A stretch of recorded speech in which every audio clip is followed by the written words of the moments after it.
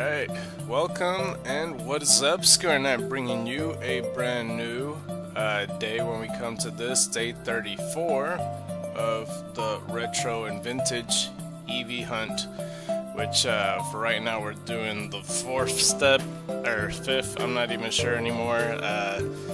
I still need to break it down more. I'm not sure what it is. Okay, so like the first step was like getting 500 EVs. Then the second step was getting as much as we can, but we stopped at 1500. The third, oh, I see Machu Picchu in the bottom thingy. Is at risk? What the fuck? The third is getting 500 Zubats to then 1500. That's the total goal. So that'd be third and fourth, right? Something like that. And I guess fifth and sixth is just getting to like 500 Odysseys and then to 1500. Even though the goal was Zubat and Odysseys was just 1500 and just see what happens. But yeah, we're here today and we did miscount in the last one, which the miscount looks like 8 and not undercount, overcount, or no. Yeah, undercount, that's what it is. Because it looks like from 113 to 114, we didn't count that. 117 to 118, 217 to 218, like a whole 100 later. 270 to 271, 286 to 287, 290. It looks like 291 to 290. What? It says 293. Okay, well, I'm pretty sure it's supposed to say 291 to 292.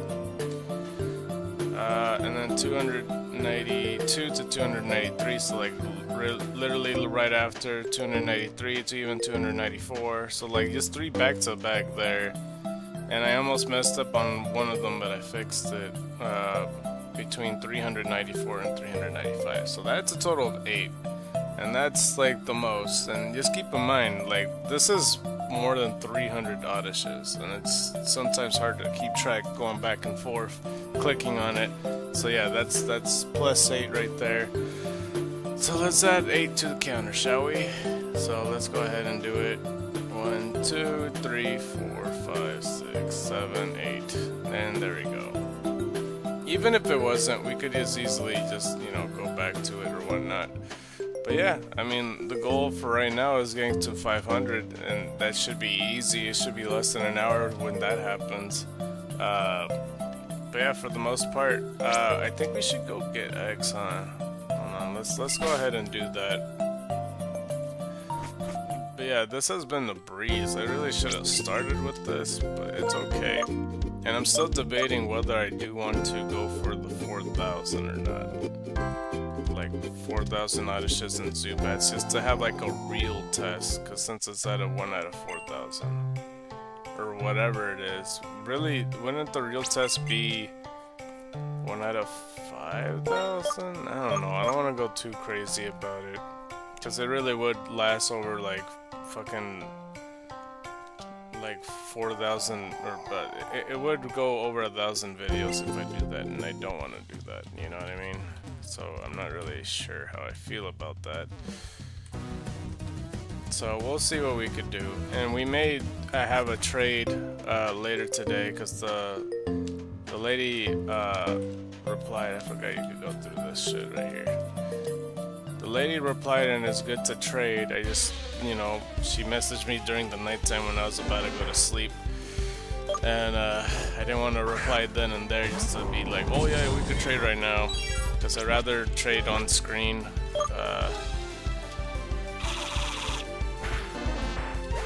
So yeah, we're gonna do that.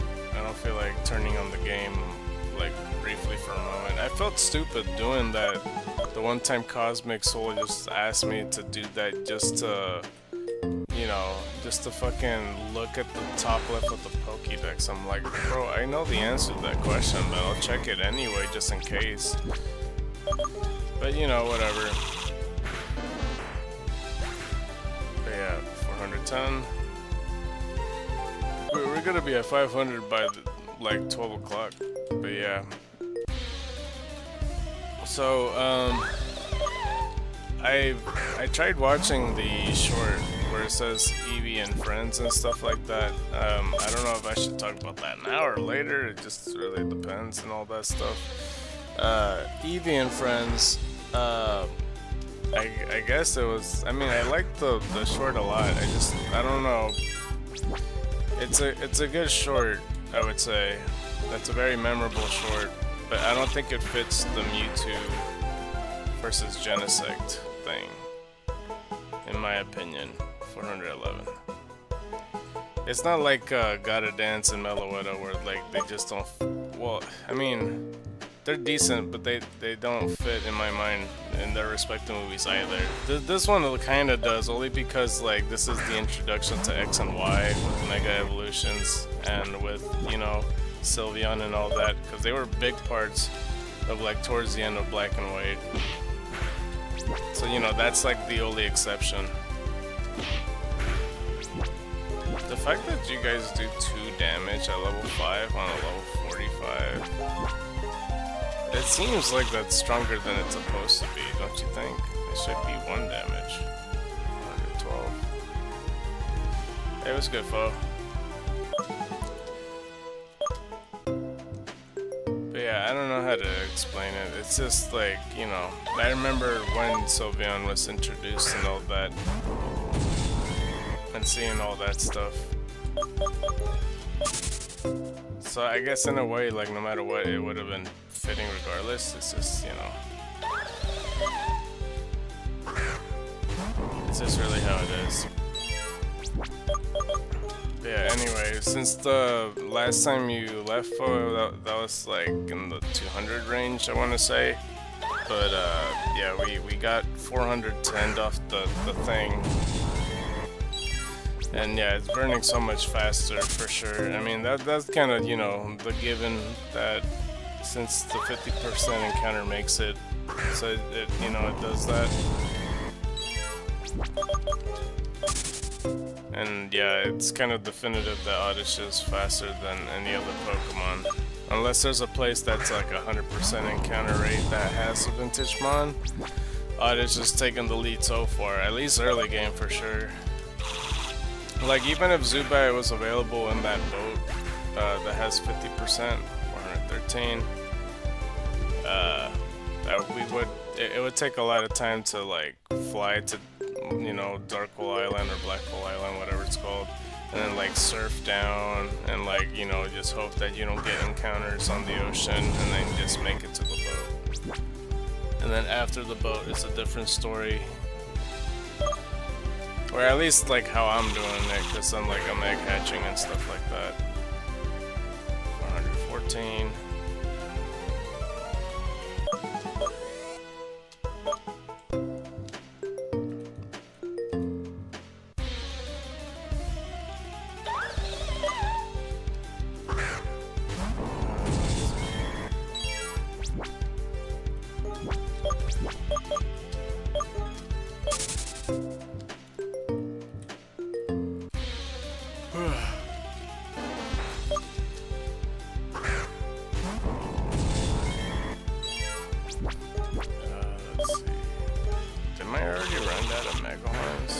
Said 115.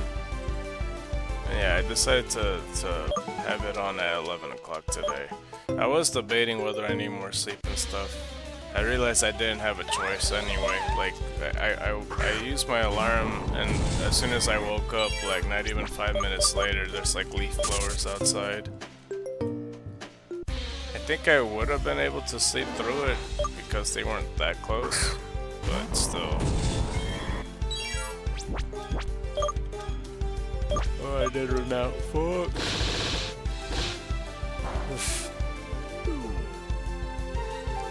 16. Rep.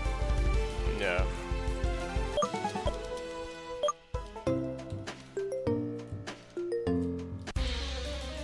I have a construction site outside my door. Oh, damn. Yeah, that happens. At least they moved on from jackhammering stuff all day. Yeah, I mean, when is their, like, prime time to do construction, you would say. Like, do you notice a trend that's like, oh, every 6 a.m. or 11 a.m. or 3? Sometimes the, like, you know, for construction sites, for like freeways, they do that shit like 4 a.m. or something.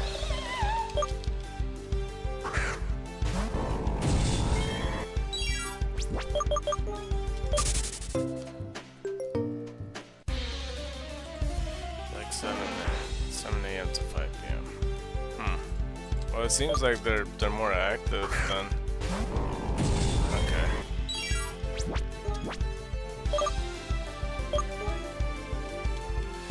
I missed that. Let's see, on weekdays when I work, it just sucks when I get off earlier or getting late. Oh yeah.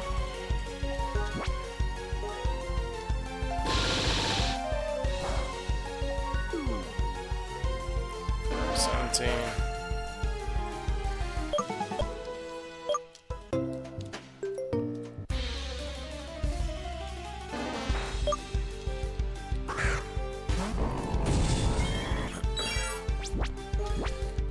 For the most part today, well, the lady that I was talking about when it comes to like the Modest Nature Ditto, says she's up for the trade. I just don't know when she's gonna do it.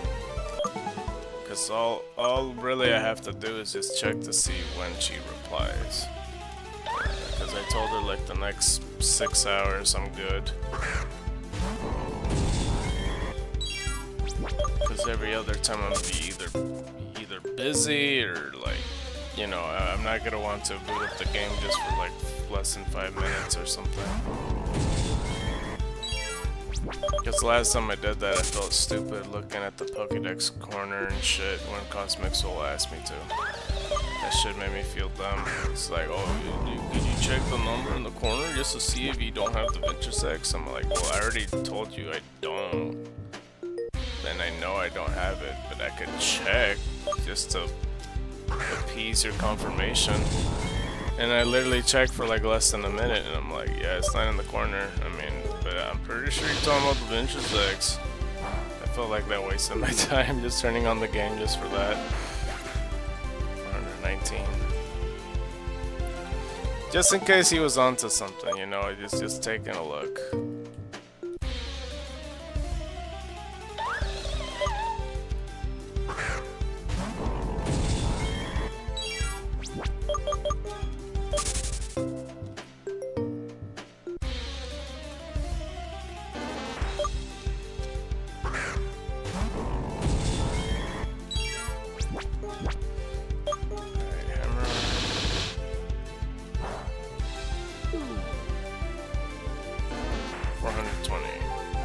Very fitting for Oddish over here. Let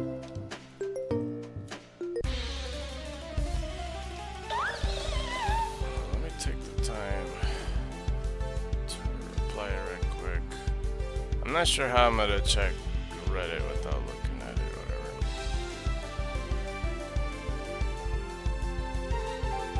Okay.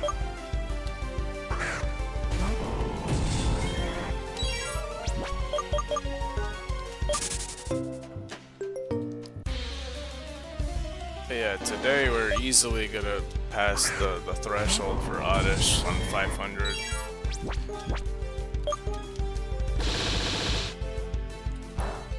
I don't know if like pessimistic's the right word, but I'm starting to really think that it's just not possible without the Xenodex.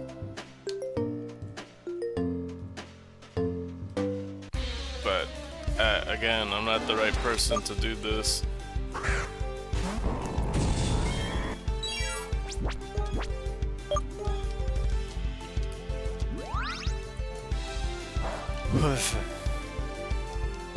But who knows, you know, we might find the Oddish that's retroified or whatever, and then I'll get just as much confused. Because then I'm all like, okay, what do now from here?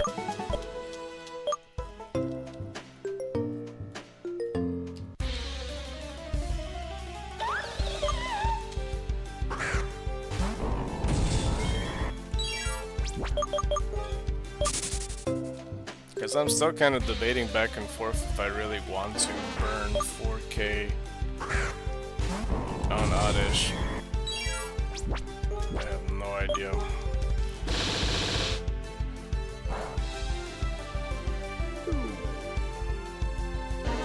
Or even do twice as much, I have no idea.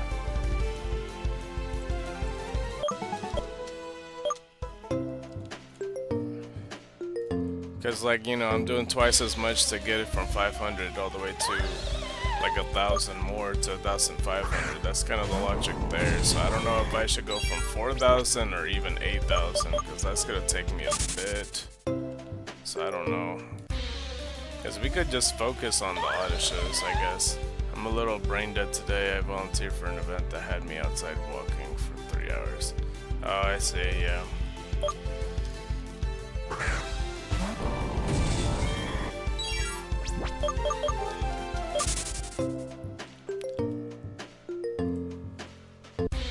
Does that have something to do with mostly walking, or did you just have to, like, walk a lot? Like, it was coincidentally you just had to walk a lot.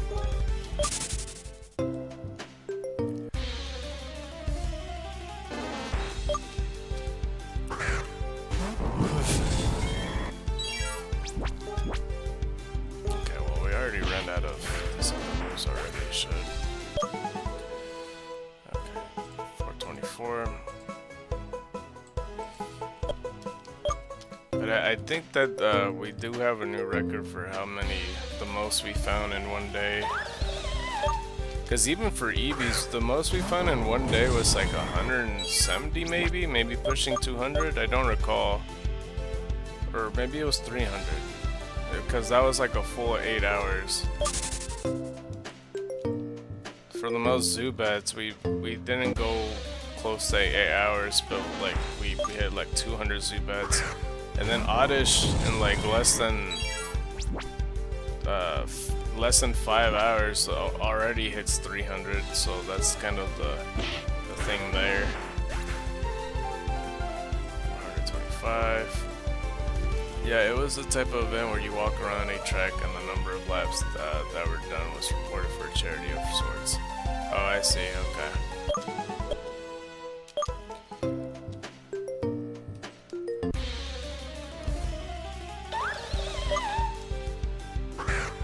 Somebody had texted me earlier, what am I up to today? And I was tempted to put my reply deforestation, but I just hope that they don't think I'm serious. He's putting the title of today's stream. It's like, what are you up to today? Deforestation. What? Okay, let's go with that 426.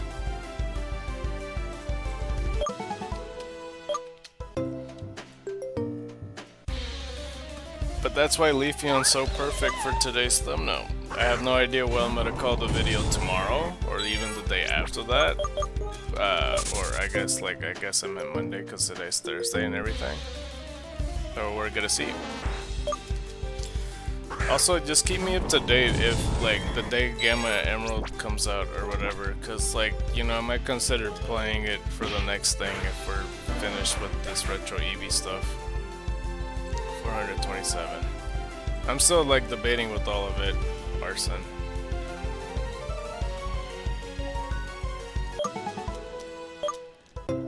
You know, I named the Blingrim Arson.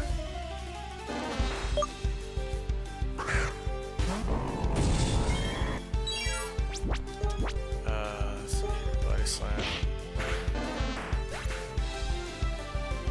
428. Because now we're at the phase of our thumbnails where I'm just going to be doing evolutions for the cover. Because it's just Oddishes and Phantoms. Like, unless I get a shiny Phantom, or maybe even perhaps another shiny Oddish, so I could put like 2 shiny Oddishes, I'm only going to be putting evolutions. So I don't really know. There's not really too many options. But, like, you know, there's a good, like, like, you know, 8 to 10 evolutions to burn from, and plus I could use their shinies and maybe even their retro forms. So yeah, that's like a good 15 of them. So that's you know, good to stall, right? Yeah, we could do pretty good with that. 430. We'll mix and match.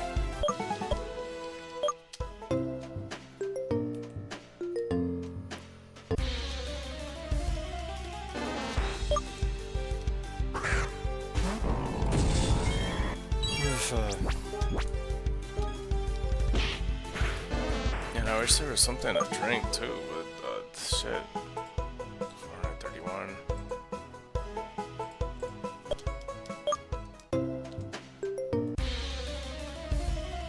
So I got water and I really don't feel like drinking water.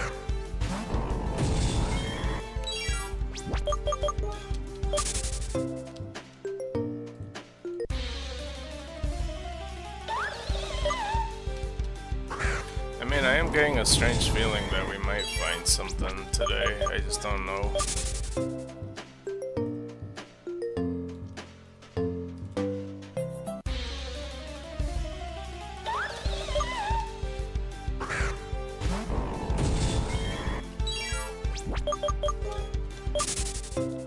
Okay. Probably a shiny, to be honest.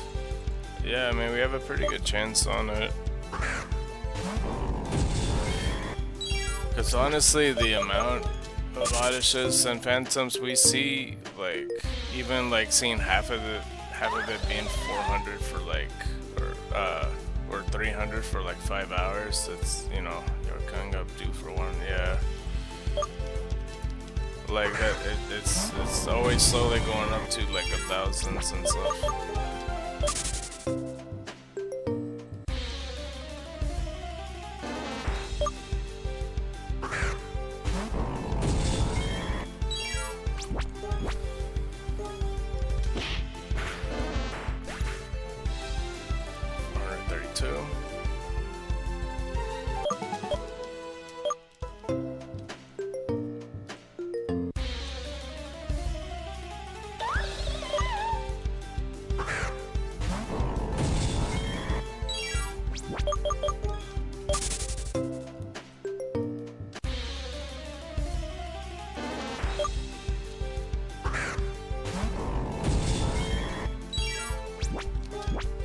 But yeah, like I said, it's the lady that wanted the auto, she didn't message me like last night, but besides like me not wanting to, like, you know, boot up the game and stuff, like I felt like I needed to sleep sooner, like soonish at the time,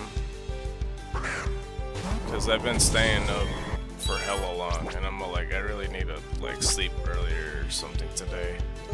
Not only because I wanted to start at like 11 AM, like I feel like I needed sleep, because, you know, yesterday I wanted to sleep in the daytime, just like take a nap, and I couldn't do it. So yeah, I don't know. I ended up sleeping at like 2 AM, which is fine. I felt like that was pretty decent sleep I had.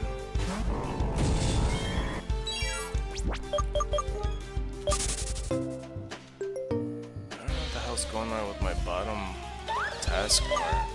I see it says K-pop Demon Hunter, and then earlier it said Machu Picchu attacked or some shit. I don't know what it said. This is giving me random facts and what random weather reports every now and then. The thing is, I can't even read the rest of it. It just says K-pop Demon Hunter ... 435. Okay, now it's showing the weather. I turn off news on the taskbar. It's saying partly sunny right now for me. Usually dumb stuff. It really is dumb stuff. They never tell me anything that like, it's always off too. It's like, oh, the weather right now, oh, it's like sunstrokey or some shit, and I'm like, what do you mean sunstrokey, bro? It's the middle of the winter time. Like, it would be really off. it's like, oh, thunderstorms, proceed with caution, and it's like it's clear skies. It's always the opposite of what it says. Like one could figure out just by sticking a finger outside the fucking window, and they say all that shit. The weatherman's never right. He just gets paid to lie to all of us.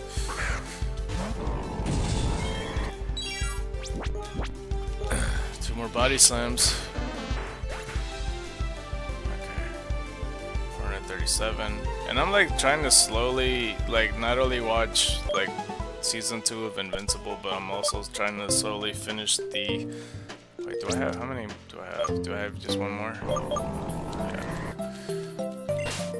Yeah. I'm also slowly trying to finish the last Leaf Sinnoh, because that shit's a 4-hour and 20-minute video. And I'm barely halfway there now. Like, I only watched 30 minutes worth because I didn't want to dedicate watching a whole another 30 minutes when I needed sleep. You know, and it wasn't so bad, like, skimming through the stream to like, count the auto-shows. Like, at least I didn't overcount. I undercounted, like, 8 of them.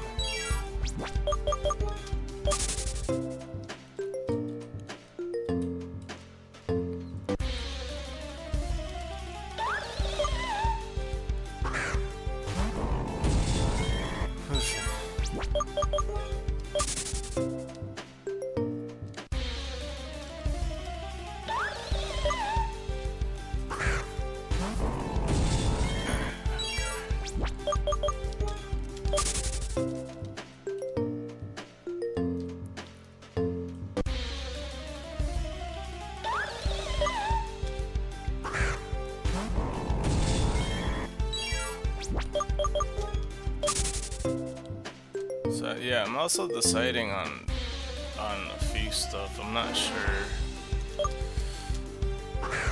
because we still got quite a bit of options to do something next. I just don't know exactly what. Because there's also Mario 64 DS that we could do 438. Since I got the DS player, I just don't have like all the other equipment I need for like the Elgato to put up like any other console game, or because I would like to play the like Yoshi Story and Majora's Mask and shit, but I just don't have the equipment. Since I'm pretty underfunded, because I could easily get it and then I would just have to hook it up and then boom. Okie dokie. Alright, let's go over to check if they have the egg. I almost went to Black Hole Island. Alright. I went to the wrong place, but it's okay. I'll just hoverboard all the way over there. Why aren't you ready, sir? There's no egg for you?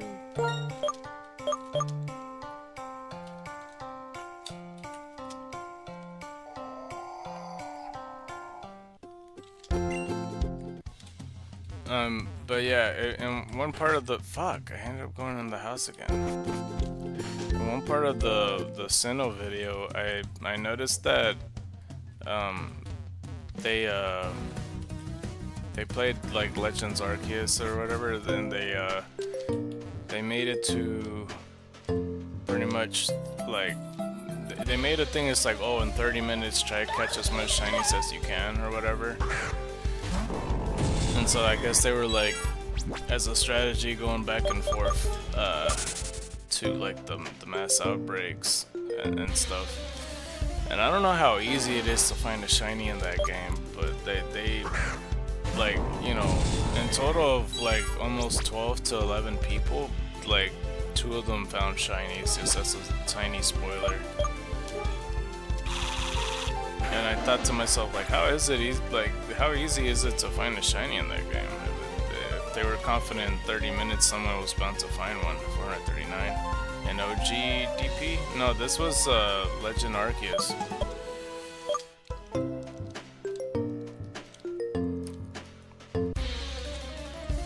one of the challenges, it's 1.8 at a, wait, 1 out of 8.1k?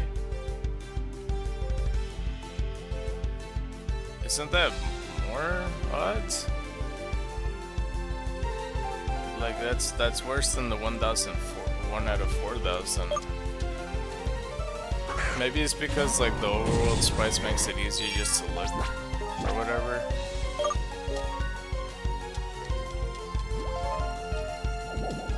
I'm not sure, but yeah. Okay. Oh, 1/4k with no charm, 1 out of 2k for charm, 1 out of 1k with research.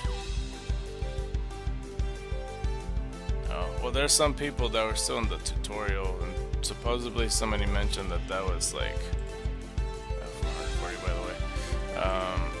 Somebody mentioned that that might have been easier in the tutorial or something like that. I don't know.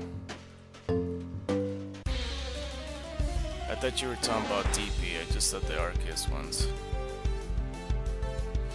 Yeah, it was last to leave Sinnoh, but like for all the Sinnoh challenges, they do like Diamond Pearl, they do Platinum, they do Brilliant Diamond, they do Shining Pearl, and then they do Legend Arceus. And in this challenge in particular, it was Legend Arceus.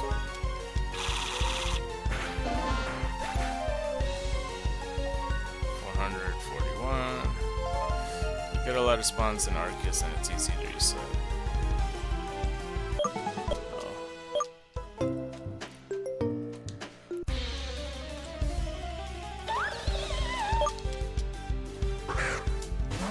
feel like I need to lean more in my chair or something.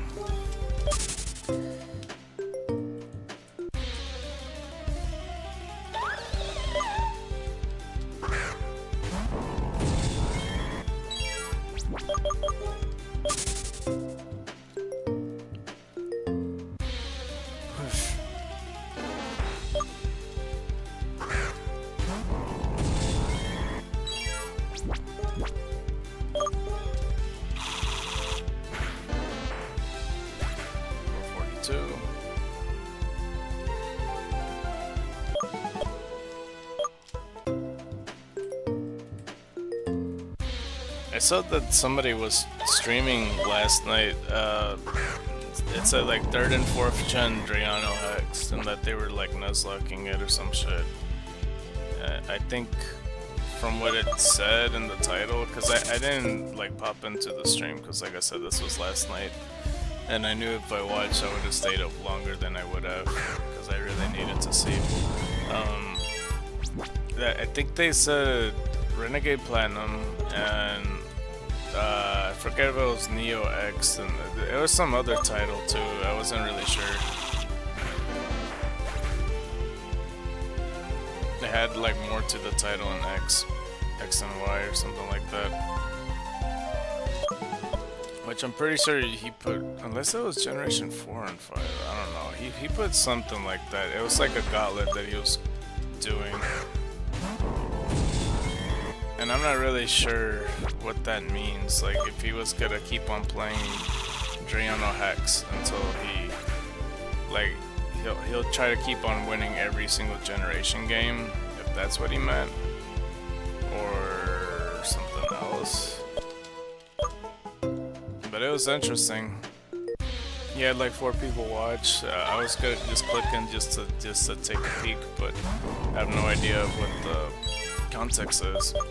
Maybe that's what people see with my title. They don't know what the fuck I'm talking about either, because I didn't put Pokemon Xenoverse in my title, mostly because like the title would be really long.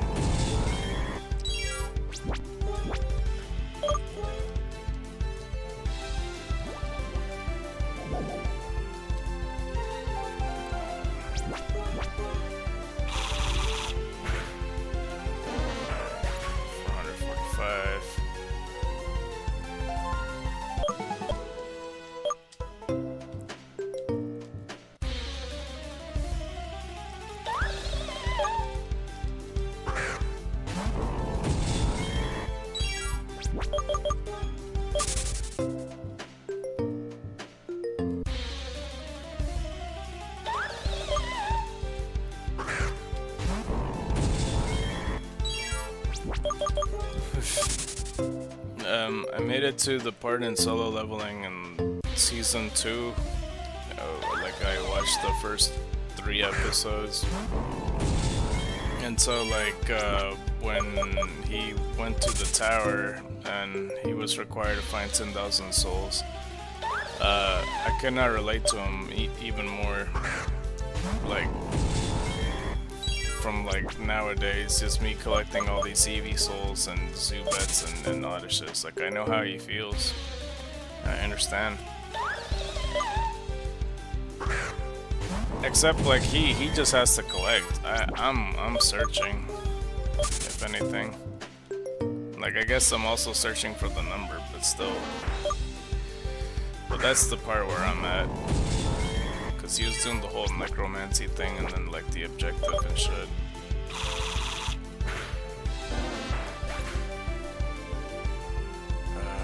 46. It might be good to put it at the head of the description with your situation following it for future streams. Yeah, probably. I could change all the titles, not really all the titles, but like in the descriptions. It'll be pretty easy. Just copy paste magic. Like enter, copy paste, and then just proceed to do that for like the next 34 videos.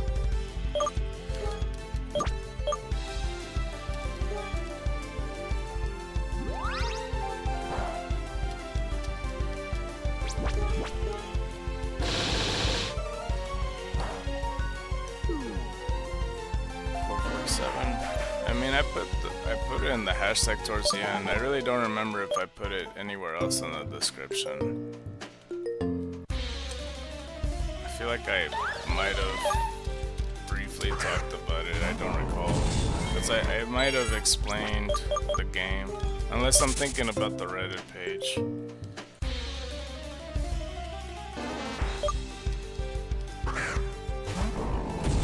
Speaking of Reddit, I need to check to see if...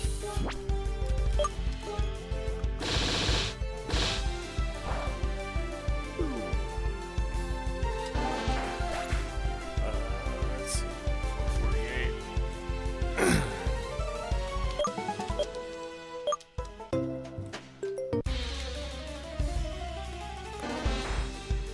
Okay, instead of me putting deforestation, I'm just gonna put same old, same old.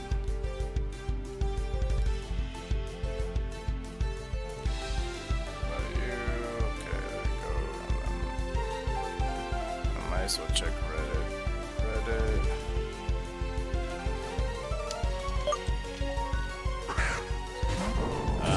Tower Arc is okay. The fight at the end was pretty good. Okay.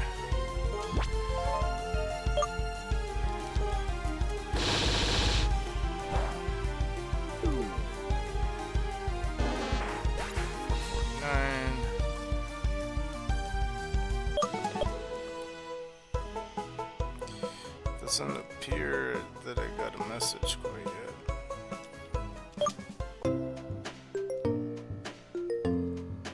I don't recall if I counted that, but I'll just keep going.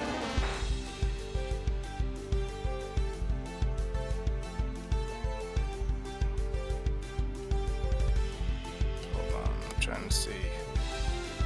Fucking Reddit on the phone's way different than on the PC.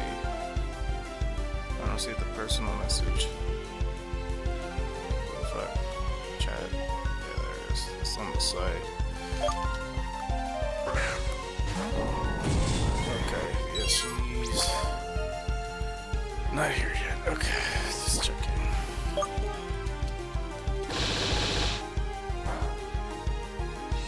450.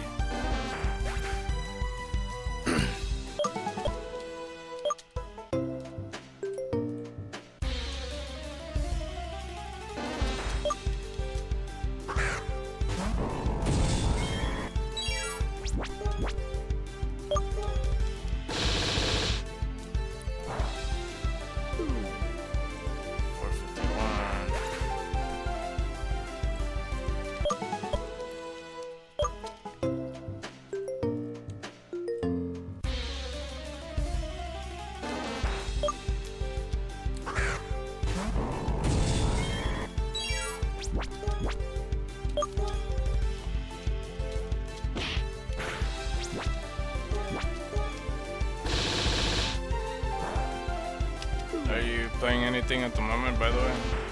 452.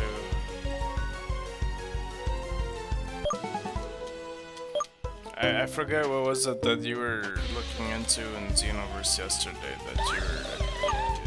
I think you mentioned you were checkboxing stuff to see if you could get the Xeno decks, or the vintage decks, I mean.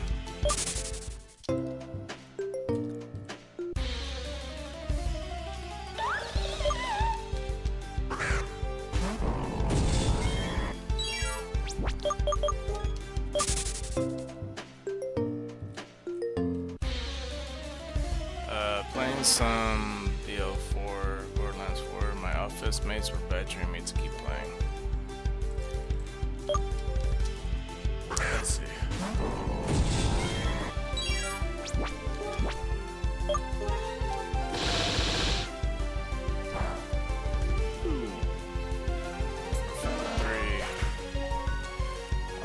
I'll work on Xeno stuff tomorrow. My building had one last round of maintenance, so I need to basically start over anyway when playing with it, since I lost power.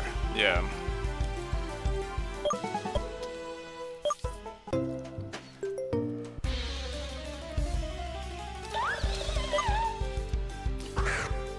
I mean, you know, there's no rush with that, really. It's just,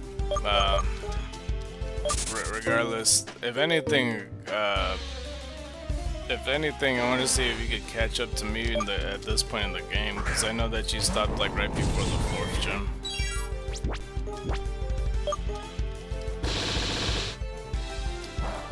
Let's see here, 454.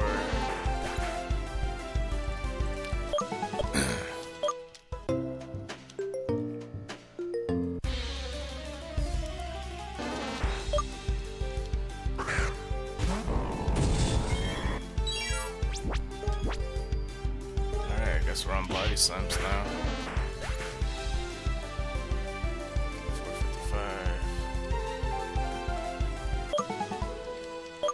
455. Okay, let me try standing up. I don't feel like sitting down. Okay.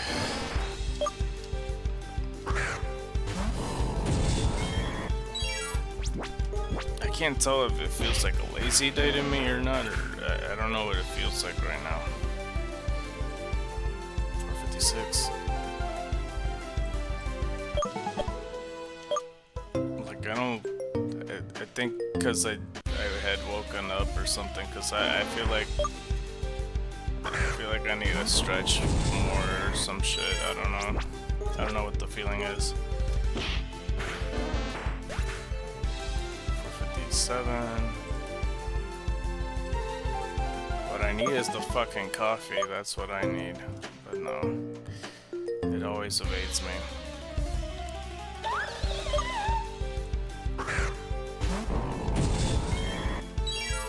But I'll be fine. Like, I'll have my second wind or something.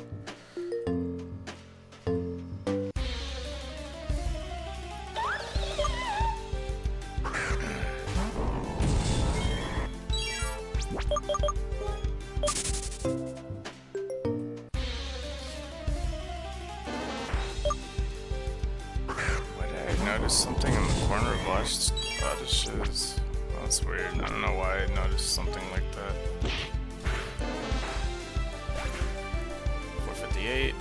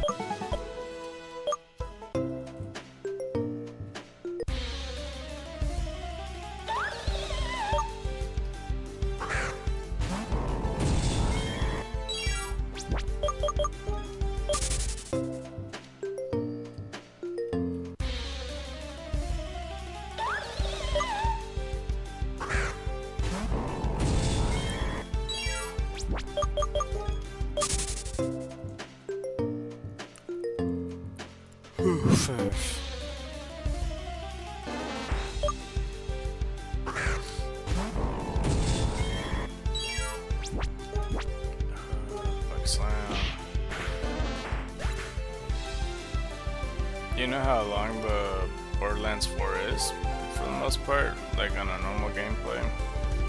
Because I know nothing about it. Because I know you were playing it before, and I don't know if you're like 2 hours in or something like that. I only saw like one trailer of it because it happened to be on YouTube or something like that, or maybe it was Amazon, or I don't know. It was in some streaming platform probably. It feels a bit longer than other Borderlands games. Oh, I see.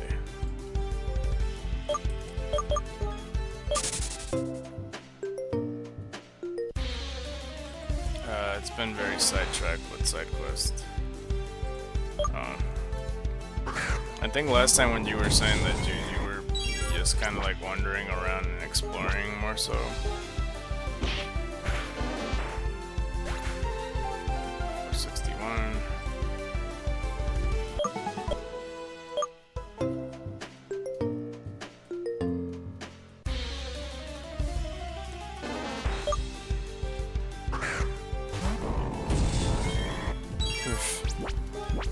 I'm glad I'm not like counting the auditions and stuff on like a piece of paper or some shit. That would have been much worse. I would have been so more disorganized. 462. Because my dumbass would have been like, am I at 15 or 16? Like that shit would be reoccurring.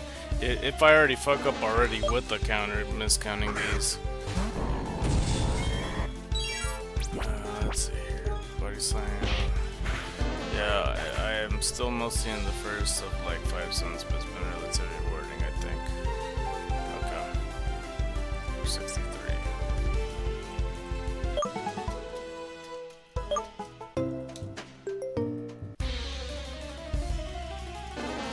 Well, how long does a typical Borderlands game, like, how long is the gameplay?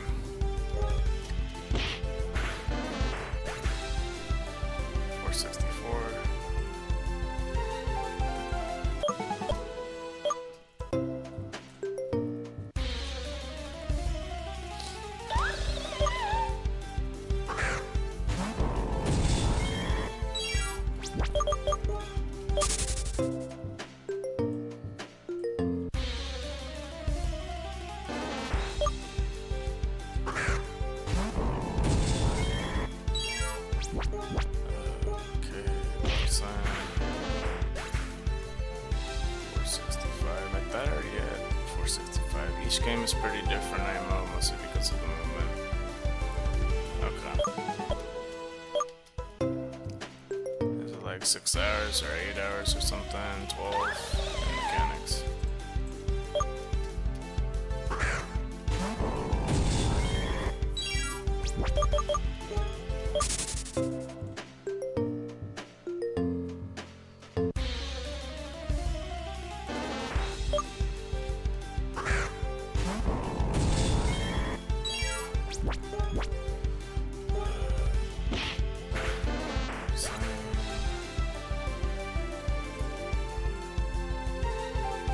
You can spin through Borderlands 4 if you wanted to. My buddy basically did in like 20-ish hours. Oh, I see. Is 20 hours considered fast in the game, or is that like the average speedrunning time? Or not average speedrunning time, but like, you know what I mean? If he was like, you know, going a little fast with it, that was his time, I guess. 467. I mean, I'm at like 26 hours. Yeah. Well, I mean, you have been exploring too, so like, you know, you could give yourself some slack. Have you been exploring and like fiddling around or whatever? Because like what I did in Scarlet and Violet, I explored the wild area for a long time when I didn't really have to. So that's like 2 hours of just pure that. And then I'm like, maybe I shouldn't do this. 468. Because I didn't realize at the time when I first played that the fucking items just keeps respawning. So my dumbass is just exploring. But like, well, did I get every single item? I mean, had I known maybe I would have just focused on the primary items that I need. And also I was like considering what Pokemon I should catch and stuff like that. 469.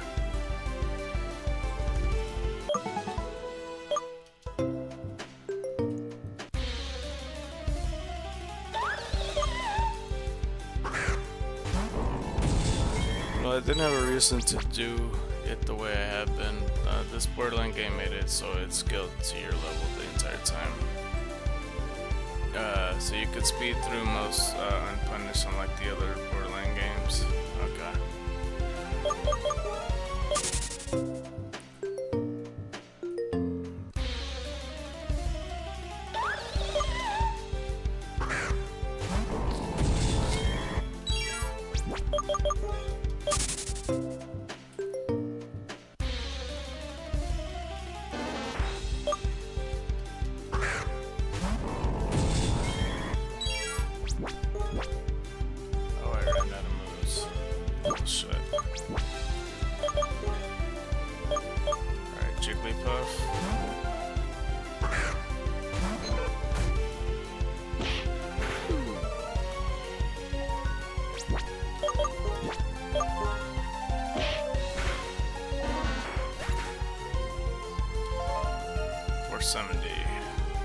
Alright, 30 more for the threshold, if it were to be true.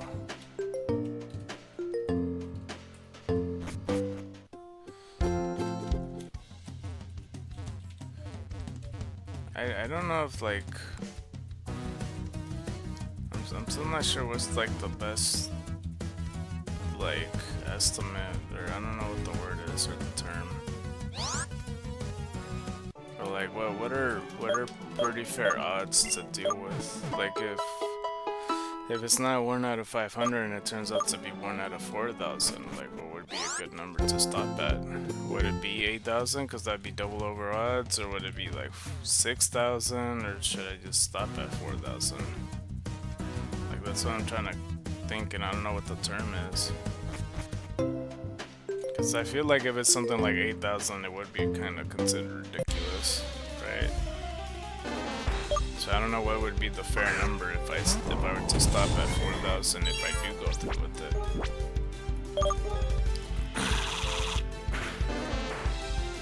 Because if I were to do 4,000, then Oddish would be probably the Pokemon to start with that and stuff.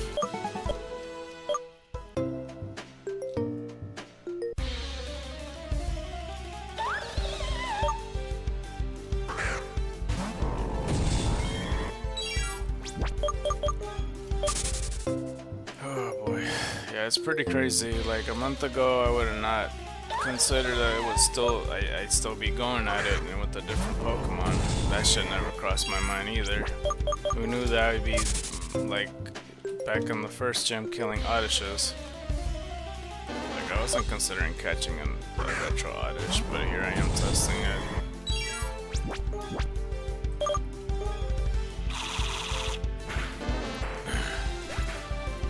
472.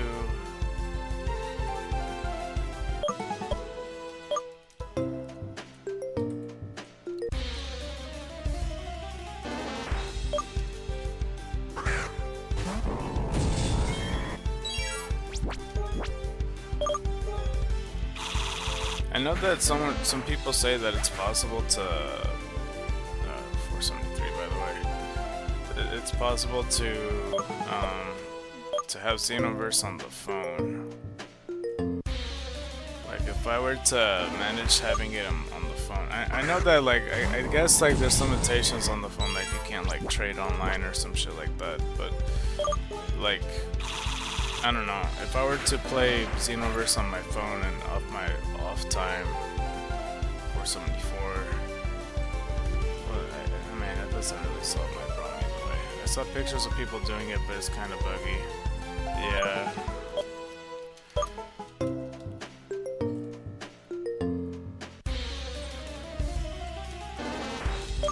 It's just, I don't know.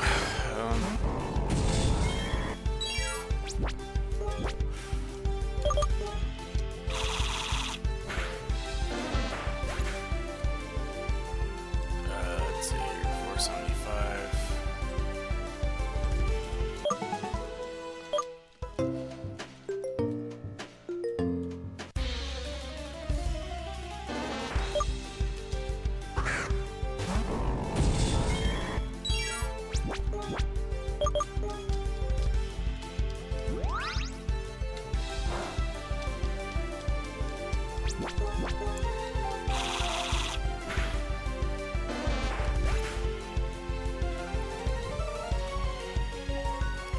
476.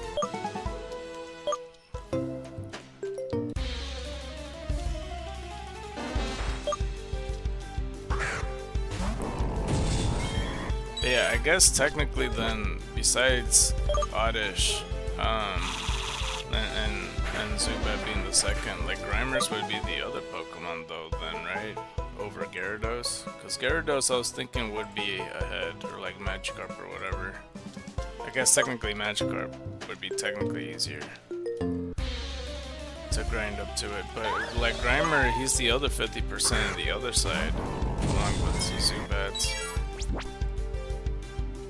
I don't recall if he had a Vintage Mon. I kind of assumed that he does, like he's a part of the 151.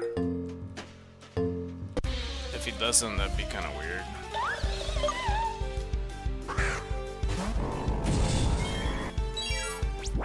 So I guess it might be kind of worth it, like, you know, by the time you have Surf, and then you surf down into the boat, and then you just kill every single Pokemon you see, except that at that point you really do need like a double counter or something. Just to be like, oh, this is a Grimer, okay, this is a Zubat, and then you just count up. 478. Technically the Grimer Zubat would be better to grind because both have vintages, but you need a lot of PP. Yeah, I mean that's easy to come by. I'm just like, you know, I'm just slowly training my Mons.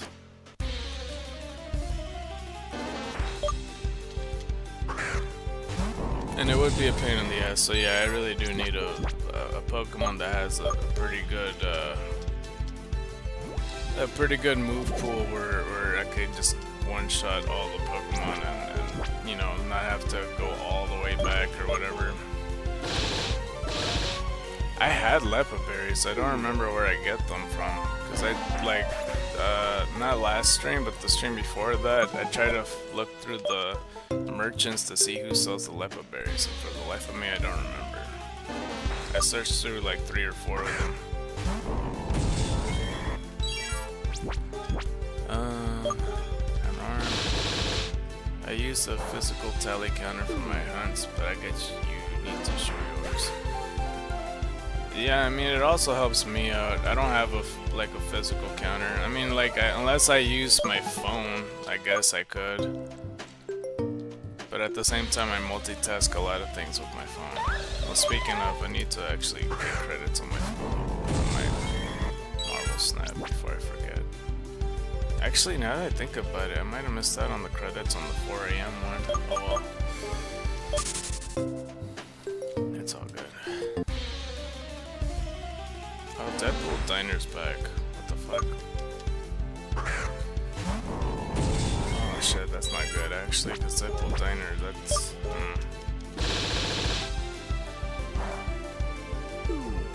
Deadpool Diner's pretty demanding.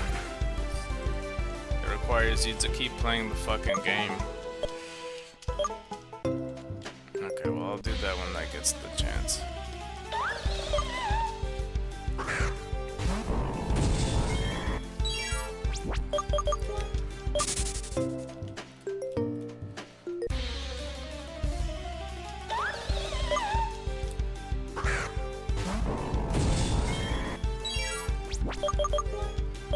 From my understanding, the person that wants to Ditto though, that she is in like the after game portion. I don't know how far she is, or if she gave a shit about catching any Eevees, but that's as far as I know. And the reason I know that is because she asked for trades before, like she wanted like Turtwig or Piplup or some shit like that. I don't recall. 482.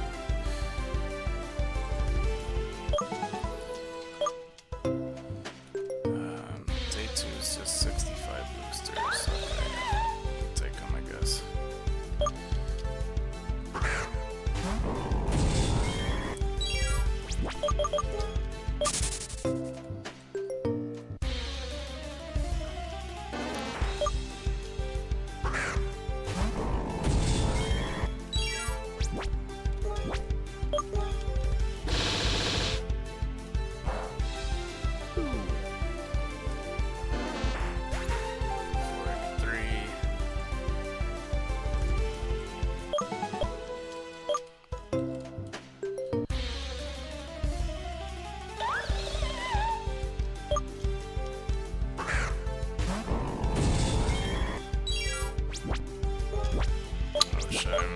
attacking this Phantom.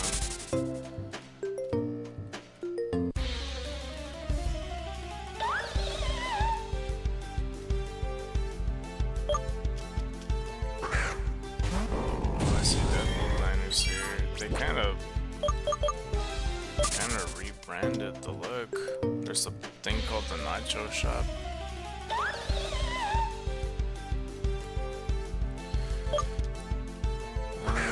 55 boosters, 1 Cosmic Border, new avatar from Sandhip Gambit. Ooh, I like the emote there. Base card for Danger. I think that's Danger Zone. Domino 3099. Nick Fury variant. Colossus, Juggernaut, okay. 484.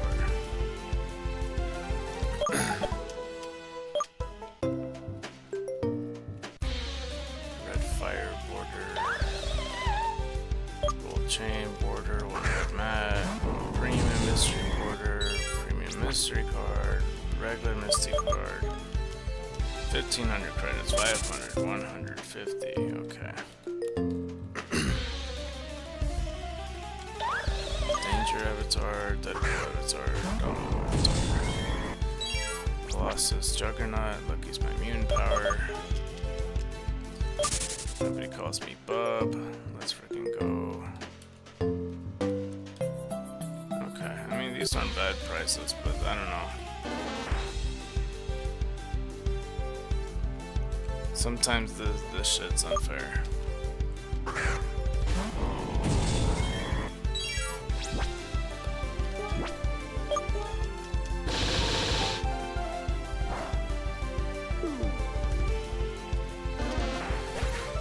Okay, well, it's 485.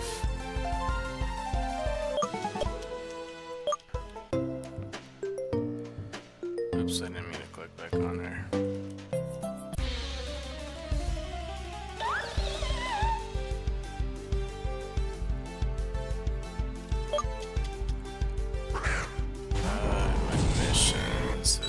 Play 3 cost cards 6 times, draw 50 cards, win a location with only 1 card 1 time, play 100 powers worth of cards. Okay, easy enough, I'll do that later.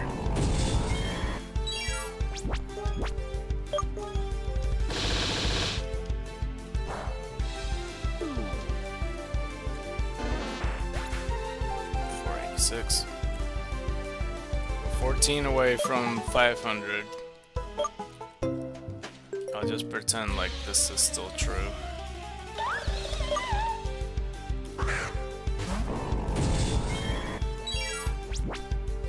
Oops.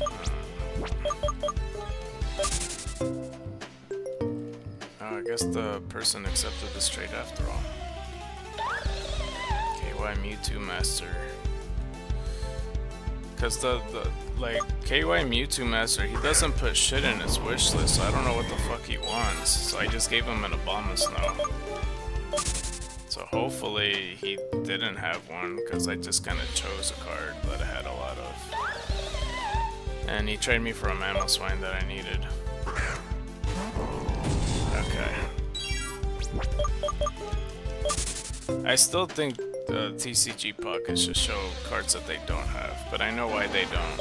Like, it'll make the game so much easier if it's just that simple, instead of just the 20. Let's see here. A buddy of mine is trying to complete his alt art collection. Just in general, or... because that's gonna take some time to complete. 487. Didn't realize you could favorite them until he showed me. Oh. Yeah, I think I have seen that too. I haven't favorited any Pokemon necessarily.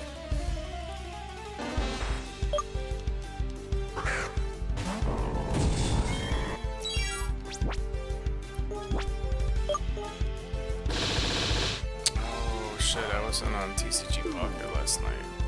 It passed 11 o'clock and I didn't do anything. You can trade 1 stars but not 2 or higher.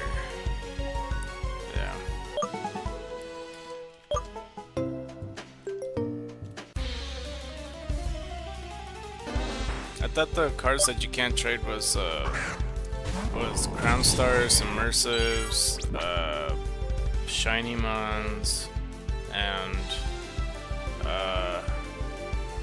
there was one more. There's like one more that you can't trade, I think. Okay, let's do the body slams meanwhile. 489.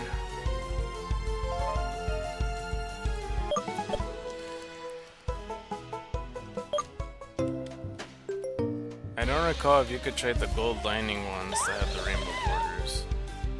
Or the rainbow borders for that matter, I'm not sure.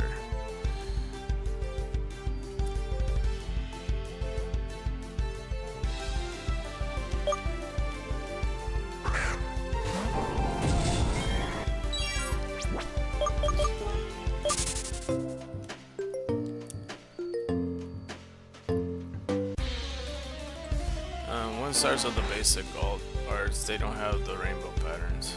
Well, yeah, I know that much. I know that you could, yeah.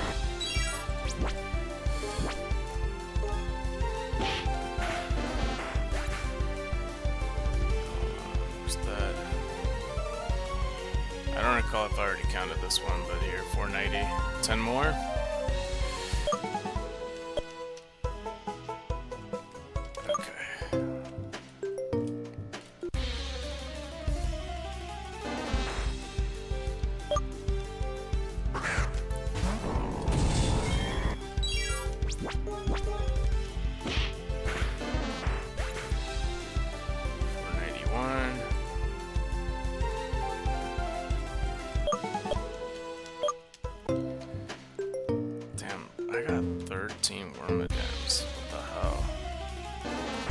Take this off the wish list on Mammal Swine. Let me add something else.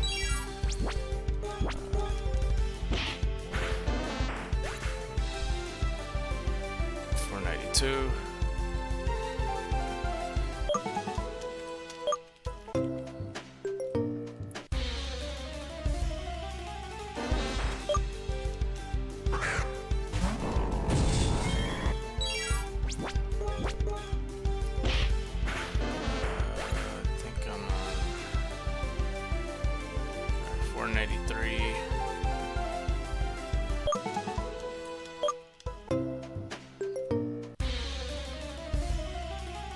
It's been over an hour since I streamed, but like it wasn't until 20 minutes in that I started playing, so it's almost actually an hour for me when I actually started, something like that. Or it probably did pass.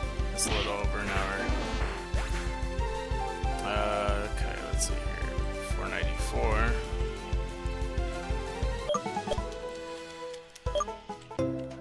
So the cards that I need, I think I put Primarina in the wish list. I did. Abominable EX is on the wish list now.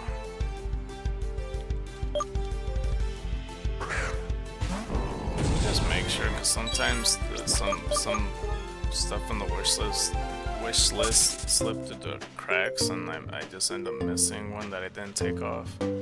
Like Alolan Marowak, I see you. Hold on. Alolan Marowak, I didn't take off the list.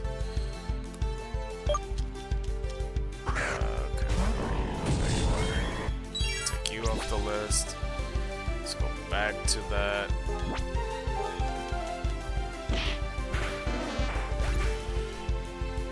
Uh, 495.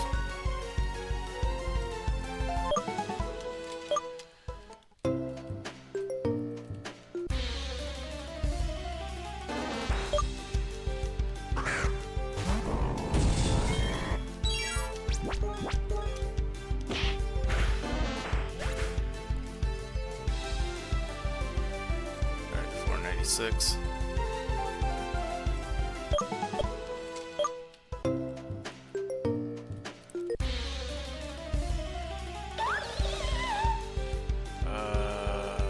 Okay, I think it's this one. Wishy-Washy EX. Okay, that's what I'm missing. Alright, that's another one for the thing done.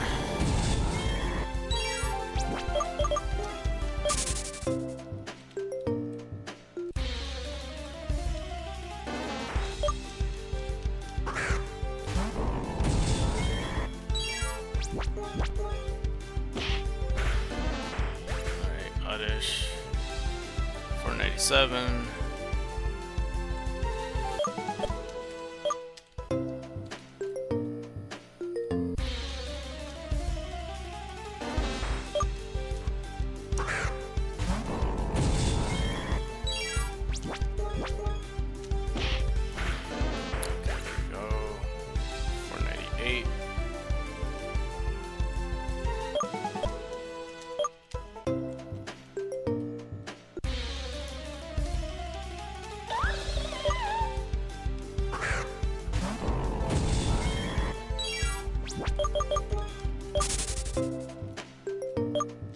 Oh, that's an egg hatch.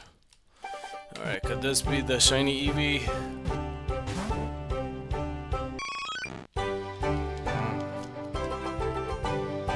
I don't even know what number I'm at. I think 151. I think.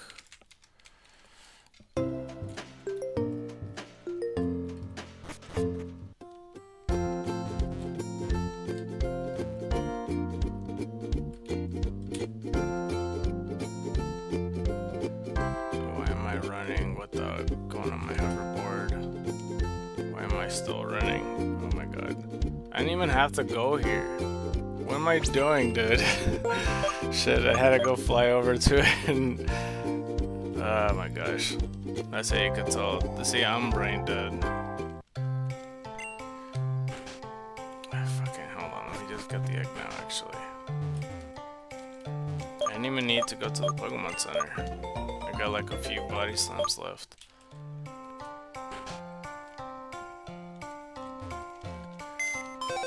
Because it hit me halfway in. Oh crap, that's already 151. Fuck. Well, okay, it's time to go rename it.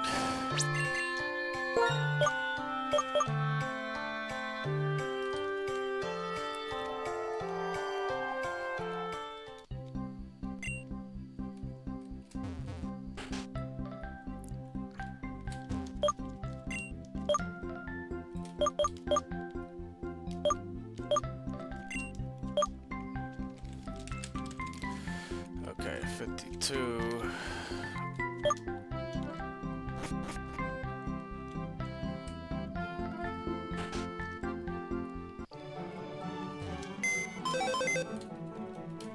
Alright, so what we got here? Did we even look at this one? Is this the serious nature one? That is not serious nature.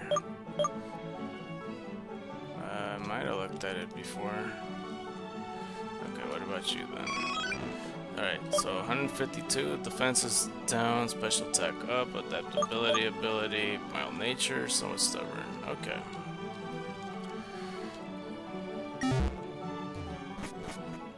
I might as well briefly fly. I might as well briefly fly over here. Yeah, okay. I had a feeling it wasn't gonna be ready. Alright, off to the first gym again then.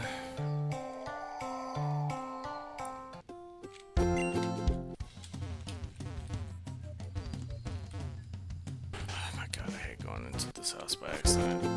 It's a fucking death trap.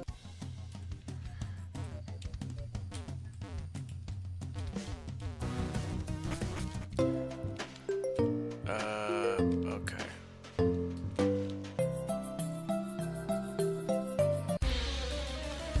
Oh, I really need this weekend. I need to rest up. Except I'm busy this weekend, so I'm not actually gonna rest up. That's the sad part. 499. Oh god, actually, yeah, I'm not gonna be able to recuperate. But we got one more till 500.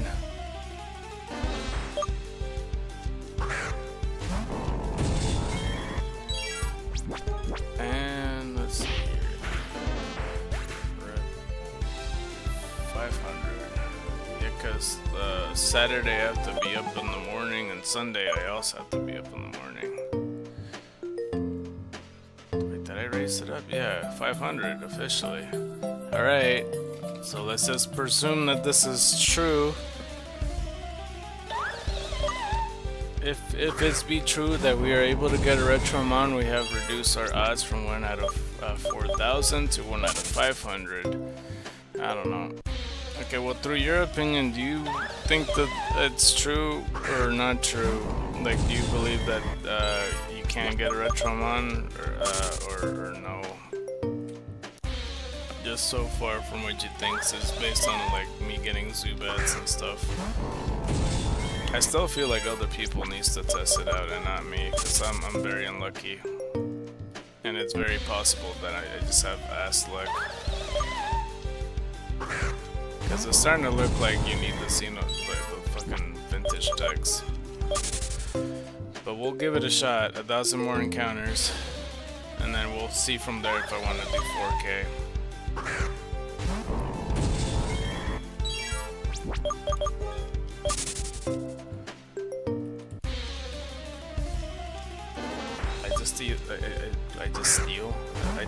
I still find it so stupid that that's just how they go about all this. 501. I'm thinking it's either impossible or you need to get 500 kills to get 1 out of 4K without the retro decks. That's still ridiculous. I don't think it's that either though. I don't think it's 500 for 1 out of 4K. Like, even if retro mons are able to be caught, it might just be 1 4K in general. If it's after 500 to make it 1 out of 4K without the vintage deck, that's still ridiculous. 502.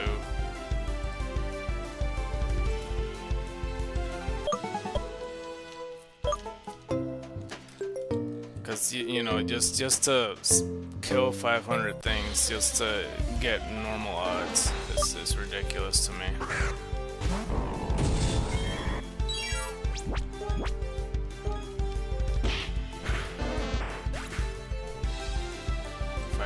Or whatever odds you consider this to be, because the 1 out of 4,000, from my understanding, it's normal, isn't it?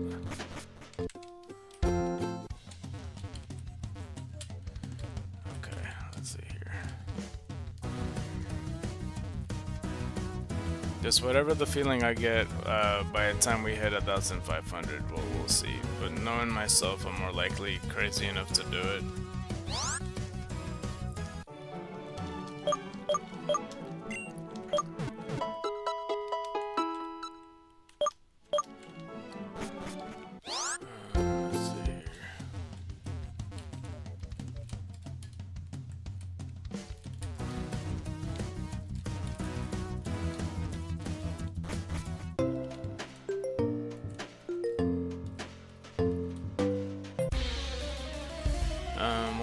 Out of 4K sounds plausible, and when this game was made, getting 500 kills and Sword and Shield was a way to better your odds of getting a specific shiny.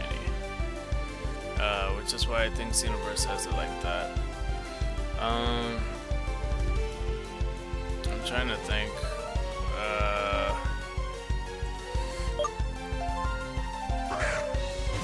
There was a couple of Sword and Shield months that was in this game. I'm trying to remember when the prime time it came out. Like, I'm trying to remember. Because it was like between 2021 and 2023. And it didn't, I don't think it featured too many, like, Scarlet and Violet stuff. 504.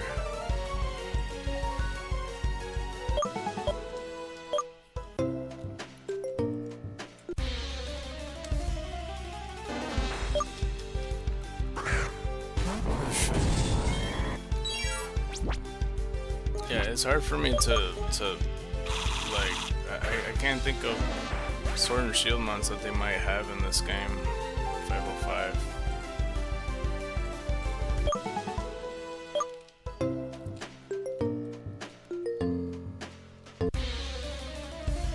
But including a mechanic to reduce your odds in such a way sounds easy to implement after hearing how Sword and Shield did it. But But you think they did that with this game though, just to so? But you do think that like a Retromon's possible before the vintage decks? Cause I don't. I think it's either that you have the vintage decks and then those slots are a thing, or if you don't have it, you just can't get one. Me personally, I don't think it's like 500 kills just to get one out of 4K. Because I feel like that's a lot more work, like main game wise, as opposed to post game. Because even in post game, after you get the vintage decks, you start with one out of 4K. You know, you kill 500 of them, and assuming that you're going for it, why would it be 506? Why would it be the 4,000 anyway? Because you're gonna kill 500 of those, like the 3,500 you don't need to kill just to reduce your odds. Couldn't say it would make sense that you could get it, but I think that the reduction of odds sounds like a reward for getting the retro decks.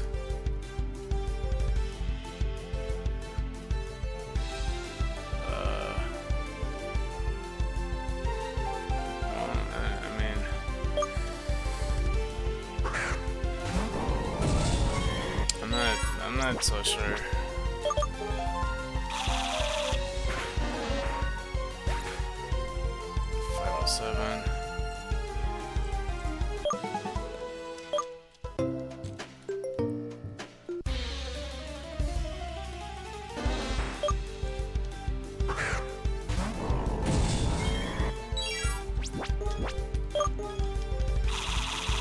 I honestly think we need a group of people to test this shit, to be honest. 508. Just have like 8 people just all at the same time searching for Retromons, like just grinding, killing Odysseys.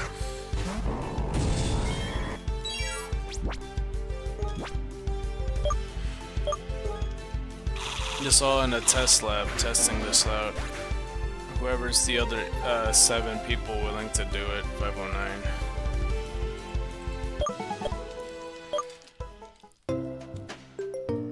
And like, if you know, I know that people are gonna be in post game and shit like that, like you know, and not gonna be able to do this, and they're probably not willing to do the save file thing. And even if they did, like, to be at a certain point in the game to kill that many Odysseys at whatever point in the game they're in, like for me, this is the perfect point in the game, you know, before the 7th gym, because I haven't trained all my Pokemon up. And like, I'm stopping them at level 52 and I'm still not there yet, so like, this is fine for me. Like, eventually I'll pass it, and that's gonna be ridiculous when it does happen, because I'm gonna run out of Pokemon to get to level 52. Because even Scovile's at level 62, and I'm like, I don't know.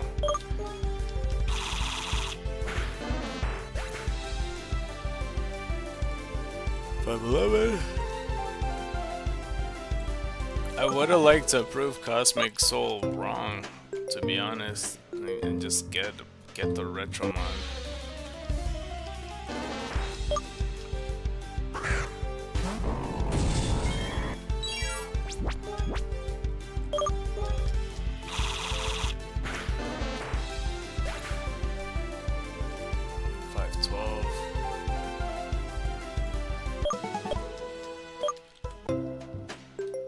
I'm sure there's like there's probably is a coder out there that could like break down the game, and then it'll tell you like a real confirmation. It's like, oh yeah, that's how it works. Apparently it's not till the vintage text that like the prerequisites or whatever.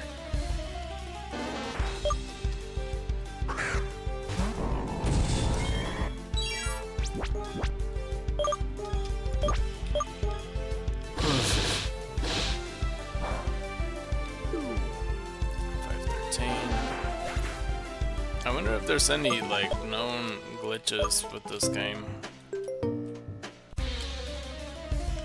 Like if red and blue and yellow has like the new glitch, like does this game has any glitches like that? Like, I'm not gonna try it or anything like right now or something, but I'm just curious to see if there's like, oh, here's a glitch to well, I think there is like a cloning glitch, but I'm not gonna do that. But like, you know, a different type of glitch where it's all like, you know, an equivalent to diamond version surfing through the door to go find Darkrai or some shit like that. Okay, 514. It's probably not well reported if there is one.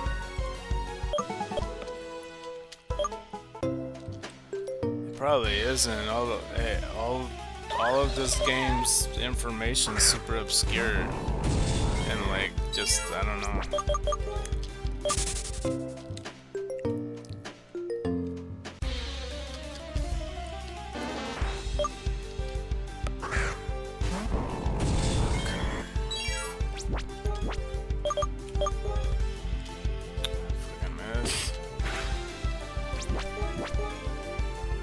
I fucking missed again.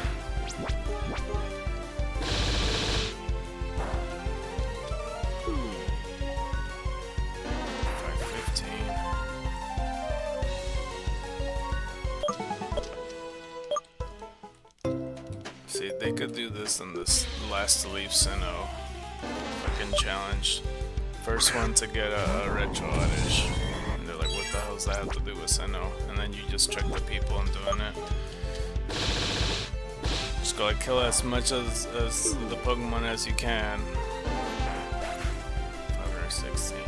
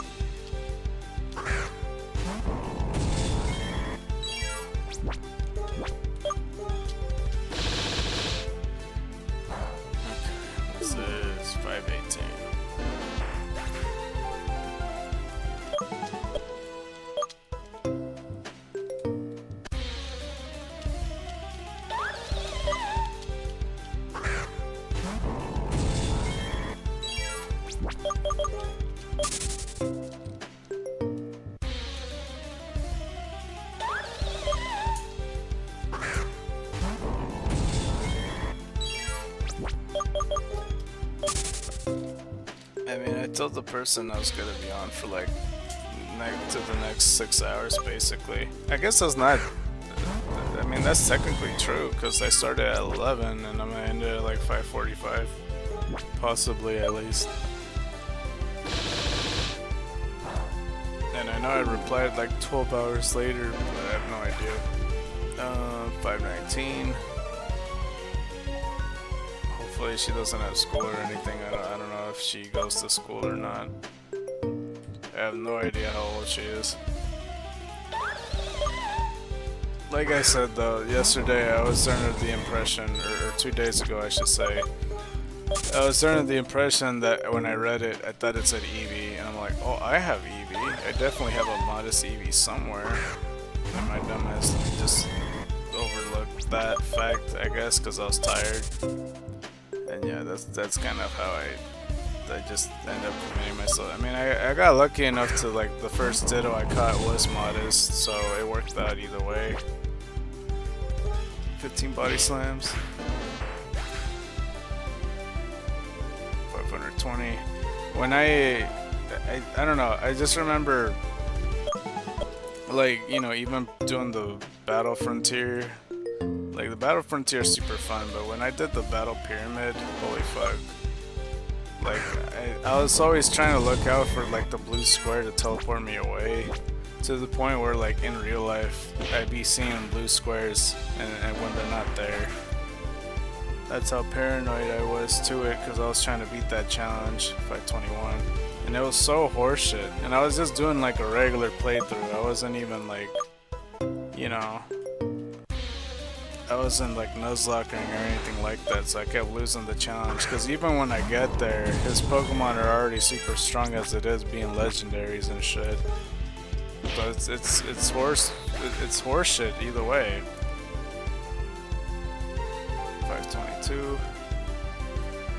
And like, there's not that many good steel moves. Like, I had Iron Tail on my fucking Flygon, and Iron Tail had like 70% accuracy or some shit. Like, my best strategy to do the battle pyramid, like, if you could find yourself a Sacred Ash in the pyramid, that's your best chance. And like, if your Pokemon just like, if two of them just ends up dying, and then you see a blue square, you just use the Sacred Ash, and then boom, you got them fully revived. And then you could take on Brandon, and then you get like your team practically full healed, because you don't get to heal your Pokemon until you get there, or you know, until the match is over, rather, find items. 523.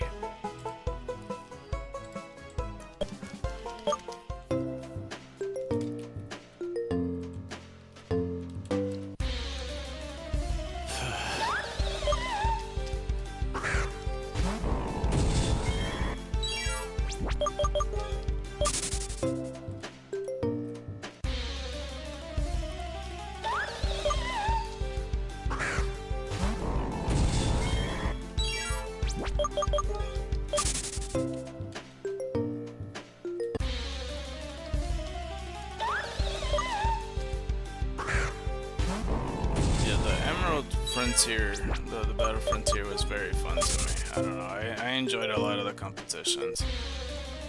I wasn't a huge fan of the Battle Mason or whatever other battle facilities. Like, I liked the Platinum one, but I liked the Emerald one a lot more. Just cause, like, I don't know, there's more facilities, and like, I didn't like all of them. Like, some of them were like whatever, but because the Battle Factory is always fun, just picking random Pokemon, that's always really good. The Battle Pyramid, like I said, it got me paranoid, but, you know, it gets rewarding once you beat Brandon's ass, and he's like, man, you really do suck if you lose with all your whole team having legendaries, and I'm not even allowed to have legendaries. Let's see, 525. The Battle Dome's pretty fun, because that's a whole tournament. I don't like the Battle Palace, because the Pokemon just do whatever they want, and they just attack on their own free will. And some of the Pokemon are fucking dumb, and they would like spam a non-offensive move that won't do anything to their opponent. Battle Peak's pretty simple, the Battle Arena's pretty simple, so I'm not too crazy about those. What else?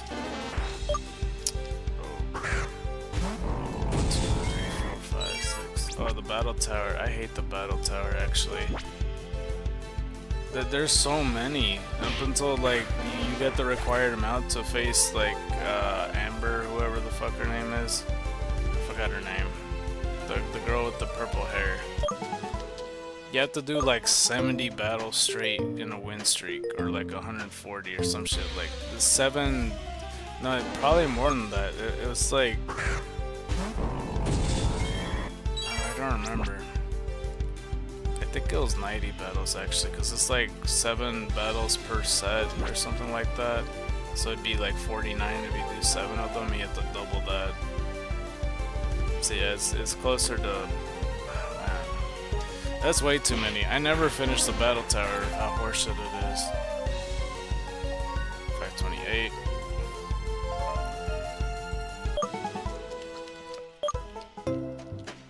Because it really feels like you have to have the perfect Pokemon to make that work.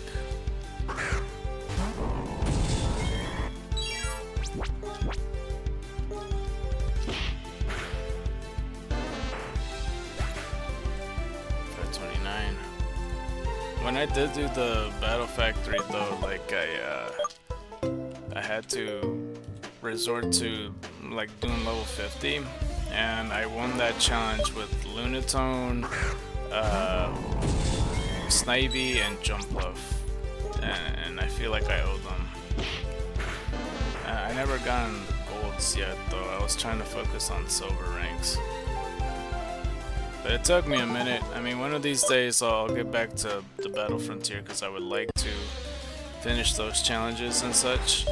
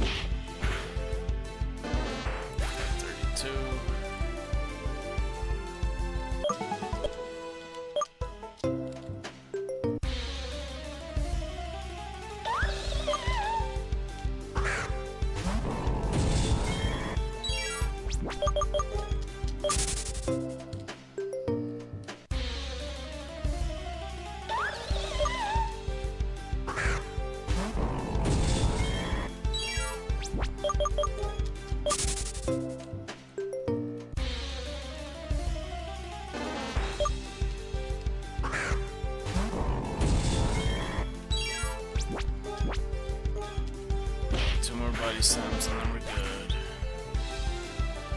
33.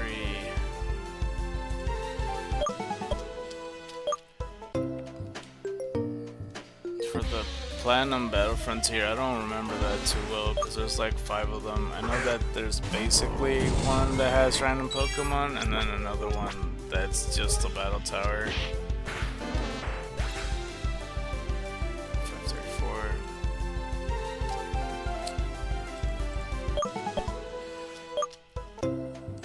I think I ran out of my moves. For the other places, it's hard to remember what the hell I had to do. I don't recall. I think there's like a arcade. The battle arcade is like random effects and luck and shit like that.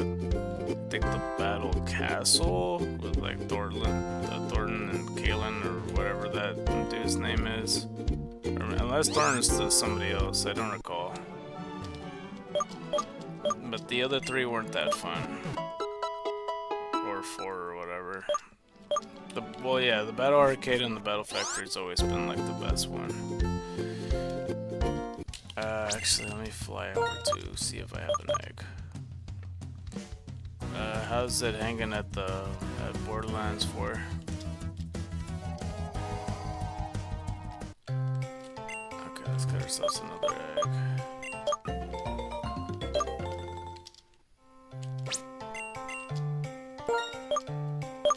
Fuck, I didn't mean to use cut.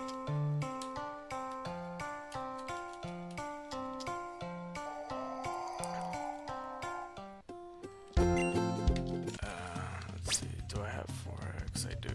Okay, but I feel like the next egg's gonna hatch prematurely. I'll take a look at your text in a second.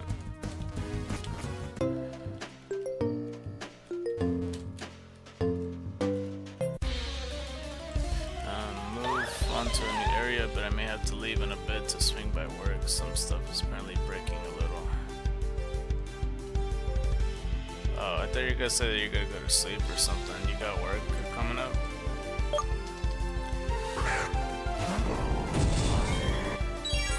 Okay, well, no problem.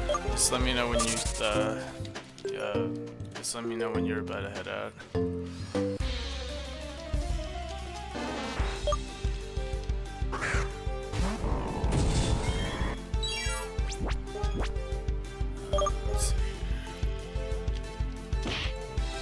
Go to sleep too, but work calls first. Yeah, I gotcha.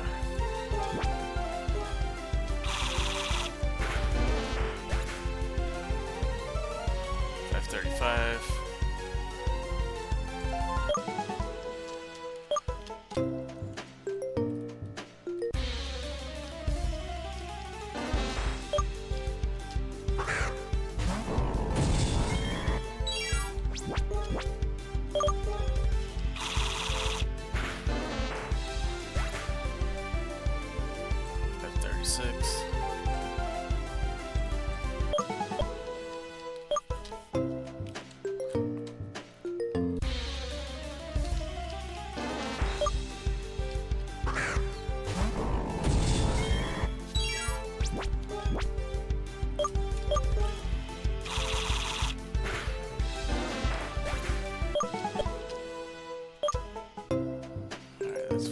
507.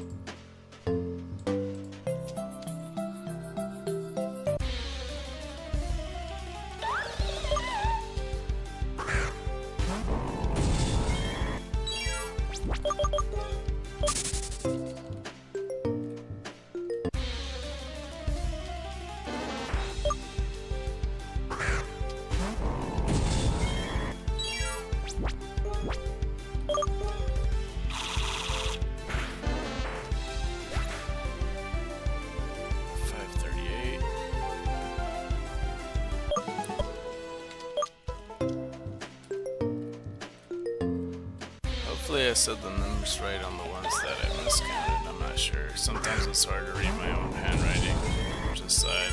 But it's because like I put so much on that fucking paper that I write on. So it just looks like fucking chicken scratch.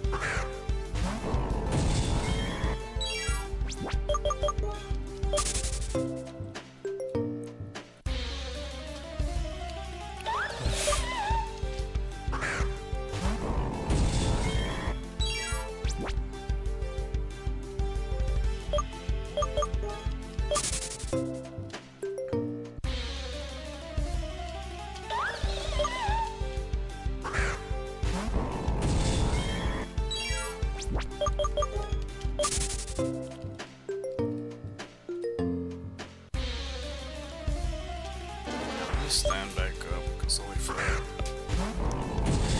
feel like I'm being too comfortable.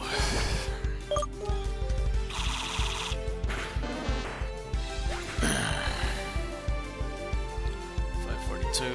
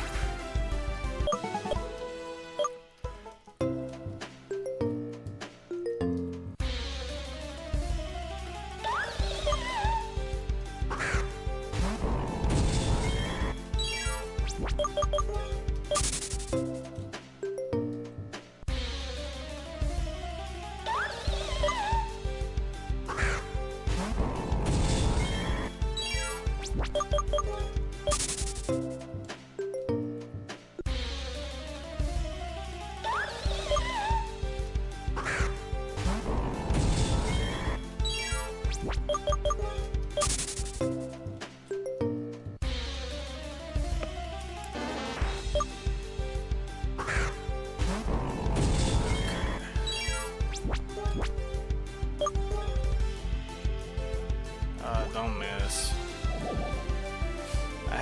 I don't think I got a single item from any of these auditions. I don't know if they dropped anything. Because I know the Phantoms drops like the Elder update by 45. Like, do auditions not drop a fucking thing? I killed like 500 of them and I didn't get shit.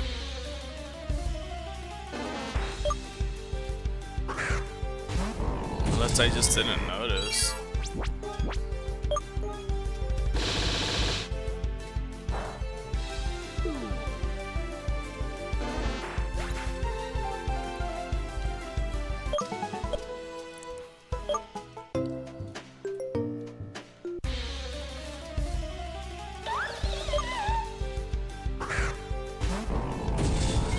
Sure, Oddish doesn't drop anything, Holy Gloom.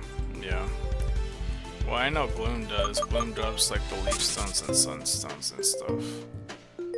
I thought at least Oddish would drop a Miracle Seed or some shit. Oh,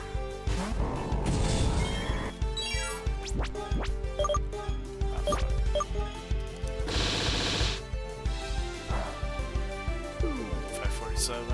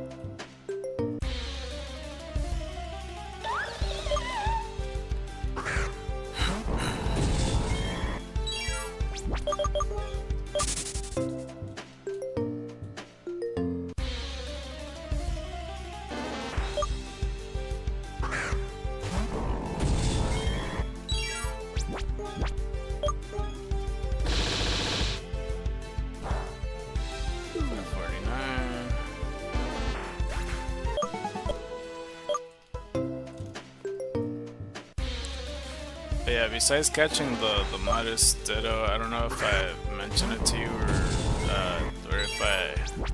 or if not, but like I ended up going to the mansion and trying to get like the shadow update from the Haunters, and like I did that for 45 minutes, and literally the last Haunter gave me the shadow update. So now we could evolve our shiny Haunter, so like I'll probably do that in the episode if he survives.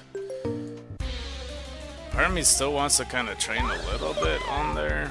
Well, get more Zubats only because I would like to get a shiny Ghastly or a shiny Puppleon or a shiny whatever else that's there. But yeah, I have a large blister on my foot from walking today. It's going to be rough walking to work tomorrow. Yeah. I realized I just counted the thing. Hopefully that was the Oddish I killed a second ago that I used that. But yeah, you know, that tends to happen for sure, especially when you're not used to walking like the blister. Yeah, that shit sucks. That's gonna be like that for a few days. 552.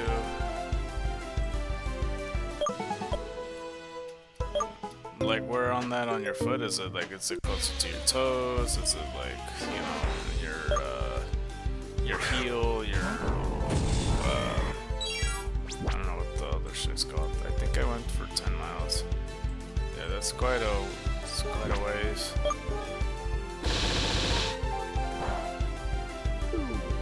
553. The ball and a bit on the heel.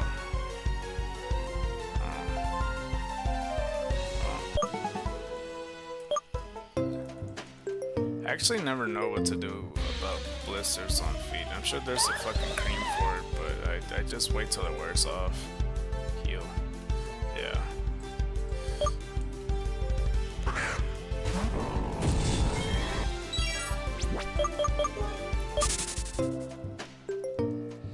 I remember a few times when I was a kid, every now and then I would try to like walk out barefoot and stuff, and like the cement would be like super hot, and that like I think it happened a total of twice, maybe 2 times, where like it blistered pretty quickly, and I was like, shit, man, maybe I shouldn't have walked on the fucking hot cement or something.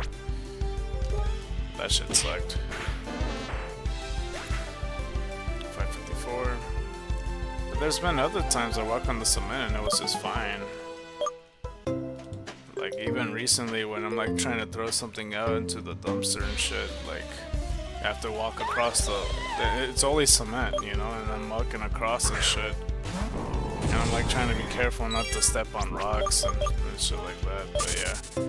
They aren't hard to treat. They say not to poke it or anything, but pain comes from the rubbing fluid. If you could cut or poke a small hole on the side to let it drain. Yeah. Yeah, pretty much.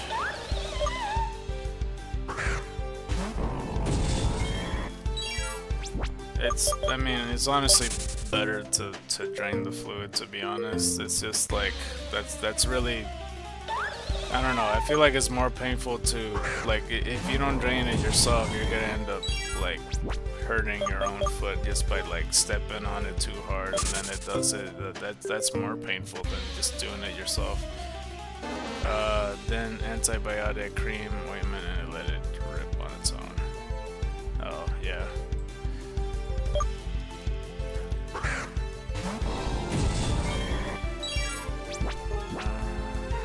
Body sign.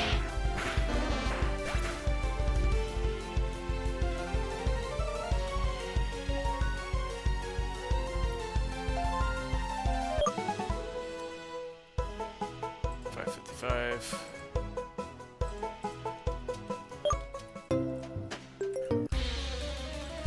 Something that helps for foot blisters in particular is using something called moleskin, which is something like a patch to cover it so it isn't directly rubbing with your shoe or sock. As it'd be kind of hard to, I mean, does it actually help or something? Because like, regardless of what you put on your foot, like, you know, since it's still a bubble and everything, it's gonna be hard to like, you know, not put pressure down on your foot on whatever it is. Because if it was like on the ball of your feet or something, that's mainly, well, depending if you're flat-footed or not, but like for people that has like arch feet, like, you know, their ball of their foot is their main weight and pressure point of, like, you know, of their foot. So like when they press down on it, there's not really much people could do. Unless they walk with their heels or some shit, I don't know. Or unless they try to walk awkwardly in their side and be all pigeon-toed. I don't know if that makes sense, but yeah. 556. From personal experiences where I had to hike with a blister and had to treat it with miles to go up, absolutely. Okay, well that's good.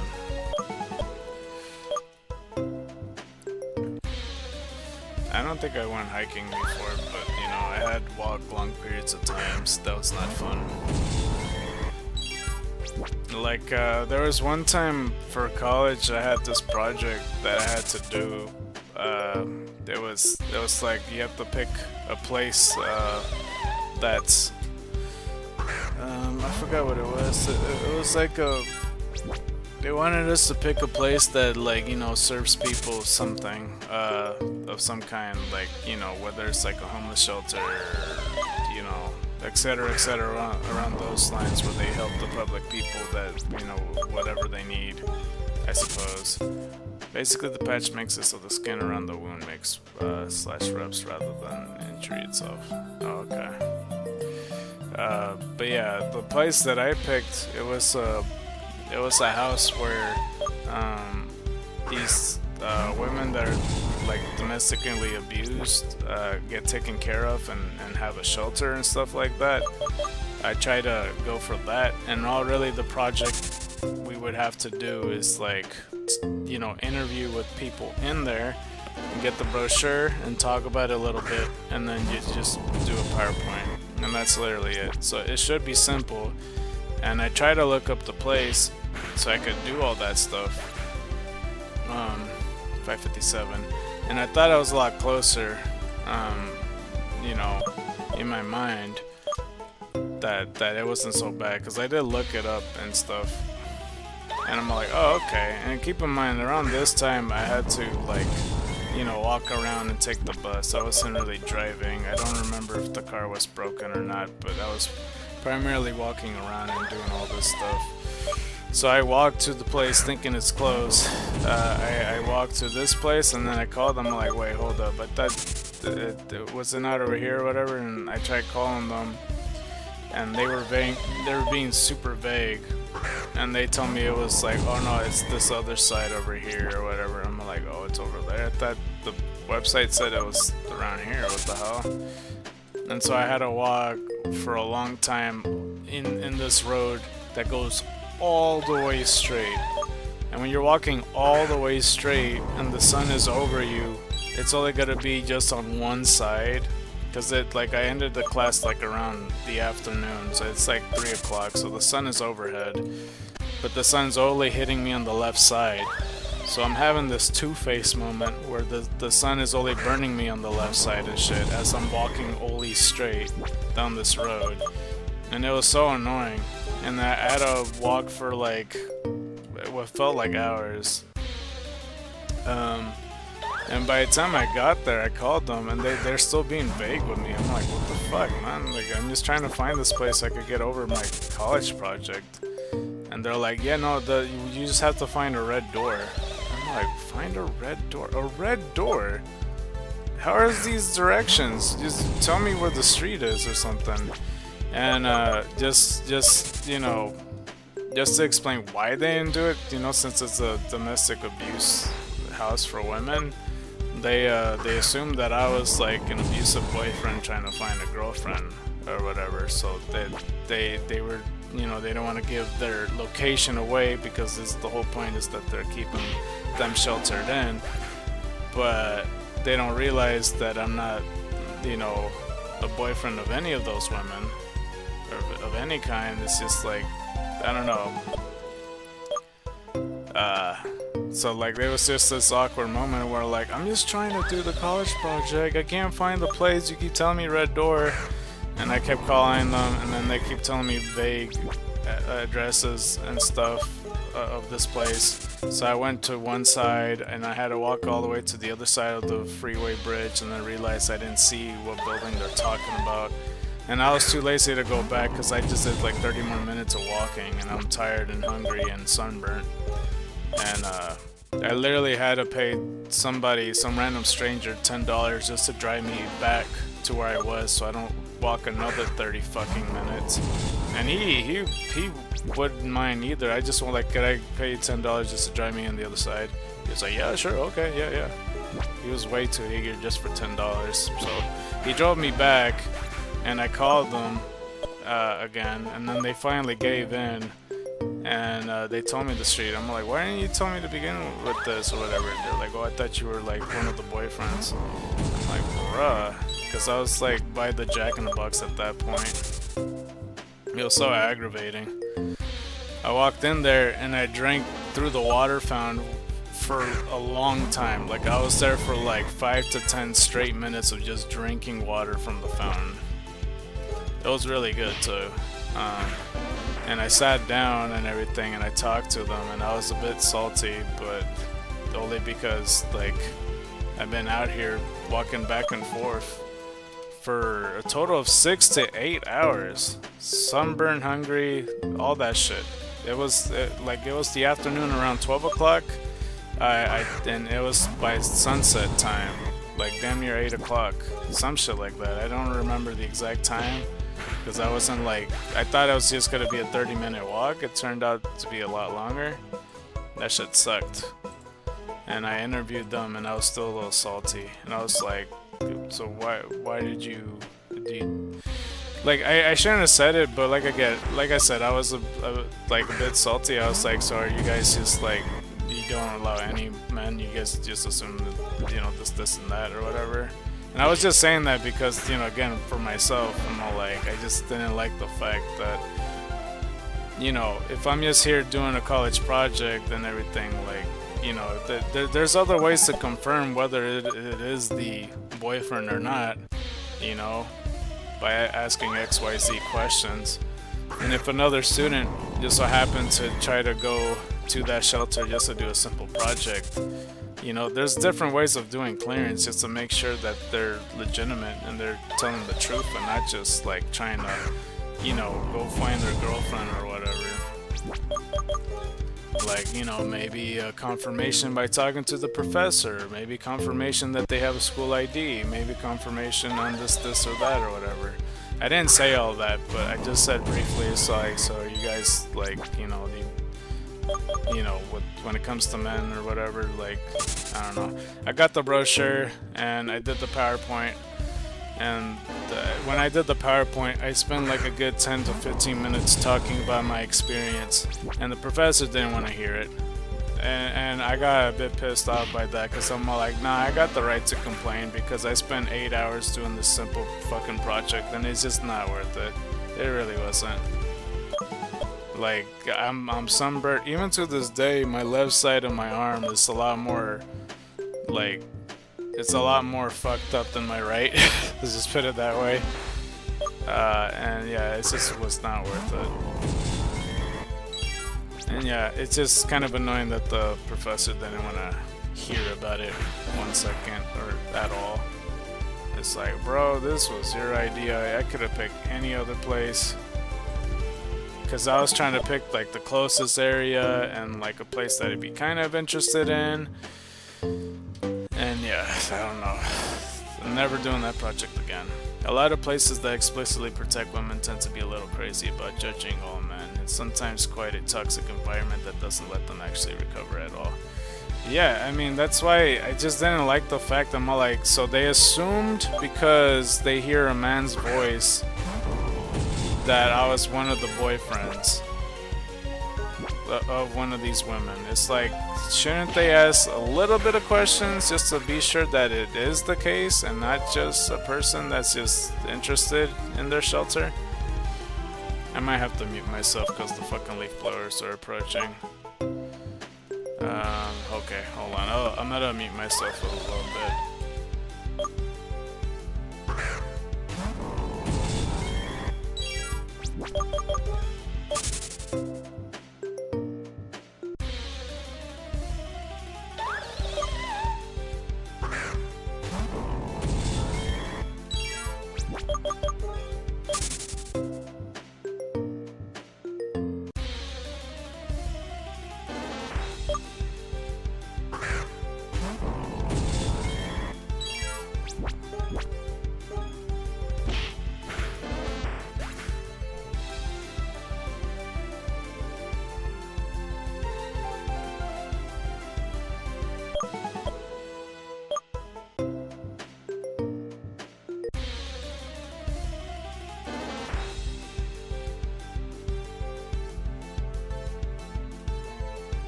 Okay, no problem to your text. I had read it.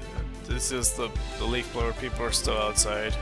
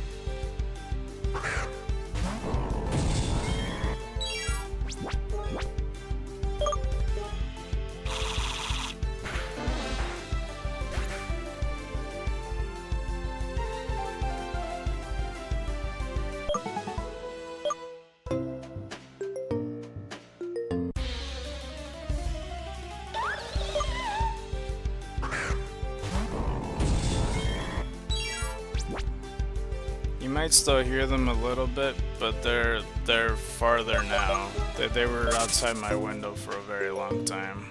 So hopefully they go away because they're walking farther. But yeah. Are you still, I can't tell if you're still here or not, or if you're already getting your food, but yeah.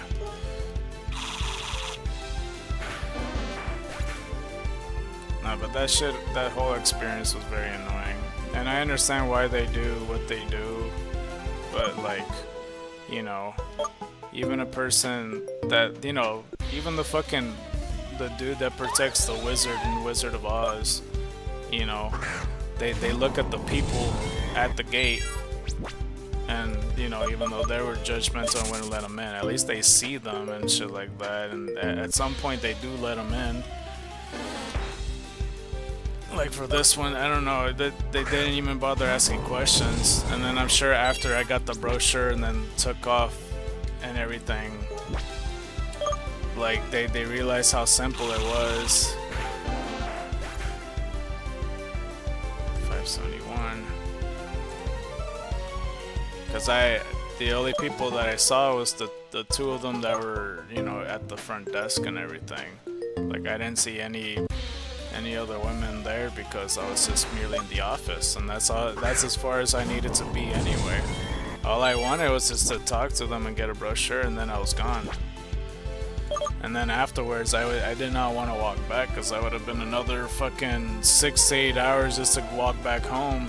And that shit would have been a nightmare. So I tried to find a ride by calling them because, like, a ride wasn't available at the time. 572. So I had to wait for an extra long time by then, and I was inside Jack in the Box, all half sunburned, two-faced and shit. Still hungry, still starving. I think I did end up eating Jack in the Box because I was like, man, fuck it, I need to eat something, and I don't think, even at the time, I barely had any money, so I had to spend it on something. I mean, I just used $10 just to get myself a ride, just to be close enough to the warehouse spot, because I realized I started walking farther and farther from the damn place, and I'm like, yeah, I don't think it's in it around this spot. Yeah, that shit was annoying. I also remembered that back then there was, for high school, they had something called the senior project. I don't know if it's different for everybody, but for us, the senior project is what everybody was, you know, kind of worried about, because they're like, oh, there's the exit exam and then the senior project.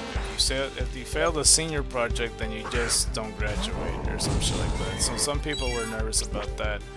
And for the longest time, for like the first 4 years, well, I mean, the entirety of high school up until that point, I didn't even know exactly what the senior project was. 574.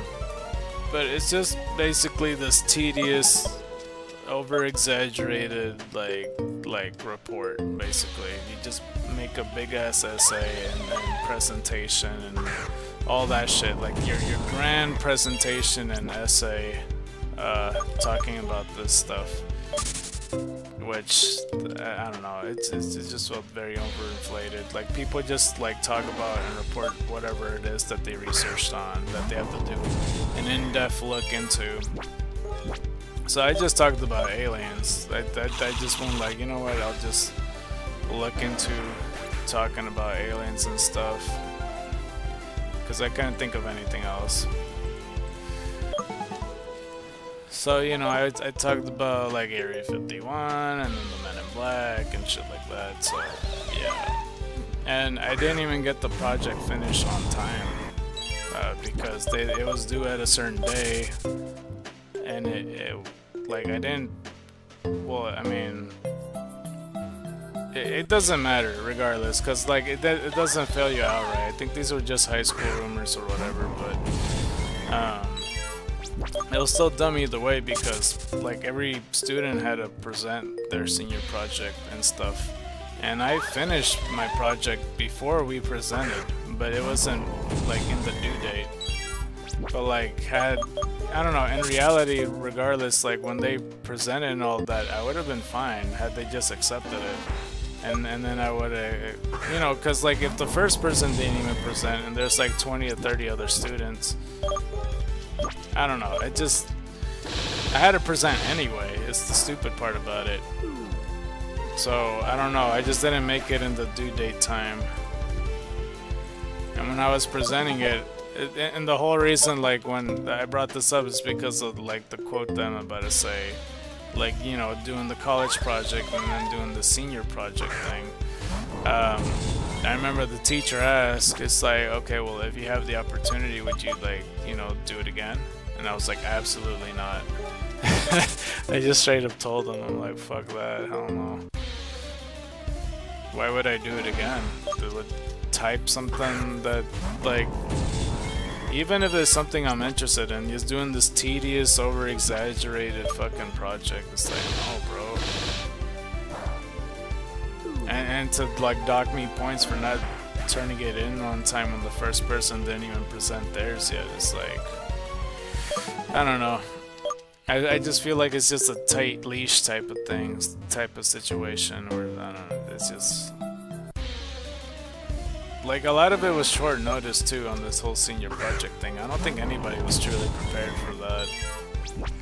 And it felt like a different day, because there was a bunch of students that were all together that, you know, it felt like one of those test days where everybody sits in a room for, like, the first few hours, and it feels like a longer day than the regular day, even though you leave home early. I hate those test days. Those are the worst. I was just never really a big fan of school. Like, I know school's important and all, but it just, I don't know. Never really liked it. It's probably says 0. Yeah, okay, that's what I figured.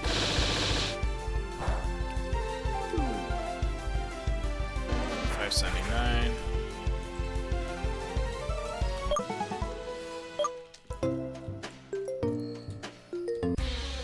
I don't even know what I could have done differently.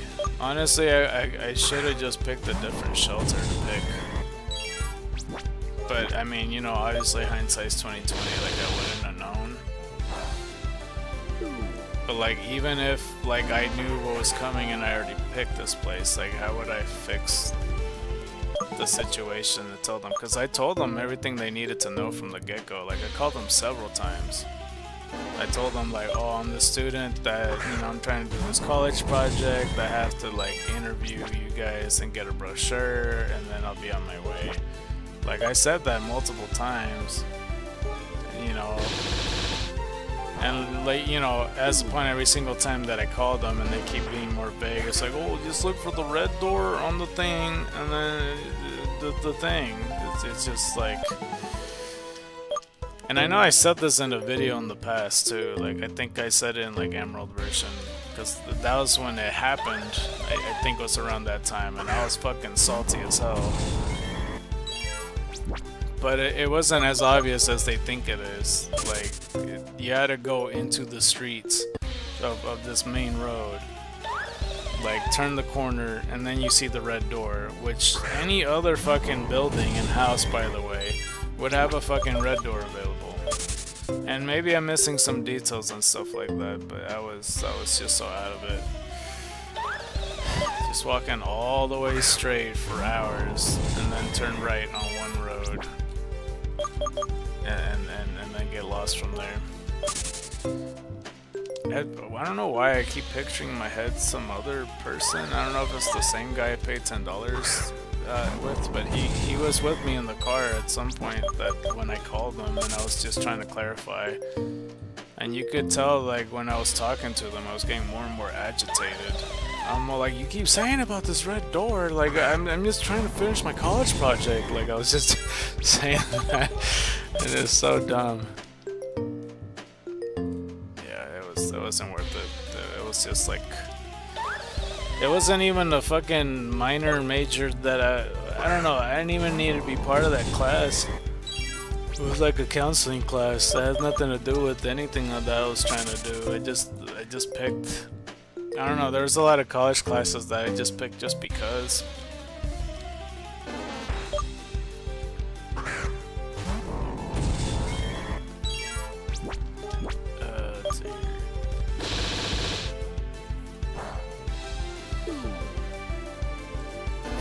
to.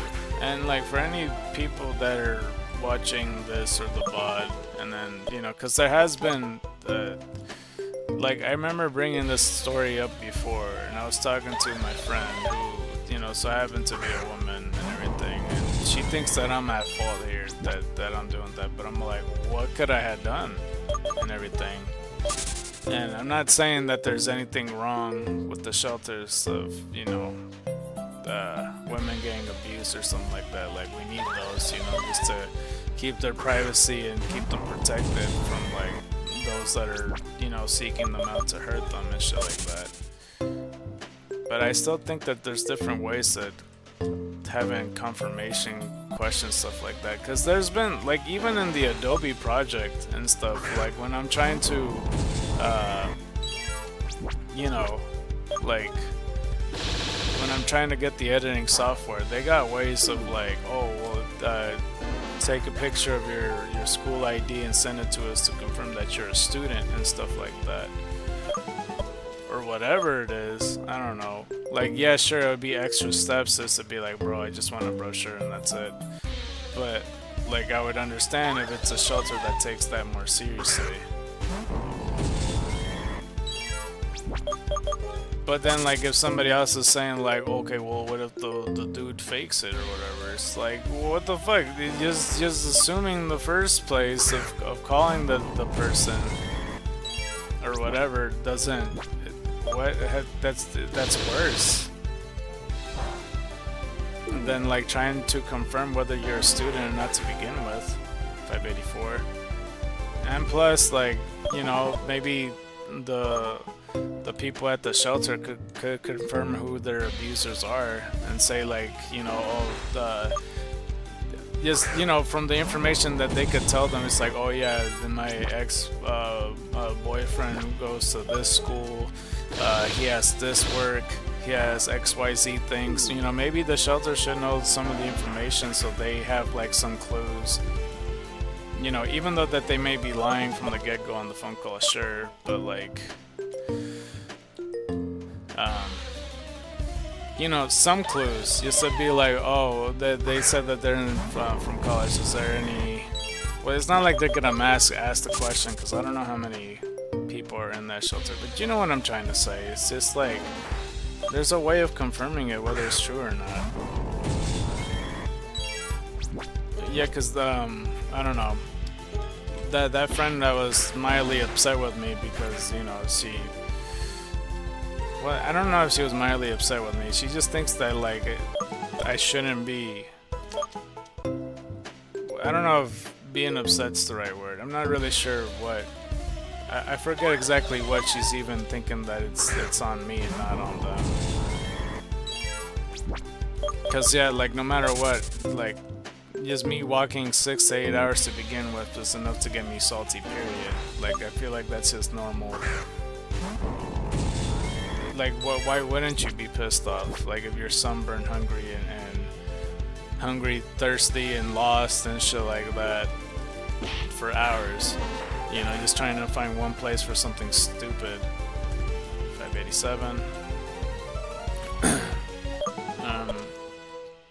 But I forget what I was gonna bring up for, but it was something that she said that I'm like, well, I don't know.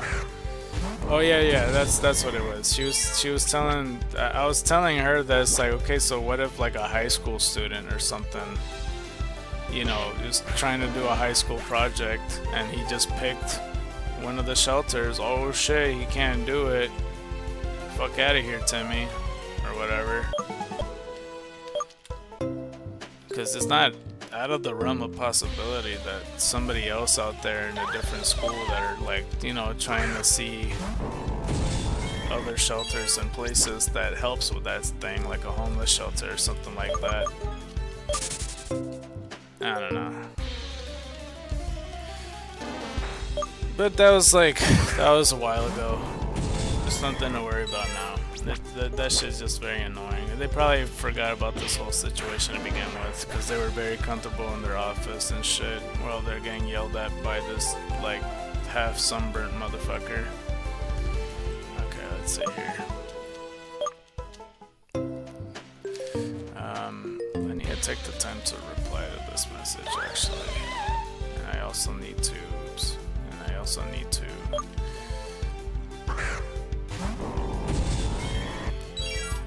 check Reddit just in case.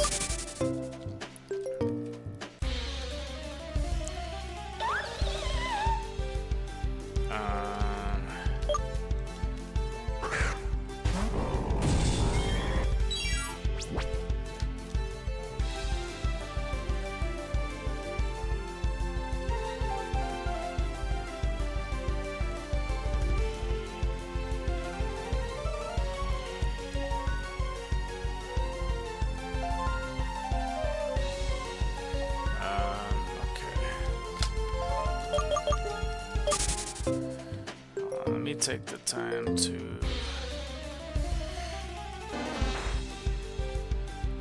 wait. Do I still have the Reddit in my tab? Where is it? Yeah. Okay, there it is. Is it still here? Yeah. There's a good chance I might actually end the stream in like. Oh. Oh, I think I got a reply from the one dude though, not the girl, but hold on. Oh shit, never mind, it's from something else. Damn it, okay. I thought it was the dude that had the mons or whatever.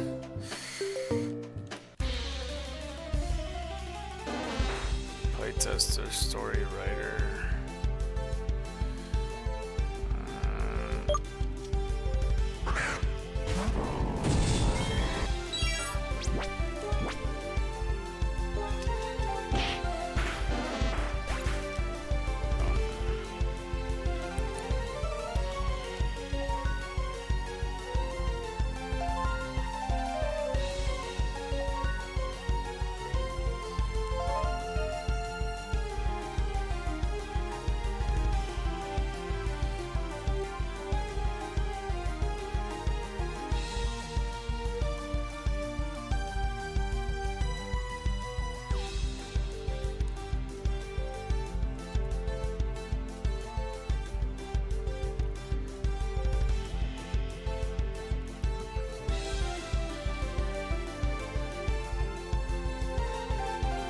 Sorry, I'm replying.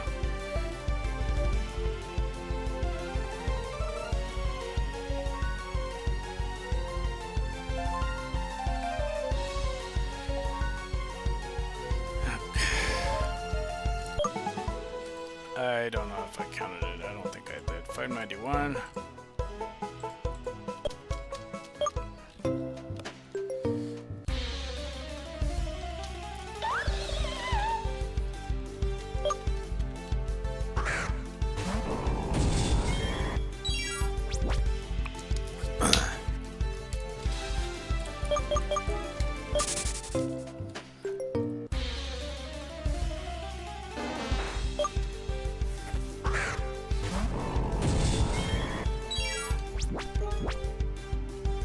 Slam.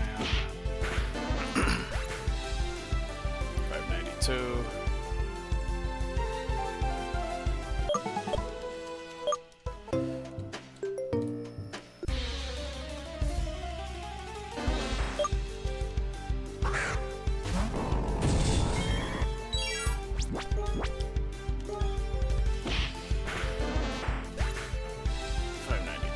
We're almost at 600.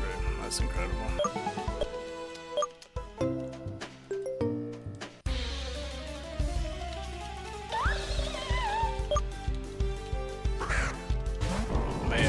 To catch up on a little bit of sleep, I may end the stream around 4 hours and 20 minutes, and then just to get a little bit of sleep, because I have no idea, bruh, because I'm not gonna have the sleep that I need for the weekend. It's not like busy. Saturday's not that bad. I just have to wake up early to do one thing. But Sunday is going to be the busy day for me. And I don't know how I feel about Sunday, if I'm ready for that. Because I wasn't even ready for last Saturday. Oh god. Like, so much shit just dropped on me. But yeah, we'll see. It should be a good weekend nonetheless.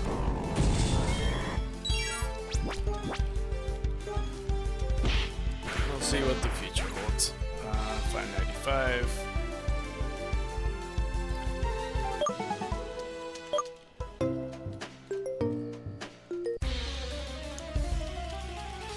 I keep like looking at the date, by the way. It's like September 18th, and I shouldn't break the fourth wall and everything, but it says so in the description if you were reading it. But like I keep thinking that it's gonna be like close to the end of the year already. It's like 3 months away. I'm like, oh. Yeah, I didn't get any calls from the workplace or something. Your work call. But yeah, I feel like this last 3 months is gonna go by so fucking fast. 96.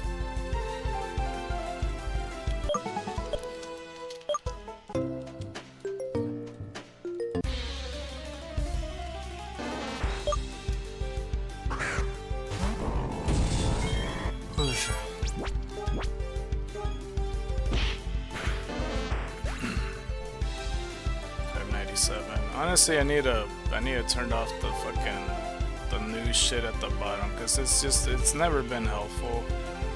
Like, why is K-pop Demon Hunters ever gonna be helpful to me in the bottom? Like, besides just having the music, because it's saying mostly cloudy, and I don't know if that's true either.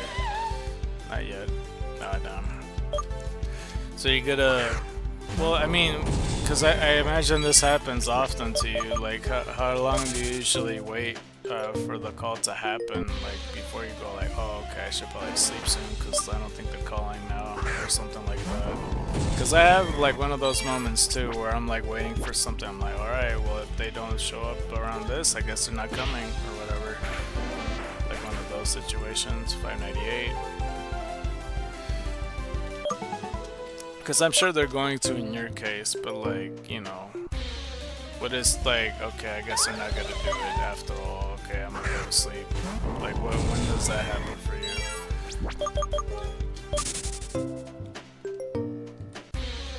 Because I'm sure they actually, you know, communicate with you. So, oh no, it turns out it's fixed or some shit. 2 more body slams. 599. They said something about midnight, so I'll wait about another hour. And it's 11:47 for you, because it's 1:47 for me. Because I feel like it's a whole 14 hours difference, right? Something like that. I hope I counted that. I'm just gonna continue. Better to undercount than overcount. That's our last body slam. Yeah. 600.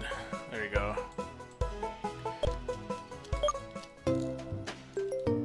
Yeah, I was elaborating a little bit more about the whole shelter thing when you were gone.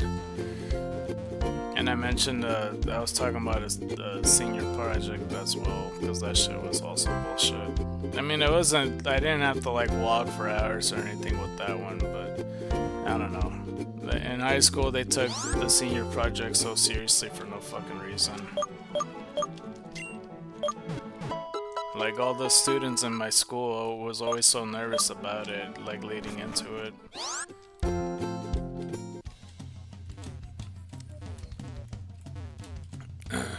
Let's see here.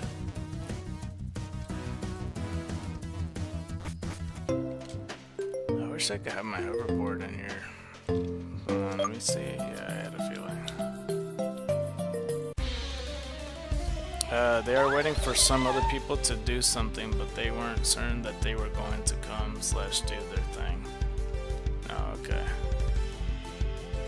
I vaguely remember my school doing a senior project. It was different for everybody, I don't know. From my understanding, in other high schools, they didn't have a senior project, because for mine, we had a senior project, and then they used to have an exit exam. Like when I was entering high school, apparently the seniors right before us, because before they all had to leave, like they said that it was the most students that failed at that exit exam ever. So like that sucks because you need to pass the exit exam or else you can't graduate. So I'm not sure what they did with those senior students. But yeah, I remember going into high school that day in the morning and stuff like that. Even on the first day of me going to high school, there was like a whole fucking like group fight and shit. I don't know. It was an interesting and weird time. I just didn't understand what the hell was happening. But we didn't have an exit exam. They put most of that focus on the senior project, and that shit was stupid. My school had a more important junior year project where you have to pursue a hobby for a year and present what you do, what you thought of it. Oh, that sounds dreadful. I wouldn't have liked that.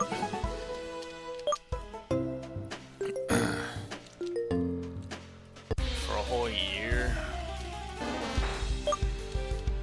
Yeah, because for the senior project, you just pick one thing and you have to do full-on in-depth research on it.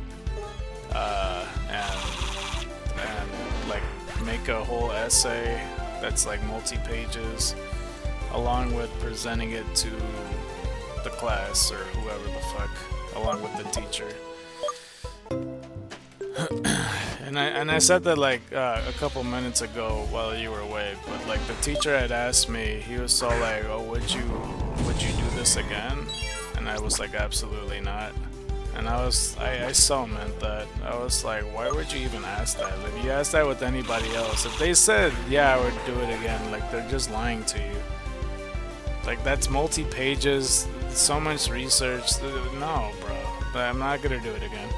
I mean, some people did basic stuff like photography, so they just had a bunch of random pics that they were clearly from the previous week from when they presented it. Yeah. That sounds about right. That's something a lot of people would do. I don't know if I counted it already. I just assume I did. That's something I would do if I pick photography. I would definitely do like last second photos. Like, yeah, so I took this in like October of 2010, and then it's like it wasn't even that. It's like literally a week ago.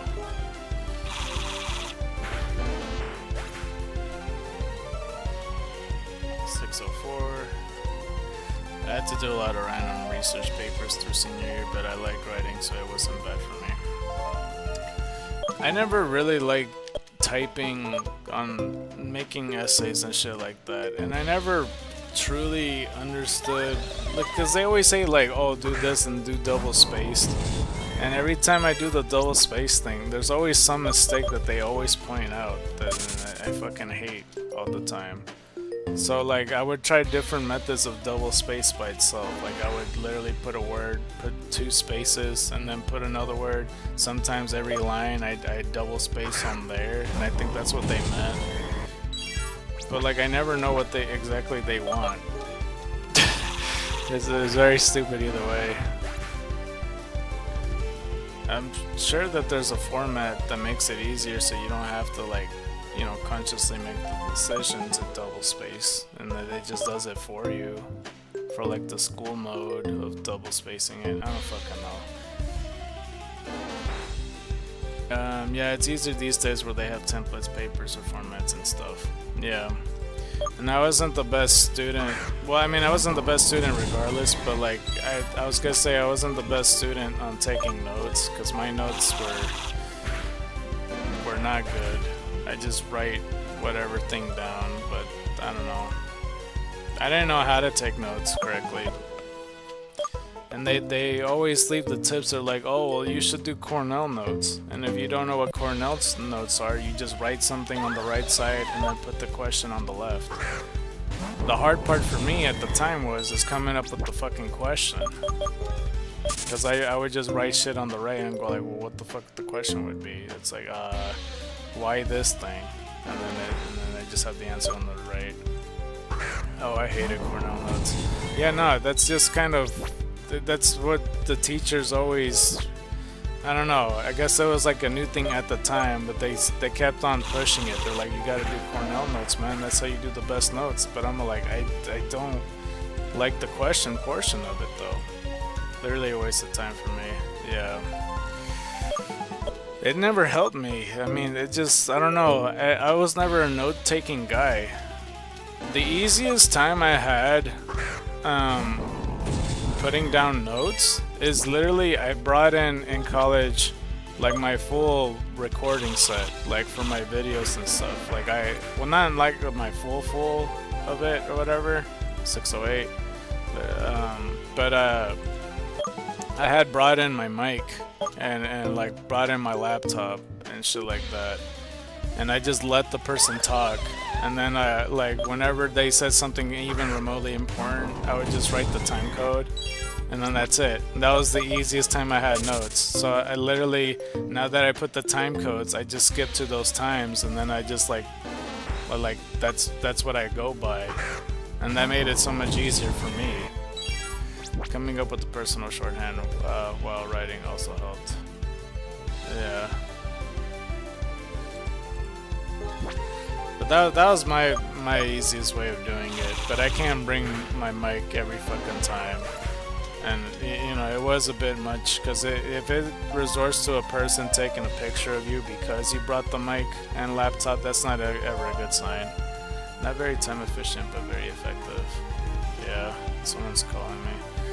Well, I mean, it's pretty easy for me. Like, all I have to do is just press the record button, just listen to what the person's saying, just write the whole time codes, and then I just skip to the time codes. So it's just like 2 more minutes of listening to the important thing that I'm not registering.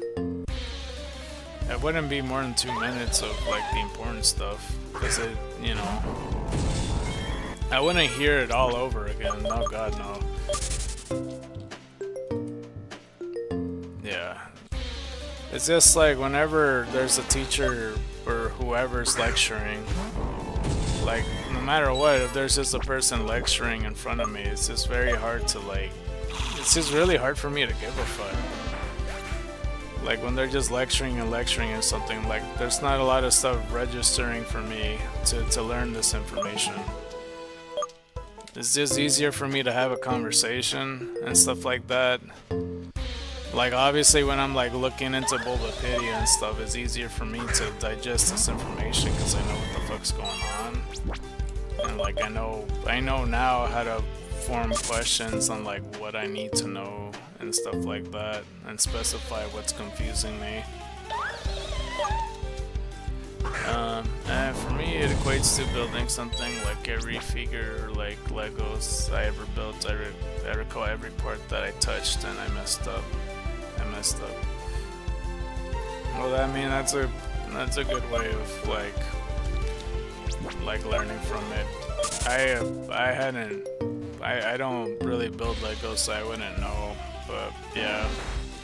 But for me, it's easy just to be like, you know, for example, like the retro Eevee stuff. Like, what do I need to understand? What, like, you know, just basically all the questions I ever had, and then like as upon I'm learning all this information, you know, and then like my theory questions on what's happening when it comes to writing things down. Oh. I don't know if I counted the bodish or not, fuck.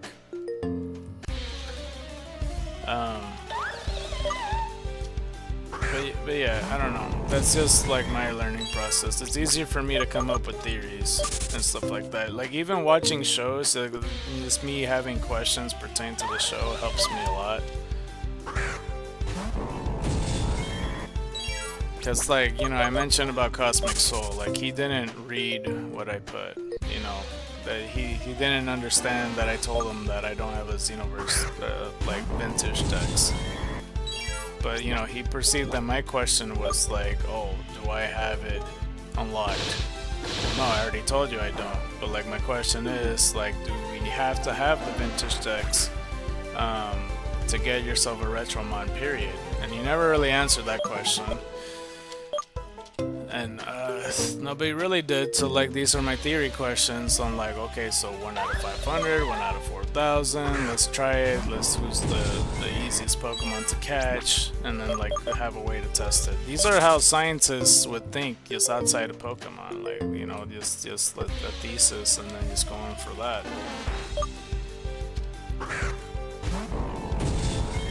It's like, I don't know. I still don't think, for me personally, I'm the best test subject for this, like I keep saying, because like I have a huge luck factor against me.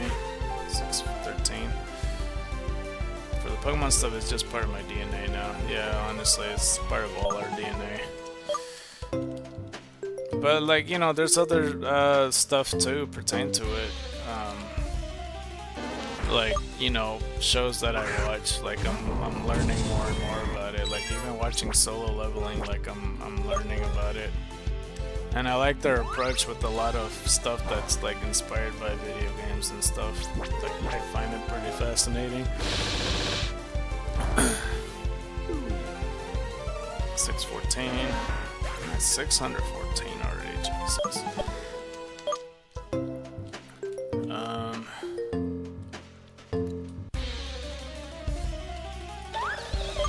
Yeah, cause like even there is an older video that I made when I was trying to do the Mew glitch, and I wanted to know how it worked. And I know now how it works fully and stuff like that. Cause like when I was experimenting with like the Mew glitch, you know, I started going to different routes and shit like that, and I got different Pokemon. And like upon entering a new route, that's when something always happens. Cause that's how it worked. 615. They do better at humor than Japanese to me. Oh wait, I didn't read this part. Korean media is quite amusing to me. They do better at humor than Japanese to me. Yeah. Well, I haven't really came across too many Korean content as far as I know. More than half the time I forget that it's Korean.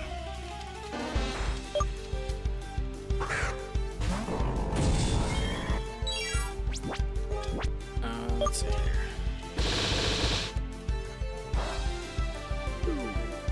616.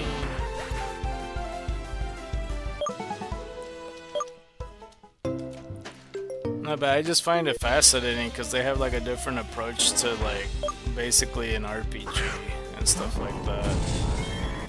And you know, they put pretty decent rules. Like some of it, you know, is a little bit more obvious at times than others. Like, you know, when he's trying to resurrect Igris and stuff, like obviously he was gonna get it the first try, or like the third try, I guess. But you know, he still has that rule in place with the others when he's trying to recruit.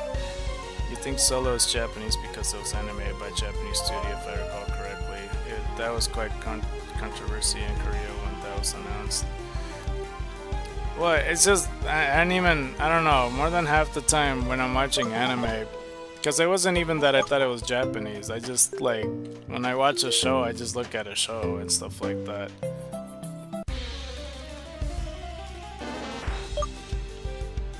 Because, like, I guess, sure, like, one would think that it's, I don't know, like Attack on Titans, that doesn't even feel to me like a Japanese anime, but it is. Like, you know, that for an example. Because like Avatar The Last Airbender, there's the whole debate whether it's an anime or not, but that's American.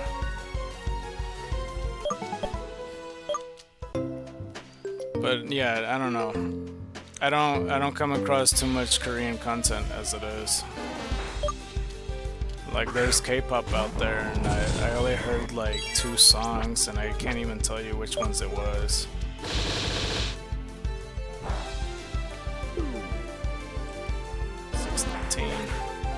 It's just Korean content for me is a bit more harder to find. Avatar was animated in Korea. It was? Along with both Teen Titans shows.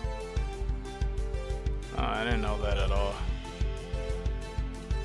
You sure? I thought that was American and Teen Titan.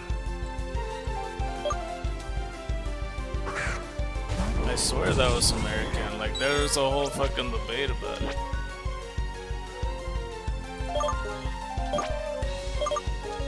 Because there's people that argue and they're like, no, it's not an anime. An anime has to be from Japan or whatever. And like, you know, and it's funny looking at it now because like, you know, Solo Leveling's quite literally that. It's like not anime from Japan. And I'm sure they're gonna change their tune and go like, oh no, an anime has to be from Asia. It's like, and then they'll just keep stacking it from there. They have a good animation studio, they just keep getting bankrupt since they are so cheap. Are they really? I don't know if I counted it, I'll just count it this time. I hate every single time I forget. Body Slam. 622.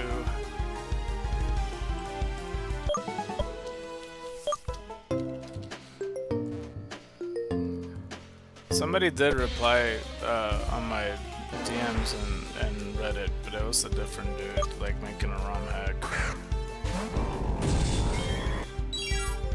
Because he's looking for a story writer. I don't mind writing his story, I just don't know what he's looking for.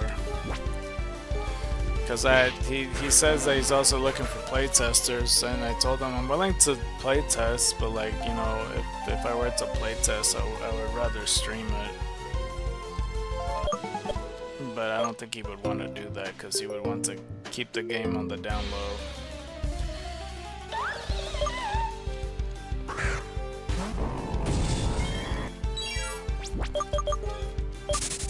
I mean, I'll do what I can in the story. I'll work with what I got. Because basically, from what I'm gathering, it's about Sabayalai and his memory stuff, memory chips.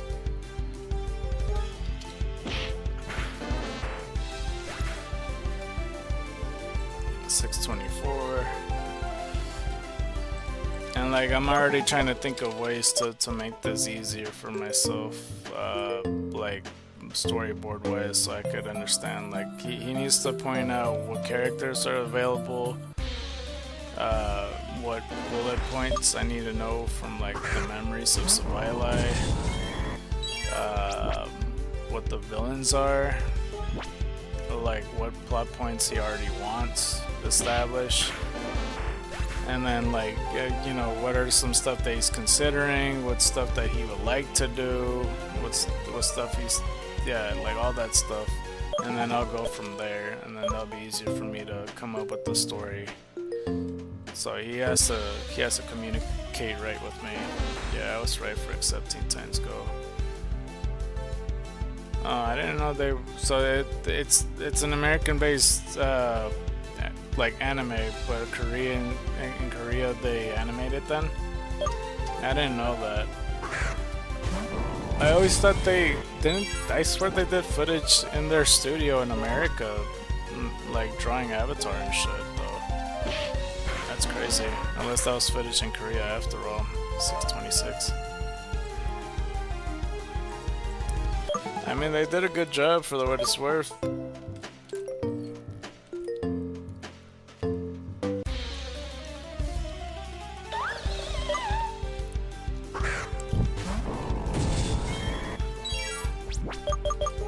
I wasn't really the biggest fan of Teen Titans Go, because they just did like a full comedic approach where like the other older Teen Titans like was all of it, like action, comedy, adventure, shit like that.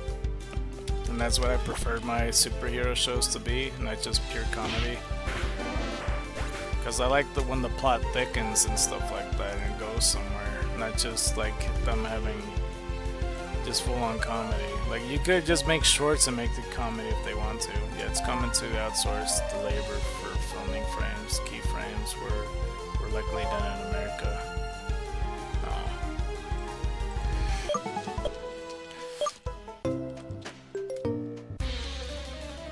Yeah, I wouldn't know where to start in animation, because that'd be something that I would like, you know, would like to dabble in. I just don't know where to start. Like, obviously school would be the place to start, but like outside of that, 628. Outside of that, I wouldn't know where else to look.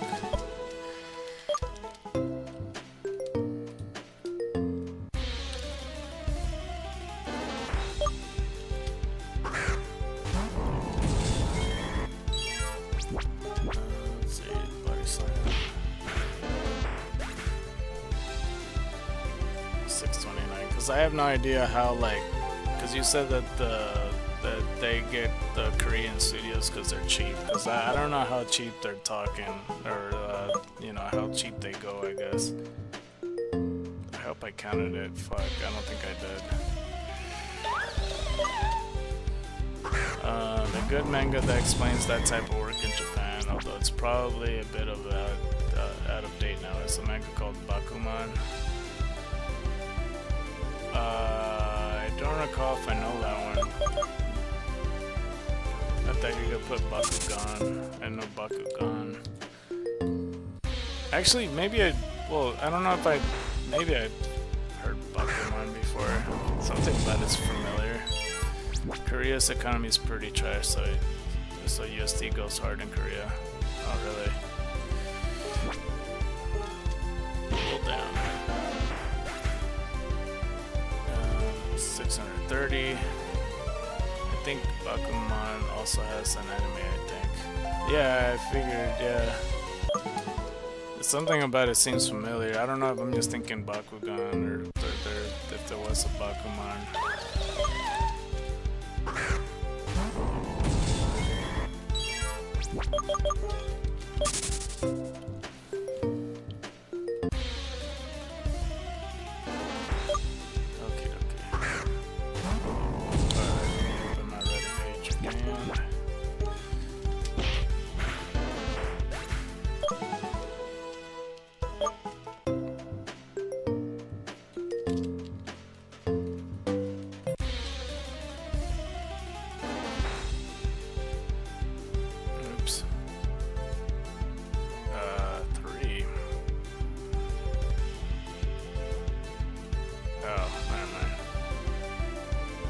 My fucking notifications are behind.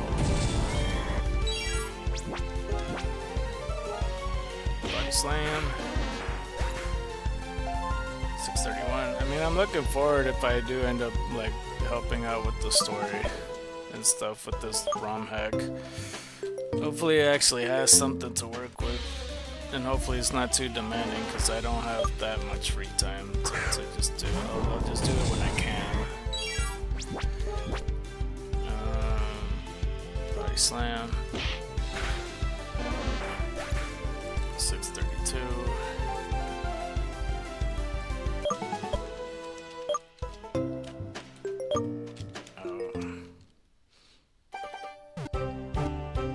Could this be it? 153, I think. Okay.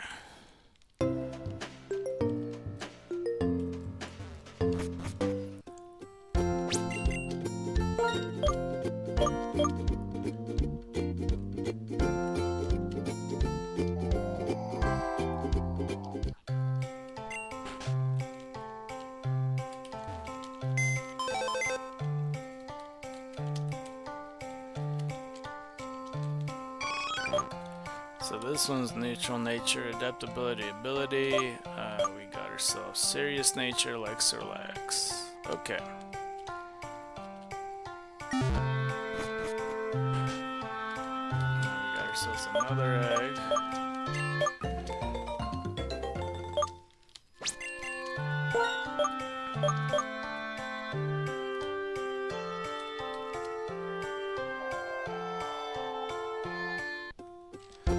K-pop's Demon Hunter still fucking trending for me in the bottom taskbar as we speak. I don't know why it's insisting that this keeps showing me that. Okay, hold on, I'll take a look at your thing in a second. You're at 15% odds for Eevee now.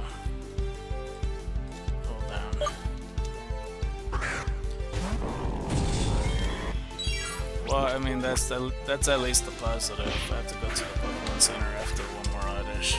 Fuck. 633.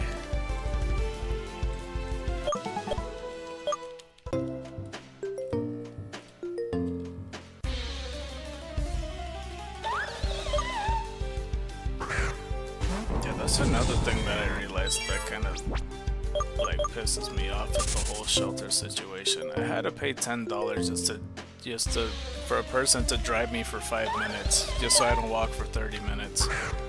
I wasted $10 along with me walking and wasting my time.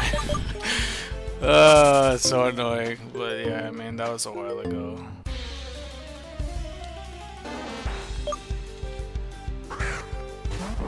I feel like me spending the $10, because I was worried that the dude wouldn't like do it if I just asked him.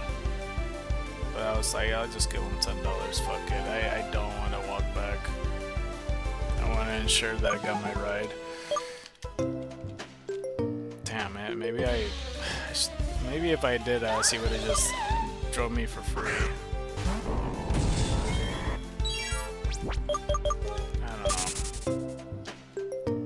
I could have negotiated. It's like, would you do it for 1 Scooby snack?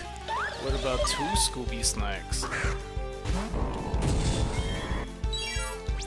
Let's see here.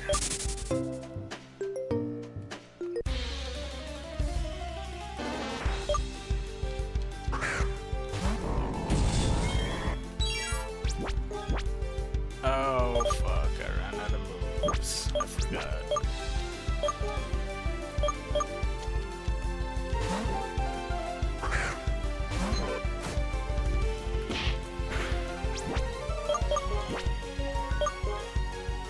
So is Jigglypuff not a fucking fairy type yet? Because like I noticed before Oddish hit him, like hit her with the acid, and it didn't do anything.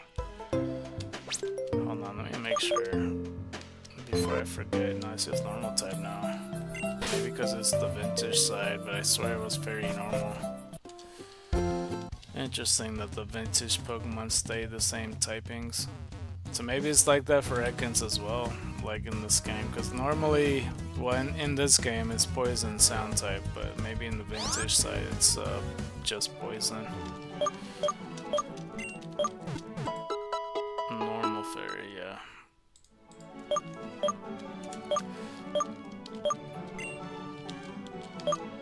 I don't remember if I own a regular Jigglypuff. Hold up. I don't think I do, but it's worth checking out. It doesn't look like it. And this is the Modest Nature, one. It has its own powder.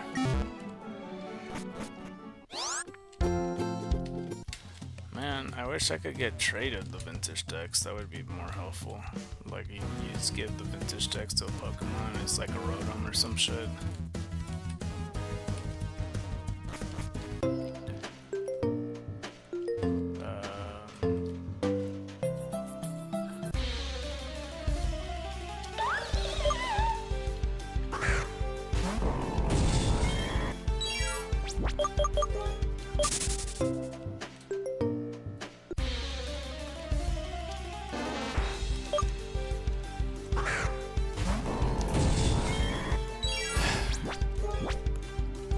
Standing back up.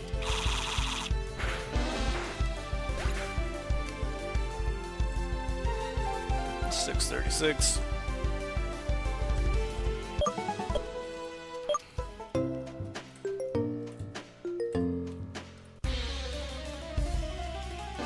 For your personal counter thing, like, is it actually like?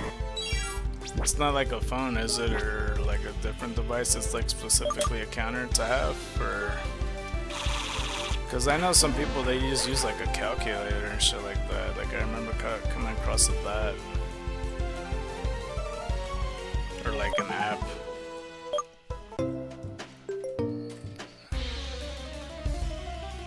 Sometimes with like streams, it almost feels like what they do, it's like a little bit more automatic. Like they I don't know if they just press one thing and then it just happens or something. I'm not really sure. 638. More old school than that. Is it like one of those little button dial things? I forget what it is, but like, you know, I sent a pic. Oh, okay. I'll take a look in a second.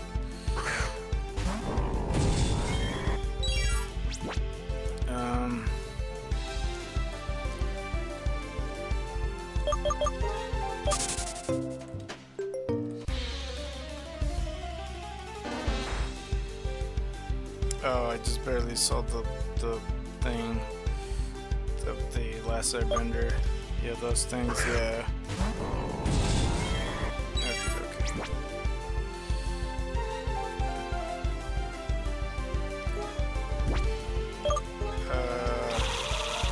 Anime series avatar last airbender was primarily animated by South Korean studios. See, imagine if like North Korea was also like open to the world. 639.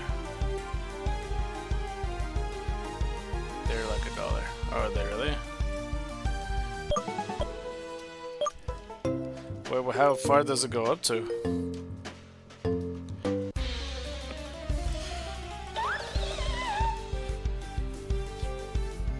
I'm searching, sorry. What's the second picture you put? Teen Titans series 2003-2006. Lotto Animation, South Korea.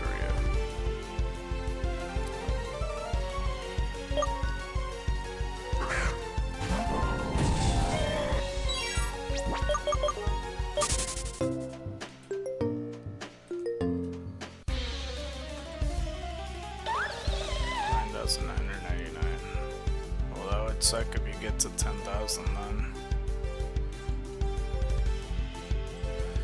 No, but yeah, I like having the counter on screen. Like, this is just an online counter. The one I'm using is free.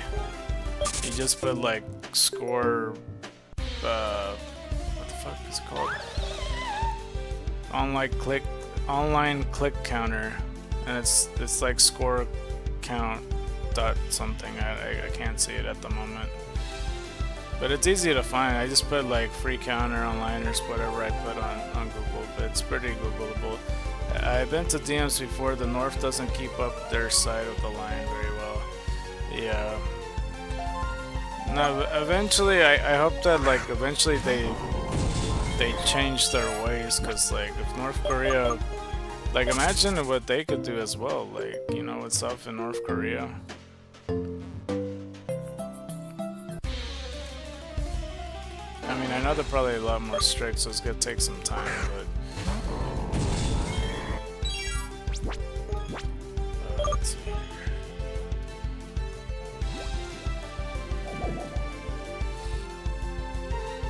RDM, let's see. 640.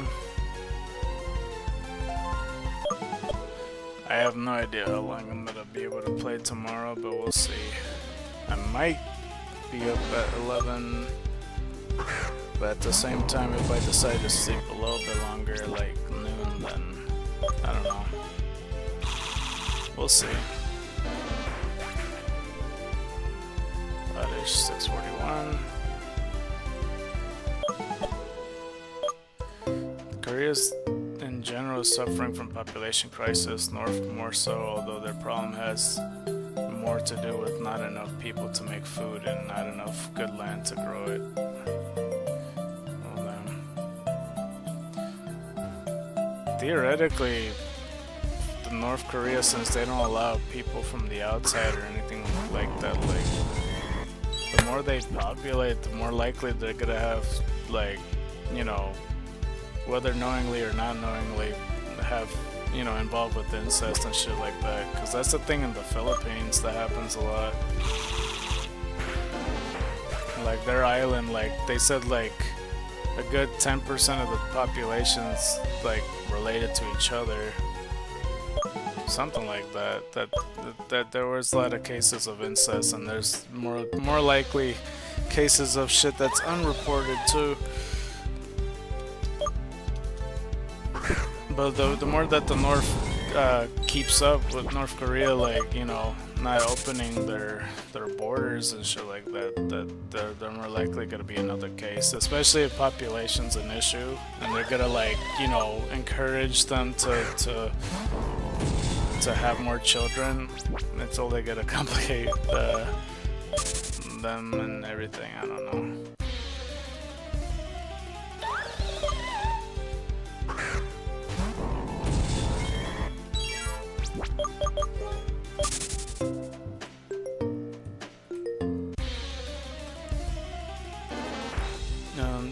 North Korea definitely has some sort of that problem. They don't have the means to be more shuffled. Because I'm not sure how long they were keeping their borders up for. Because I think, like, since, like, probably before the 80s or something, right? I don't know how long they've been doing it for. Because I don't think they were enclosed forever. Because within North Korea, like, they played FIFA in the past. They were a little bit more open to the world.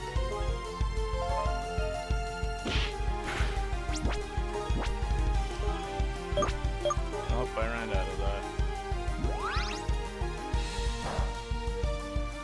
That's just an estimate. I don't know if it's true if it was like around the 80s. Because it was before that then shit. The DMZ was made in 1953. Is that how long they kept their borders up for? 643.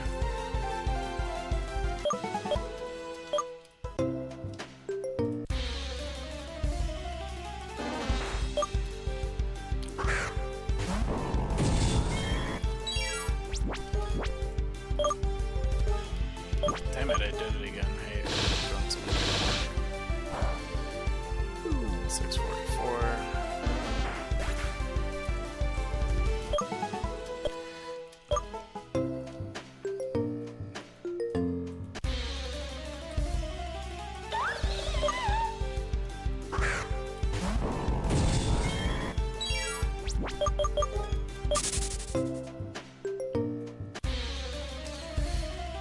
They do some things to get some better rep. They have even invited the Globetrotters once because Kim liked them so much. I don't know, when leaders do that type of stuff, if they just do it just for entertainment, that's like, you know, that's like, I don't know if this is a thing, but like, I want to say a Caesar's complex, you know, like the dude that eats grapes and that's like a stereotype. He just watches just to be entertained.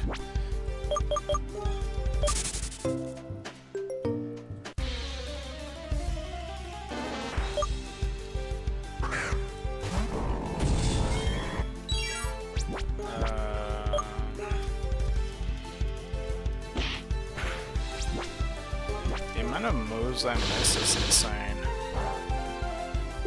He's a dictator in Mayo, they do that.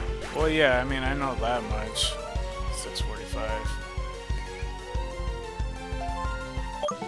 I just mean, like, whenever there's like a leader that's always kind of, you know, they get the circus over just to perform for just them and only them. I'll just call it the Caesar complex. I don't know if that's a thing, but that's just kind of what I envision. Like the main leader just eating grapes, laying down on a fucking couch. Just like picture the robot from Futurama, because that's practically what he is.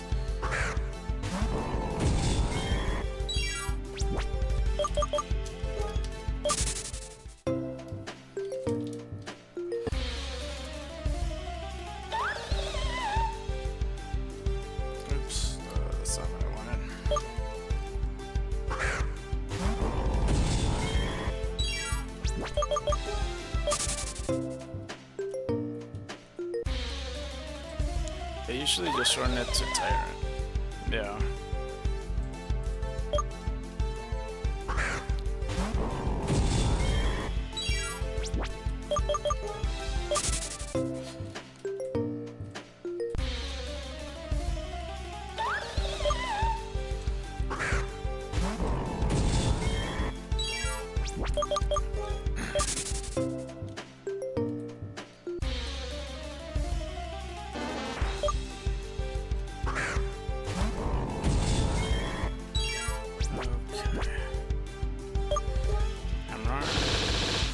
Korea and the history of the DMZ is very interesting, along with the goofiness they still deal with this day. Yeah, sometimes I'm a pretty big fan of the memes they have with them. I recommend a read of the wiki page sometime. Yeah. There was I remember there was like this little clip of people doing voiceovers for like Kim Jong-un or whatever with like Donald Trump. And it was so funny when they were doing voiceovers because like Donald Trump would say something or whatever, and then like Kim Jong would turn to him, he's like, "What you say?" or whatever, and then he would just start laughing at him, or ha ha ha ha, or whatever. And it just seems so like real of how exactly they're interacting. They're very awkward together. I don't know if you've seen that clip I'm talking about, but yeah, they're like voiceover characters.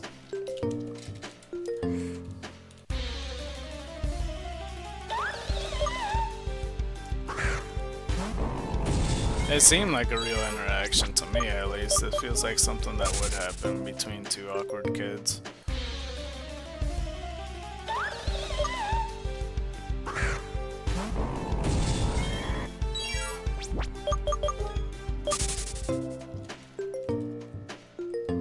Because there's also the memes about Biden, like when he's interacting with literally anybody.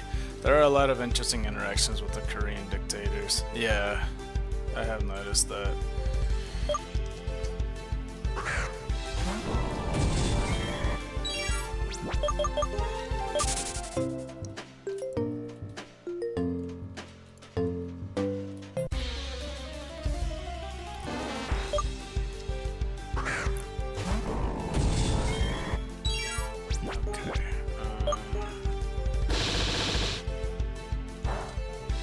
There's another oddish 648. Biden has a lot of right to watch sometimes.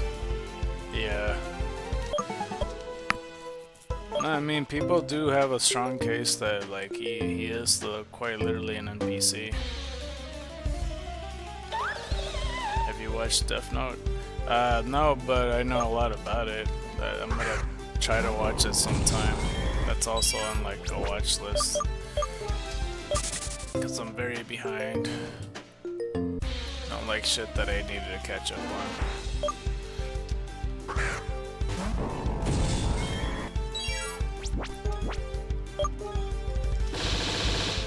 Oh, now that's depressing. Yeah, eventually I'll watch it, don't worry.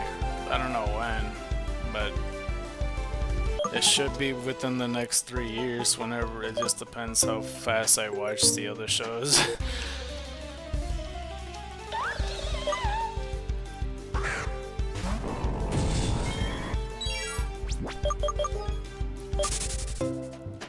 Let's see here. I'm going to send you something from YouTube. I recommend watching it at some point along with some of the videos that come after it. Okie dokie. Did I count the last one? I don't know. I might kill this one. This one's level 6. Oh boy. What am I gonna do with this one? 650.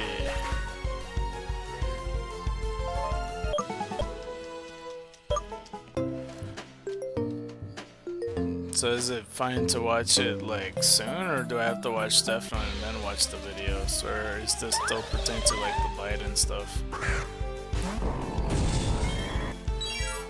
Because I hadn't opened Discord yet.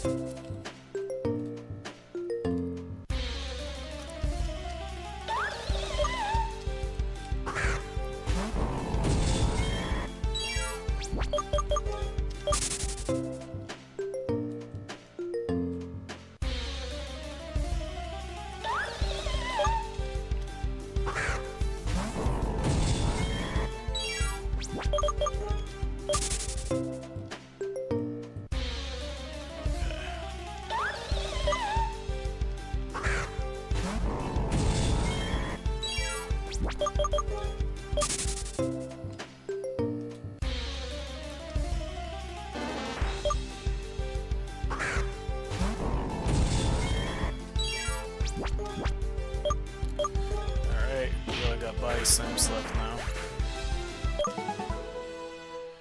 651.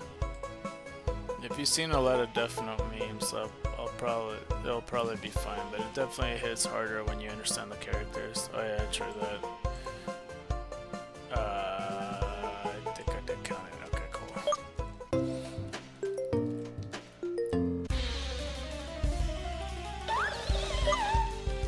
Well, hopefully this kind of looks better than the previous one. I was fine with like the black and white look, but I just wanted to see how the black and green would look like.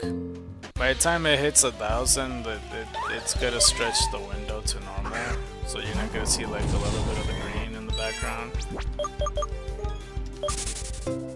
But yeah, I mean, I guess it fits the Oddish theme.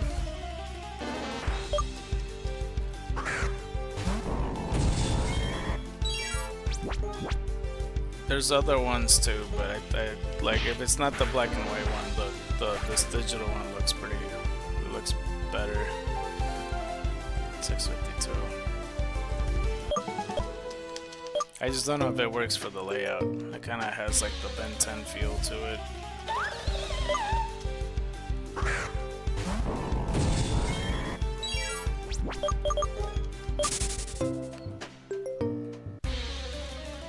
How many episodes are in Death Note anyway?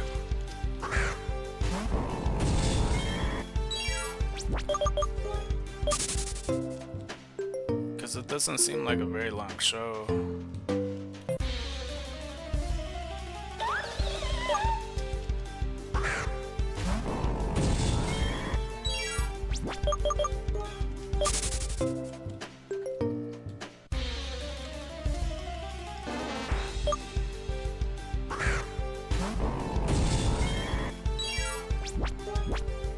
Okay, Body Slam.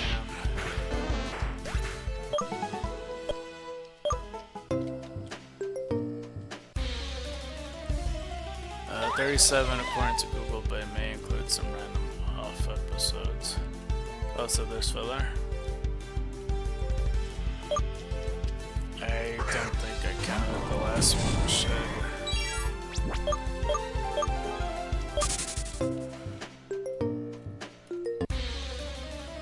Yeah, because my guess was like either in its 20s or 40s, so I mean, that's a pretty decent number, because it feels like it wasn't gonna extend past that.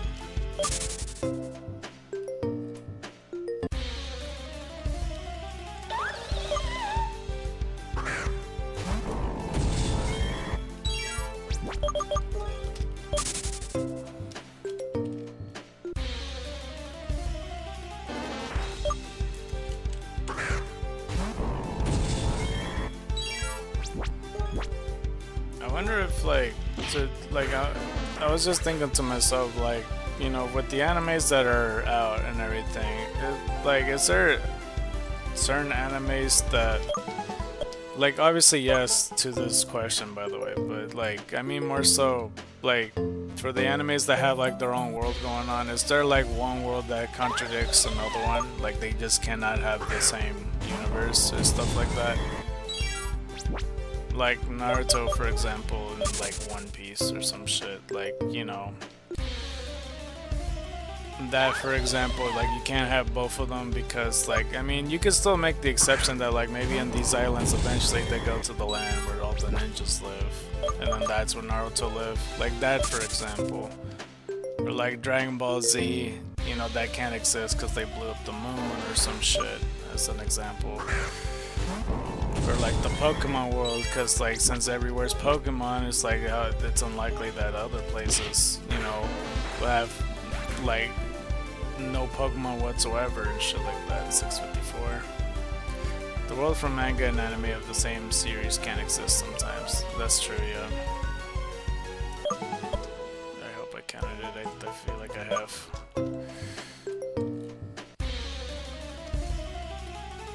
These common Pokemon that I keep like killing hundreds of, this is the ones that I mess up the count the most, I feel. Like it's so hard to like realize whether I counted or not. 655. I'm almost leveled up though.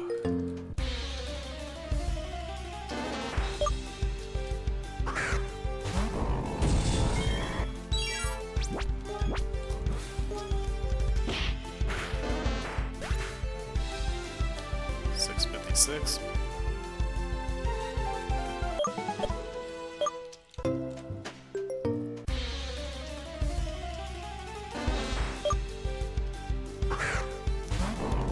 Check Reddit right quick.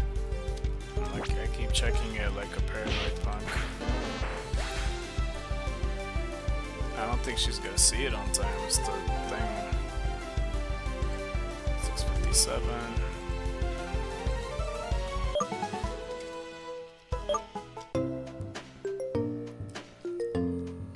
Oh. Chat.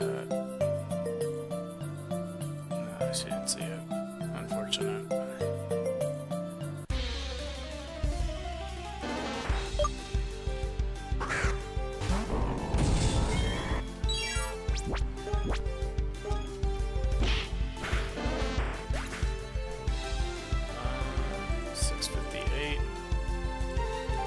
I like stories that give alternate views on events in history. I like say someone in a fight accidentally sunk the Titanic rather than an iceberg. Yeah, I like those too. There's been plenty of times where shows they go like, oh, they're the reason why fucking, like, you know, the dinosaurs all died or some shit. Or, you know, I mean, Ice Age even did that, the fucking squirrel's the whole reason why Pangea broke apart, you know? Well, because he was trying to put one fucking, like, nut down into the ice and shit like that. Pause on that statement, by the way, but that's literally what happened.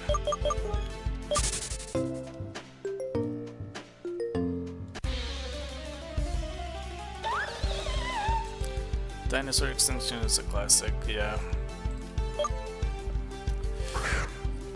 And for me, it's gotta be Oddish Extinction at this point.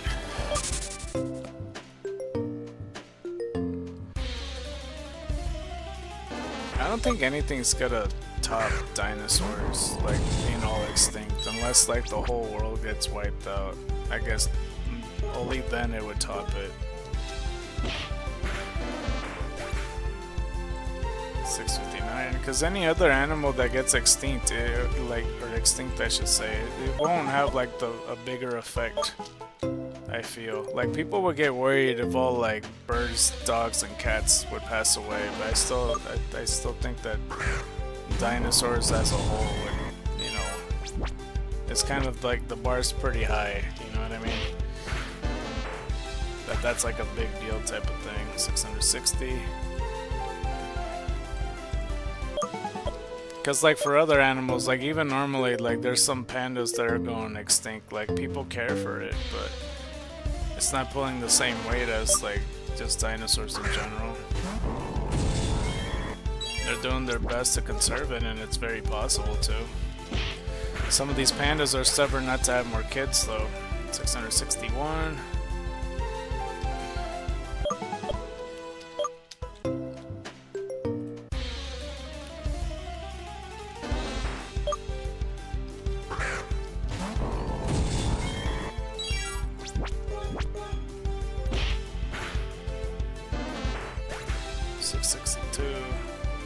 Another good one from Stargate is that humans were slaves dropped off by alien race and were literally just forgotten about. Yeah, I mean, it's pretty likely. That sometimes crosses my mind, because for humans, we're very different than just the rest of the animals and stuff like that. Because we're the only ones capable of speech and like pure thought and stuff like that. Like, there's barely any other animals that come even close. Like, octopus and dolphins and such are smart enough, but they're not at that level yet. And, like, you know, I don't know. So it seems weird that we're like the real difference in this planet and shit like that. So I don't know. There's been times where I'm all like, man, maybe we're the aliens that we landed here and we just fucking forgot.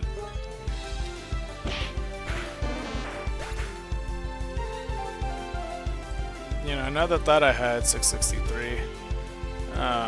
Another thought I had is all like, you know, imagine an alien does go to our planet or some shit, like, you know, with all our animals are weird if you really think about it. Because what if like the alien goes onto the planet and they're looking at our animals and go like, what the fuck is that thing? Why is that horse neck so long? And it's looking at a giraffe or something. If I recall correctly, there was a legit other species of humans, but our ancestors just killed them to extinction. Oh really? 664. But yeah, it's you know, like if that alien runs up, you'll see giraffes and fucking elephants, and then like maybe even see the boba, or what was that fucking the ape called that has, what am I trying to attack a phantom for? Like the fucking the ape with the huge Squidward nose. I forgot what they're called. The bonobos. No, that's a different animal. I forget what it is. But you know, just the fact with all these animals, these are fucking weird. We got some weird animals, and then they could think that our planet's weird. If they see squids and octopi and shit like that, they're gonna be like, oh, that's weird.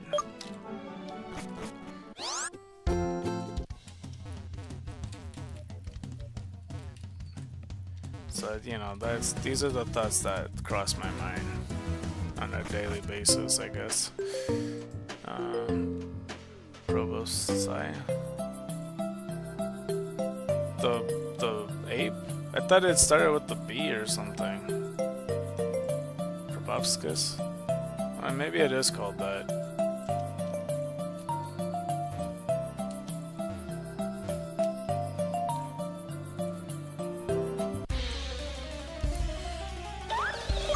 I can't say I recall.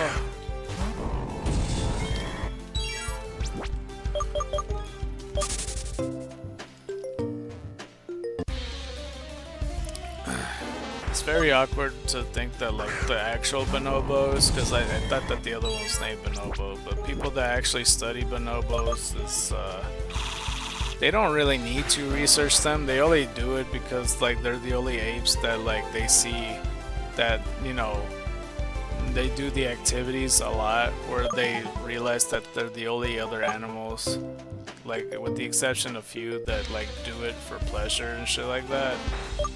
And there's people like deadass just studying them and watching them do this. And I don't know how I feel about that, because they could be doing better things with the research, as we got the double numbers. The mark of the beast. Alright.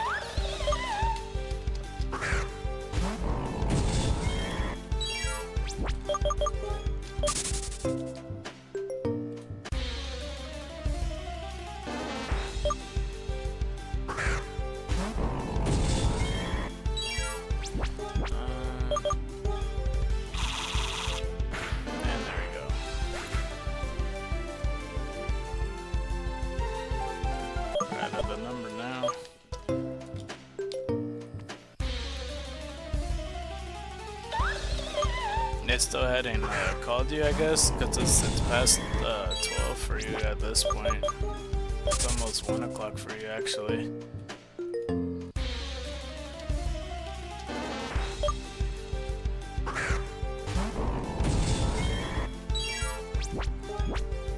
We'll go for it again, sure.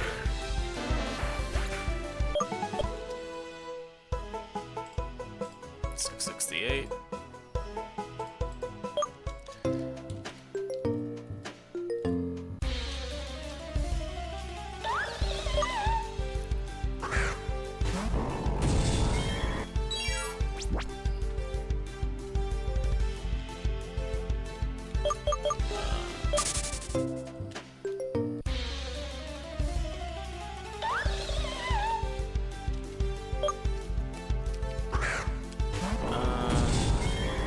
I'll probably call it. I wouldn't be surprised if my guy just missed the call and didn't message me as a result. I'm not too worried.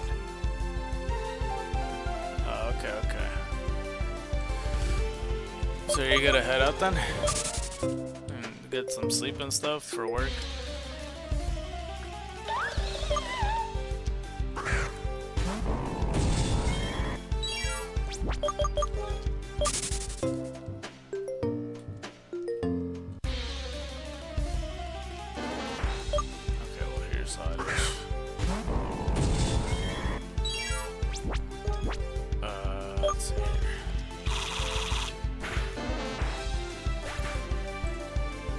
69.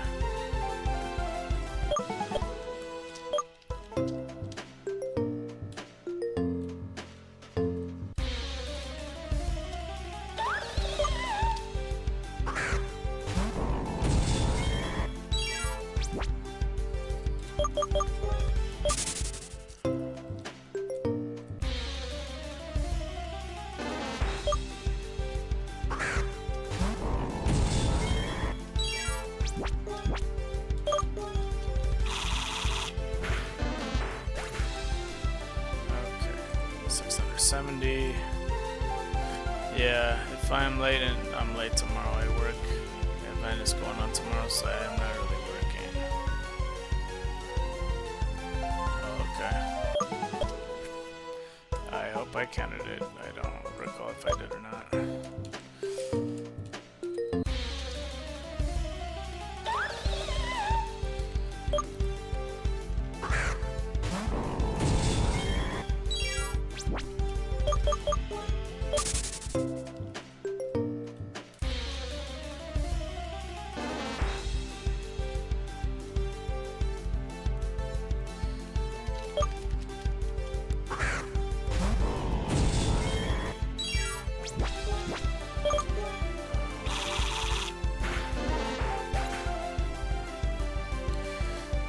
Let's see here. 671.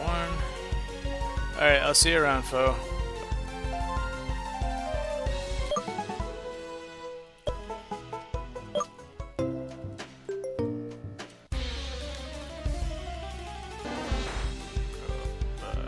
Like 10:30.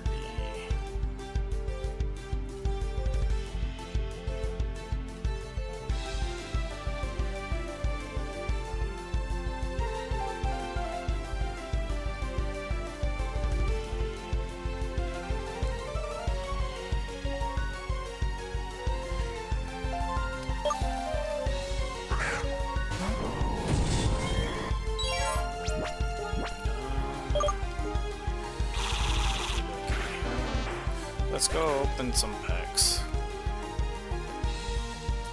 And I feel a little bad only because like there's another pack coming up at 4 o'clock and I might have to open that on screen because I don't know, I feel like I'm gonna end the stream sooner rather than later. Only because I really would like to take a nap. Because I've been tired this whole time. I need to catch up on my sleep, and I realized the weekend is not gonna give me the break that I need. Unless I like sleep in the middle of the day, but that's not happening. I don't know, I'll see, I'll come up with something.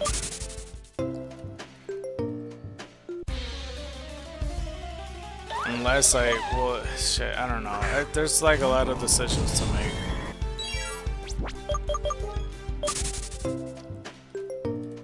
No problem either way though. But yeah. Which pack do I open? I think we opened Palkia last time, correct? So now I think it's just simply we got an hour and 14 minutes left until the next one opens.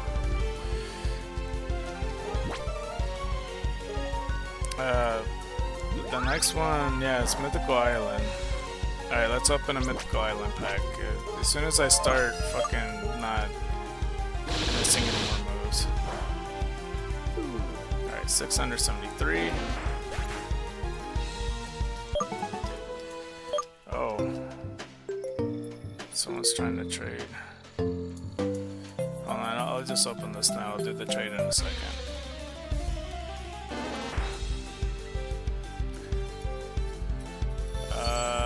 No packs turnover from what I've seen. Let's see, just to make sure. Doesn't look like it. That's unfortunate.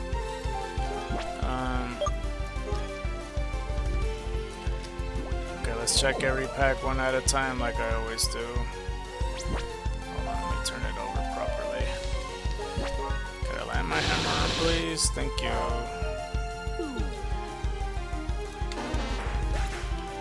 Okay, 674.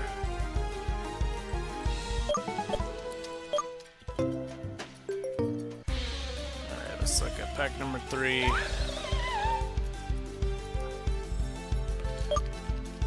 Pack number 4. Pack number 5.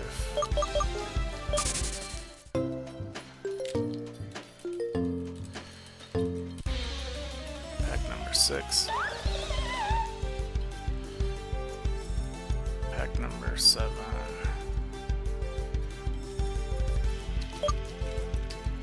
Pack number 8. Damn, there's none of these are curved or anything. Pack number 9. Pack number 10.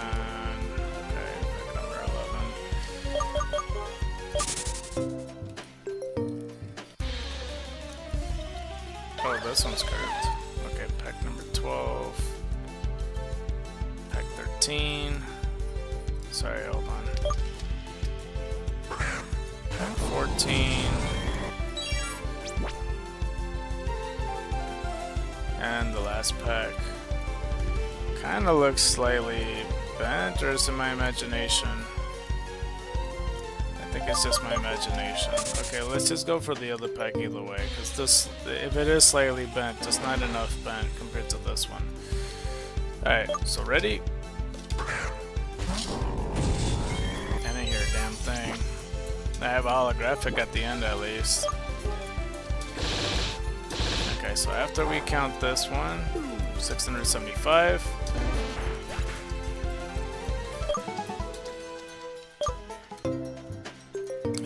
Let's see, we got Florgus, we got Purloin, we got Finion, we got Salandit, and we got Volcarona. I feel like I got a lot of Volcaronas.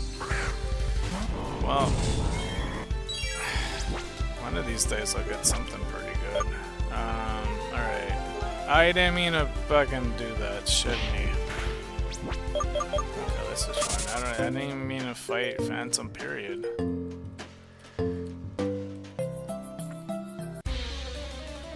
Okay.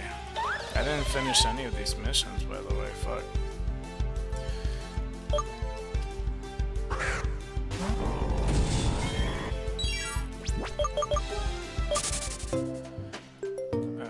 Okay. So let's go to the trade in progress. Oh, it's offered. Oh, it's foe. He's offering a Nidoking. I do need that. I do need Nidoking a lot. I'll trade you Charizard for that foe.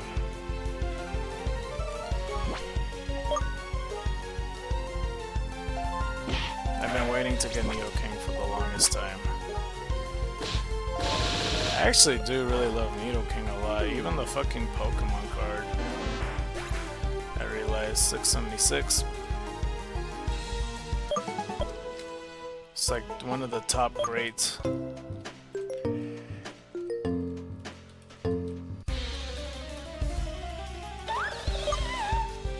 Okay, let's check back on the Reddit page. Hopefully it's updated.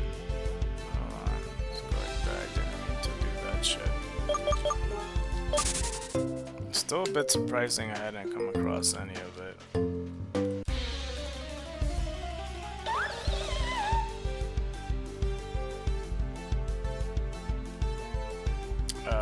Chen. There you go.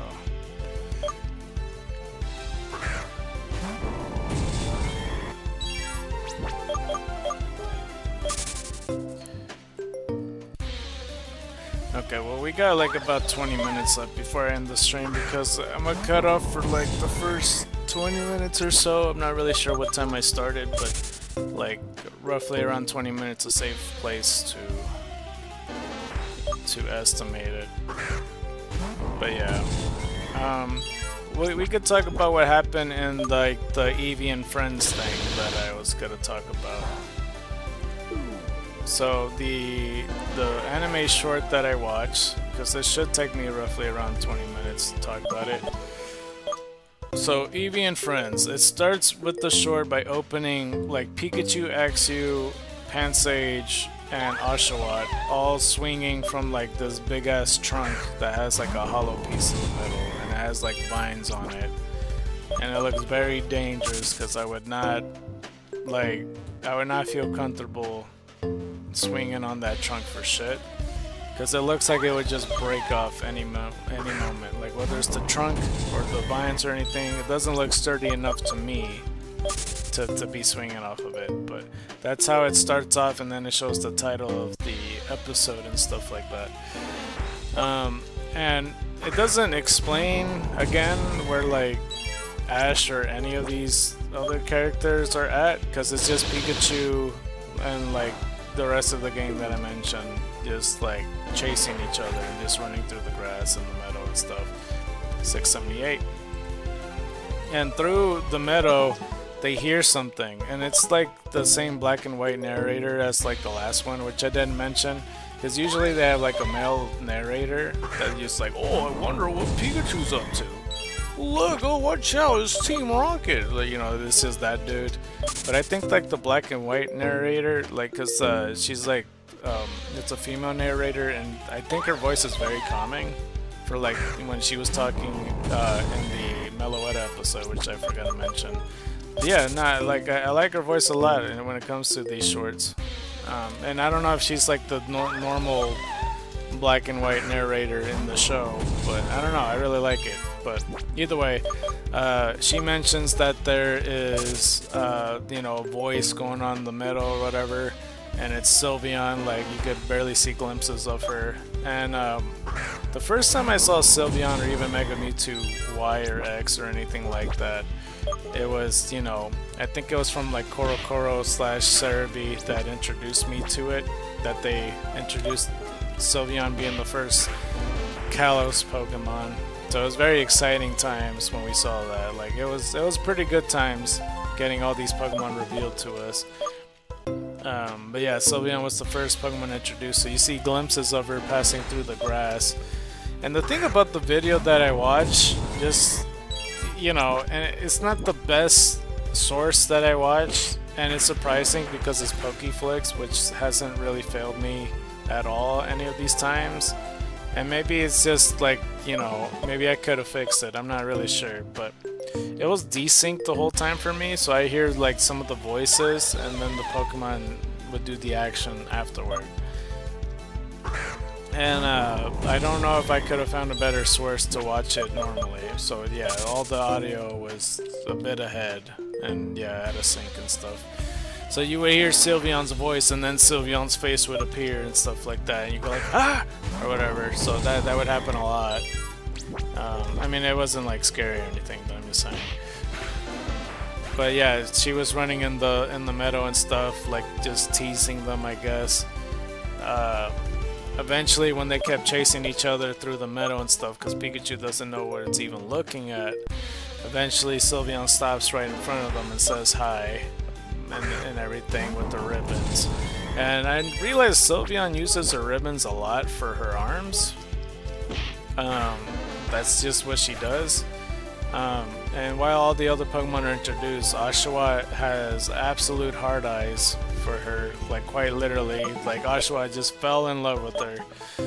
But yeah, Sylveon then says, like, you know, based on what the narrator is translating for her, is that like, oh, we're having a sleepover party, pretty much, so you guys could come over too. And like, they'll welcome to the home, which is like this big ass tree on the cliff. So that's basically the majority of the short. It's just Sylveon introducing, you know, all the other evolutions on what rooms they have and stuff like that. So yeah, they start walking to the house, and the first moment Sylveon is walking with like Pikachu, Axew, Oshawott, Pansage, Snivy. I don't know if Snivy is included, it probably is. But they were all walking together. The first moment, Jolteon jumps up and hugs Oshawott and immediately electrocutes him. So yeah, and the narrator was saying that Jolteon is very affectionate. You know, that's just what it does, which I didn't know that. Like, I know he shocks things, obviously, but I don't know, there are some facts that they just threw in there that kind of makes me think it's like, is it this particular Jolteon, or are they talking about all Jolteons? And, you know, I'll have that question many times throughout this and stuff like that. So I find that a bit interesting. Regardless, Jolteon was the first one introduced. Oshawott was not appreciative of getting shocked on the spot, so he immediately starts chasing Jolteon around and such. I'm trying to remember what's the very next one. I think what happens afterwards, Jolteon and Axew were playing a lot. Like, they were playing with each other a lot, along with, like, Eevee. That was another one, duh, Eevee. Eevee is practically, I should say, Eevee was literally the first Pokemon introduced, besides Sylveon, in this whole place, because Eevee just starts poking her head out, and then slides down, and then, yeah, it has, like, starts playing with Axew. And then Jolteon starts hugging Oshawott. And then so it's Axew, Jolteon, and Eevee playing with each other. And Oshawott just chasing them down. And then they run into this icy room. And in this icy room, of course, who else but Glaceon's in it. Where Glaceon, I think, just woke up from a nap or something like that. And then she looks down. And for some reason, which I don't totally understand, but Axew, Eevee, and Jolteon are like jumping on the ice furniture or ice blocks or whatever the fuck it is. And Oshawott's just like absolutely crashing into every single ice block that he sees. 686. So I don't know if he was just pissed off, and I don't even know what he thinks he's gonna do to Jolteon, because Jolteon could easily defeat an Oshawott. Like, there's barely... I mean, Jolteon doesn't have the best defenses, but what realistically could Oshawott do, even? Like, if it would Hidden Power Earth, I don't think he even knows ground moves. So I don't know. Either way, Glaceon looks down and, you know, uses Ice Beam and just turns Oshawott into an ice block, and then that kind of stops him in his track. I think afterwards, Oshawott still continues to be pissed off, chases the three, Jolteon, Axew, and fucking Eevee, while Pikachu and Sylveon still walking around like, oh shit, yeah, Oshawott does that, I'm sorry, or whatever. So yeah, they eventually ran into the outside part of the tree where there's like vines kind of holding on to these huts, and then along one of the huts it kind of attaches another vine to Leafeon's hut, because this is Leafeon's domain, I guess. I don't know why Leafeon's hanging from a tree and not living inside the tree technically, but that's where Leafeon is. So Eevee, Axew, and Jolteon, they jump inside one of the huts that's hanging from the vines, and Oshawott goes on top of the hut and starts shaking it around. But I don't know what... I don't know. It doesn't really do much either way. But Jolteon, Axew, and Eevee are rolling inside. And Leafeon is like just sitting there and then like also rocking back and forth, since the vine is attached to, you know, her hut too. And I'm saying that, you know, that her and she and all that stuff, because I assume all these evolutions are female, because Sylveon's quite clearly female, and then like the narrator at times would say like, oh, she's doing this, she's doing that, or whatever. Eevee, she, you know, like they would refer to her as that, so I'm just making the safe assumption that all of them are female Eevees. Which for the most part for me, when it comes to my own, like, you know, my own games, a lot of the time I always perceive some of these evolutions, like half of them, to be male, to be honest with you. I almost used the counter. Okay, 154. Because for my Umbreon personally, it's always kind of been, it's always kind of appeared to me as a male, but I could see the other side too, that it could be a female. Okay, well, we got another Oshawott. Or Oshawott. Oddish, oh my god, I hate just misspeaking sometimes. We got 689.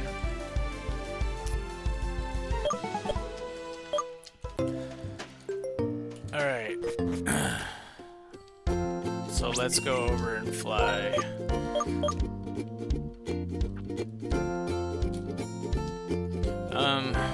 Whatchamacallit though? Yeah, Leafeon then uses like leafage or something, and it goes onto Oshawott. It like spins around and then puts leaves stuck on it and such. So all you can see with Oshawott is just his eyes, pretty much. I didn't mean to, but hold up. What was the neutral nature again? Adaptability ability. Okay, it's hardy nature. Part of its power. Alright, let's go put you over here then. There we go. Alright, that's 154 Eevees.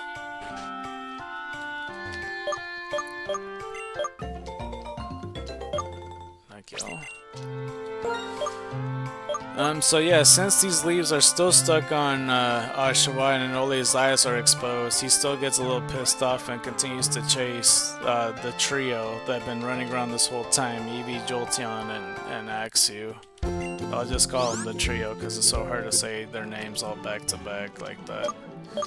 I don't know how many body slams I had, but it's all good. I swear I had like a few left, so yeah, it's fine to do all that.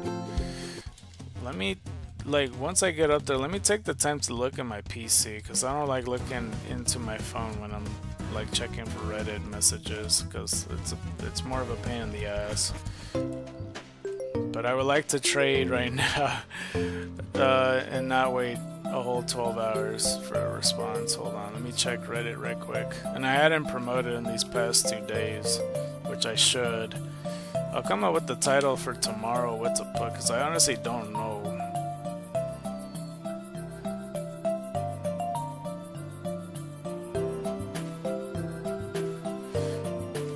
Doesn't look like I have anything.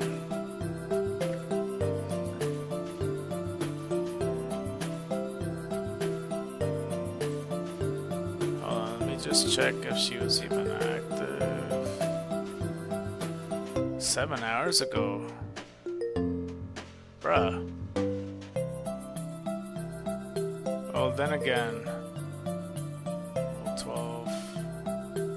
That's 8 AM. Well.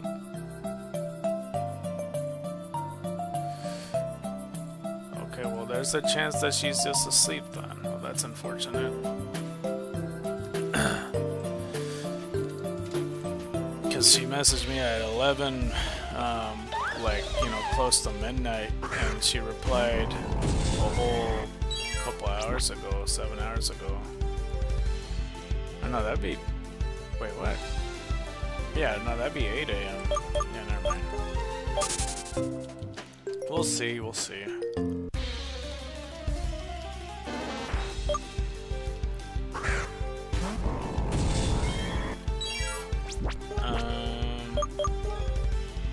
I should have messaged at 11 and let her know what time I was gonna play. Because I only messaged her by the time I woke up. 690, that's 69 times 10 right there. Giggity. Okay, so yeah, like I said, Oshawott still has leaves on it, so it still continues to chase down the trio, and they make it to Flareon's room, which he's like sleeping in the hut. I think he's sleeping. I'm not sure, or she's sleeping, I should say. And the trio's running, and Oshawott's still pissed off and chasing them around. Again, I still don't know what the fuck he thinks he's gonna do to Jolteon over here. But yeah, so that happens, and the narrator points out that whenever Flareon's a little scared or feels certain emotions, the temperature increases, which I didn't know that was a fact that Flareon had either way. Like, I thought all fire Pokemon could just increase the temperature as it is. So I assume it could increase the temperature around it. But yeah, Flareon started getting a little spooked because he sees Oshawott all leaved out and looking like a fucking monster. So it starts heating up, which I think caught Oshawott on fire a little bit. 692. And I like all the slapstick that's happening with Oshawott and stuff, but I still think Piplup does it a little bit better. I do like Oshawott in the show though. But yeah, eventually they go away. Flareon realizes that they went away, so Flareon then calms down a little bit, so it's not like, you know, too nervous and stuff. Because it also mentions that Flareon was shy. Eventually they make it to Umbreon's corridor, where there's nothing but like a dark tunnel and such. And in this dark tunnel, like, I think Oshawott went ahead for some reason chasing them. I don't know how this happened, but Oshawott, or maybe he turned to the wrong room or something like that. But eventually he ran into Umbreon, which all he saw of Umbreon was just like the golden rings. So Oshawott ran out, and then you know, it revealed to be Umbreon. I don't know what people would like expect anything else than just Umbreon anyway. But yeah, Sylveon says hi to Umbreon. Umbreon just says hi back. And that's for the most part what happened there. And I think afterwards, I think it's Vaporeon next. They ended up in this pool of water when they continued to chase them. I don't recall if they jumped into the river or if they jumped into a slide. They might have went to like a little waterfall, which made into the water, and they see something that's swishing the water, but they don't know what it is. Because, you know, it's the acid armor effect that Vaporeon does, because it tends to do that when it's swimming. It's like almost invisible. So it jumps out of the pool for very high, and then it lands on its feet, and Vaporeon says hi or whatever.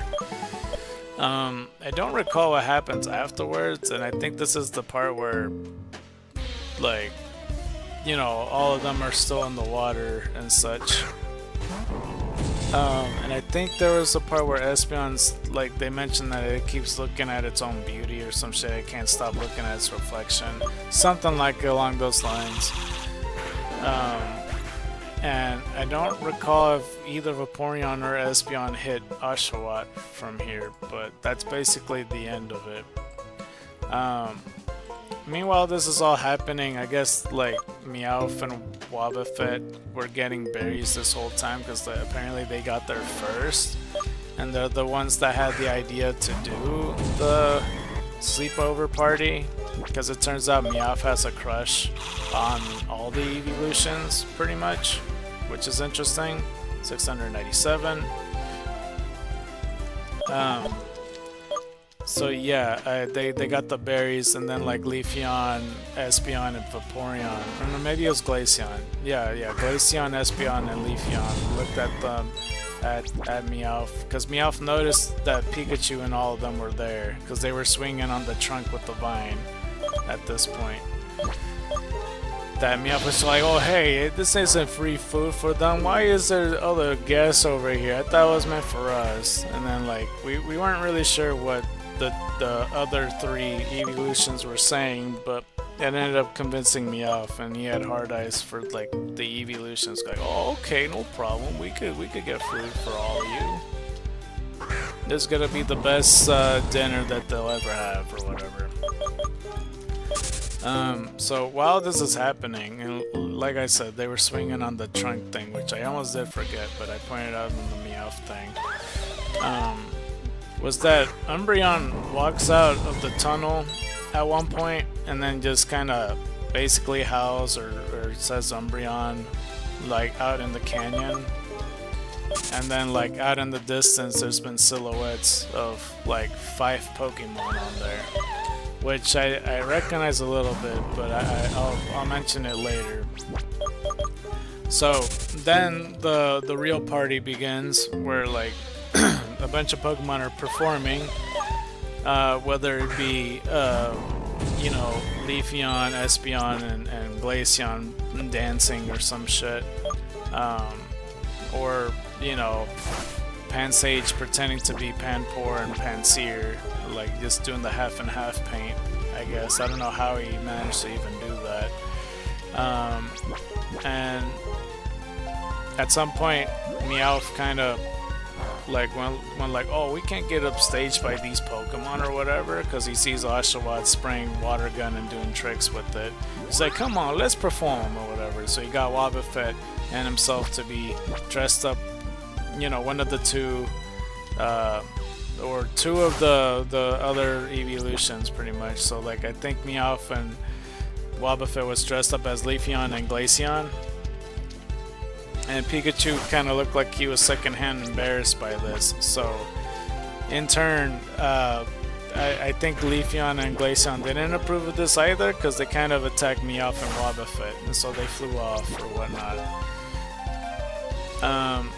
Then Umbreon showed up after that whole blast-off setup happened. I missed... Oh wait, what am I doing, dude? I'm sorry. I wasted all those hammer arms on that Phantom. I didn't even realize I was fighting that fool. I was just talking. So sorry for that. I just thought I was missing over and over. I was like, bro, hit the fucking body slam. 699. I might have been there for like a good 2 to 3 minutes. But yeah, so Umbreon showed up. He picked up like 3 watermelons using Psychic, which I know Umbreon can learn Psychic, but I feel like Umbreon that lives in the wild, as we got 700 by the way, that's 300 extra Odysseus compared to what we ended off last time, but we're not at 300 yet because we started at like 408 technically. But yeah, like it feels weird that a random wild, you know, wild Umbreon knows Psychic when it only learns it by TM and not by level up, but whatever. It has Psychic, I guess. And it picks up these watermelons and it just runs off. And so like the other Pokemon had to follow it right after it, so they weren't sure what the hell was going on. So it eventually walks to this canyon where there's 5 Pokemon that's from the silhouette we're from. They're just standing there. And it turned out to be Weavile, Gothita, Gothorita, Gothitelle, and Gible. Which I recognize all the shadows except for Gible. I wasn't sure what Gible's silhouette was because I thought it was a Shuppet or something like that, because all you saw was like the silhouette and glowy eyes. And we weren't really sure why they look all menacing and what was the whole point of that, because it was just the audience that sees that, I guess. But Umbreon then puts the 3 watermelons up, and Weavile cuts the watermelons into slices. And apparently, that was part of phase 1. I don't know if this was before or after, but Meowth and Wobbuffet was all like, oh, they're clearly bad guys, let me get them or whatever. So Meowth and Wobbuffet tries to, like, you know, cuts them off, but I think Umbreon's the one that hit them, or maybe a different Pokemon. One of the evolutions hit Meowth and Wobbuffet again, because when they were blasting off, they landed on the canyon. And they got back up, and that they just assumed and jumped to conclusions that these other Pokemon on the canyon were evil, I guess, and they got hit off immediately. So yeah, that kind of happened. They got ended up blasting off or whatever. I'm not sure how they came back, to be honest with you, because they were blasted off. I forget how they come back. Oh my god, I just did the same shit again. Alright, hold up. At least I'm aware pretty early on that this is a Phantom. Cause like right now I'm like in the depths of my brain trying to remember everything that happened. But I guess this was Umbreon's surprise for like the whole sleepover party thing, is to bring Gothitelle and all of them just to show off some things when it comes to this. So we got 704. Because Gothitelle apparently has the power to show what's out there in space, which I didn't know was something that she could do, to be honest with you. I mean, that might explain Caitlin's room, to be honest, but yeah. So you see that the sky is kind of like zoomed in into space pretty much. You see a bunch of planets that you may not recognize because there's like 2 Saturns with like different colors to it, you know?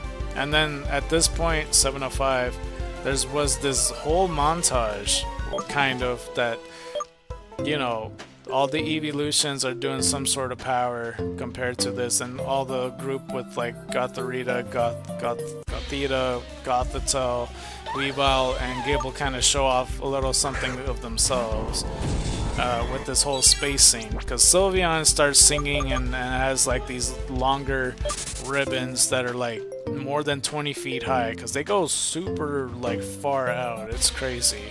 I'm not sure what those ribbons do, to be honest with you. But yeah, like, you know, when Glaceon's using Ice Beam and like, you know, Vaporeon using Bubble Beam or whatever the hell, they all just were doing all types of combinations of attacks, which feels like an extreme way of like, you know, it just feels like an extreme way of like a Pokemon contest, you know, when they're trying to show off Pokemon moves just to make it look beautiful. This just feels like that, pretty much. And I don't remember what the hell I was gonna say pertaining to one of the things or whatever. Oh, I think I know what it is, but I'll get to that in a second. But yeah, no, like a bunch of the Pokemon started doing certain moves to make the visuals more spectacular, because the sun starts zooming in, and, you know, the background starts turning into, you know, the X and Y graphics that some people are used to, I guess, like with the background changing color from purples and blues and stuff like that. I know I'm not being the most descriptive, but you know, just imagine space but like hyper sped up, but like also purple and blue and stuff. I don't know how to describe it better than that. You know, even Gibble used a Draco Meteor, and it's not like Ash's Gibble that suffers that he can't do a Draco Meteor right, but he does a Draco Meteor and then boom, it just breaks out and it's perfect and everything. But I mean, it was a pretty cool sequence. I mean, it's pretty trippy to look at. You know, all these Pokemon are literally looking at space on the canyon side, and all the Pokemon are enjoying themselves on what they're watching. Maybe not all the Pokemon partaked, because I'm pretty sure Espeon did. I don't know if Jolteon or Flareon did though. And it was interesting earlier, because even before when the whole party happened, like the performances, like you see Flareon get along with all the other Pokemon, which I thought Flareon was still going to be shy and everything. But yeah, eventually it cut to, you know, them saying thank you to like the other group and everything, and they all slept over, and it was nighttime, and like all these Pokemon had leaves to use as blankets. You know, Axew's leaves was a little off, and Sylveon used her ribbons to grab the leaves to put it back on Axew and everything, just so he could be comfortable.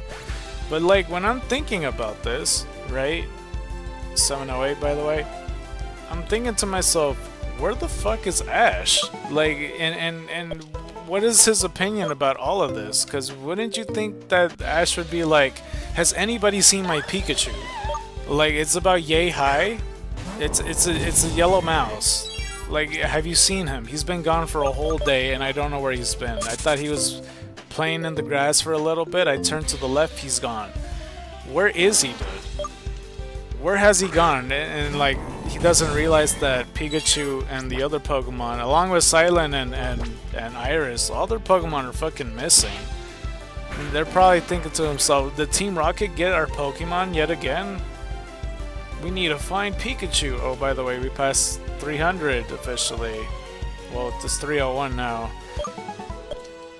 because we started at 408. But yeah, I just that thoughts crossed my mind, where like Ash and Iris and Silent are worried that their Pokemon are just gone, and they're having a good time seeing crazy rare ass Pokemon and crazy rare ass space in the canyon and stuff like that, and having like a sleepover and enjoying the time of their lives and stuff. And even the narrators all like, oh, I'm sure they're gonna have a fun day tomorrow too. Not Ash, not Iris, not Silent. They're worried sick. They're like, man, our Pokemon are fucking missing. So yeah, that's the thoughts that crossed my mind. But yeah, then the credits rolled and all that stuff, and you know, you see some pictures of what their day after looks like. You know, them going into the tunnels and seeing Ferrothorns and whatnot. I didn't really pay too much attention to other stuff that happened in the credits, but that's for the most part what happened in that whole short, which I do appreciate. I do like that short a lot. I still don't think it fits the Mewtwo versus Genesect thing. It may fit in a different one. Like, if anything, I feel like 7-Eleven, by the way, I feel like honestly it would fit better for like a movie like Volcanion and Magearna or something like that. That makes sense to me. I don't know about you guys, because Mewtwo and Genesect, that has such a purple feel when it's still in the black and white days. It doesn't really make sense in my head that this is the spot for it. So eventually, when I get the chance, we'll make a new story up for it. But yeah, 4 hours and 30 minutes has already happened. So let's just use this last body slam and pretty much like go to the Pokemon Center and just call it a day and call it from here. We could call it after 300 of them. I don't know what time I'll be ready, but I really would like to take a nap and be a little bit more ahead of my sleep schedule. So we'll see if we'll get up at 11 a.m. tomorrow. And I don't know when I'm walking, but that's fine. If it doesn't happen at 11 a.m., then it'll happen at 12 noon time, PST. So yeah, if you like this episode, don't forget to press that like button. If you really like this episode, please consider subscribing. If you haven't considered subscribing yet, please watch another one of my videos. I play the video games, and if you like playing video games, you might like my stuff. With that being said, in the next episode, we're going to go further into the count and past 1,000, as we're still trying to see the truth whether we can or cannot catch a retro/vintage Pokemon before the retro decks or the vintage decks, whatever you want to consider it. So we will find out the truth next time. Hopefully we'll get something like that. I'm still a little pessimistic on it, and hopefully we could get the trade going with it. Hopefully it doesn't happen off screen if, like, you know, they want to do it right then and there or something like that, or maybe they're not available, but I'll let you guys know. Either way, White Tigers and Dragons to you, and you've been scarred by the night. I'm out.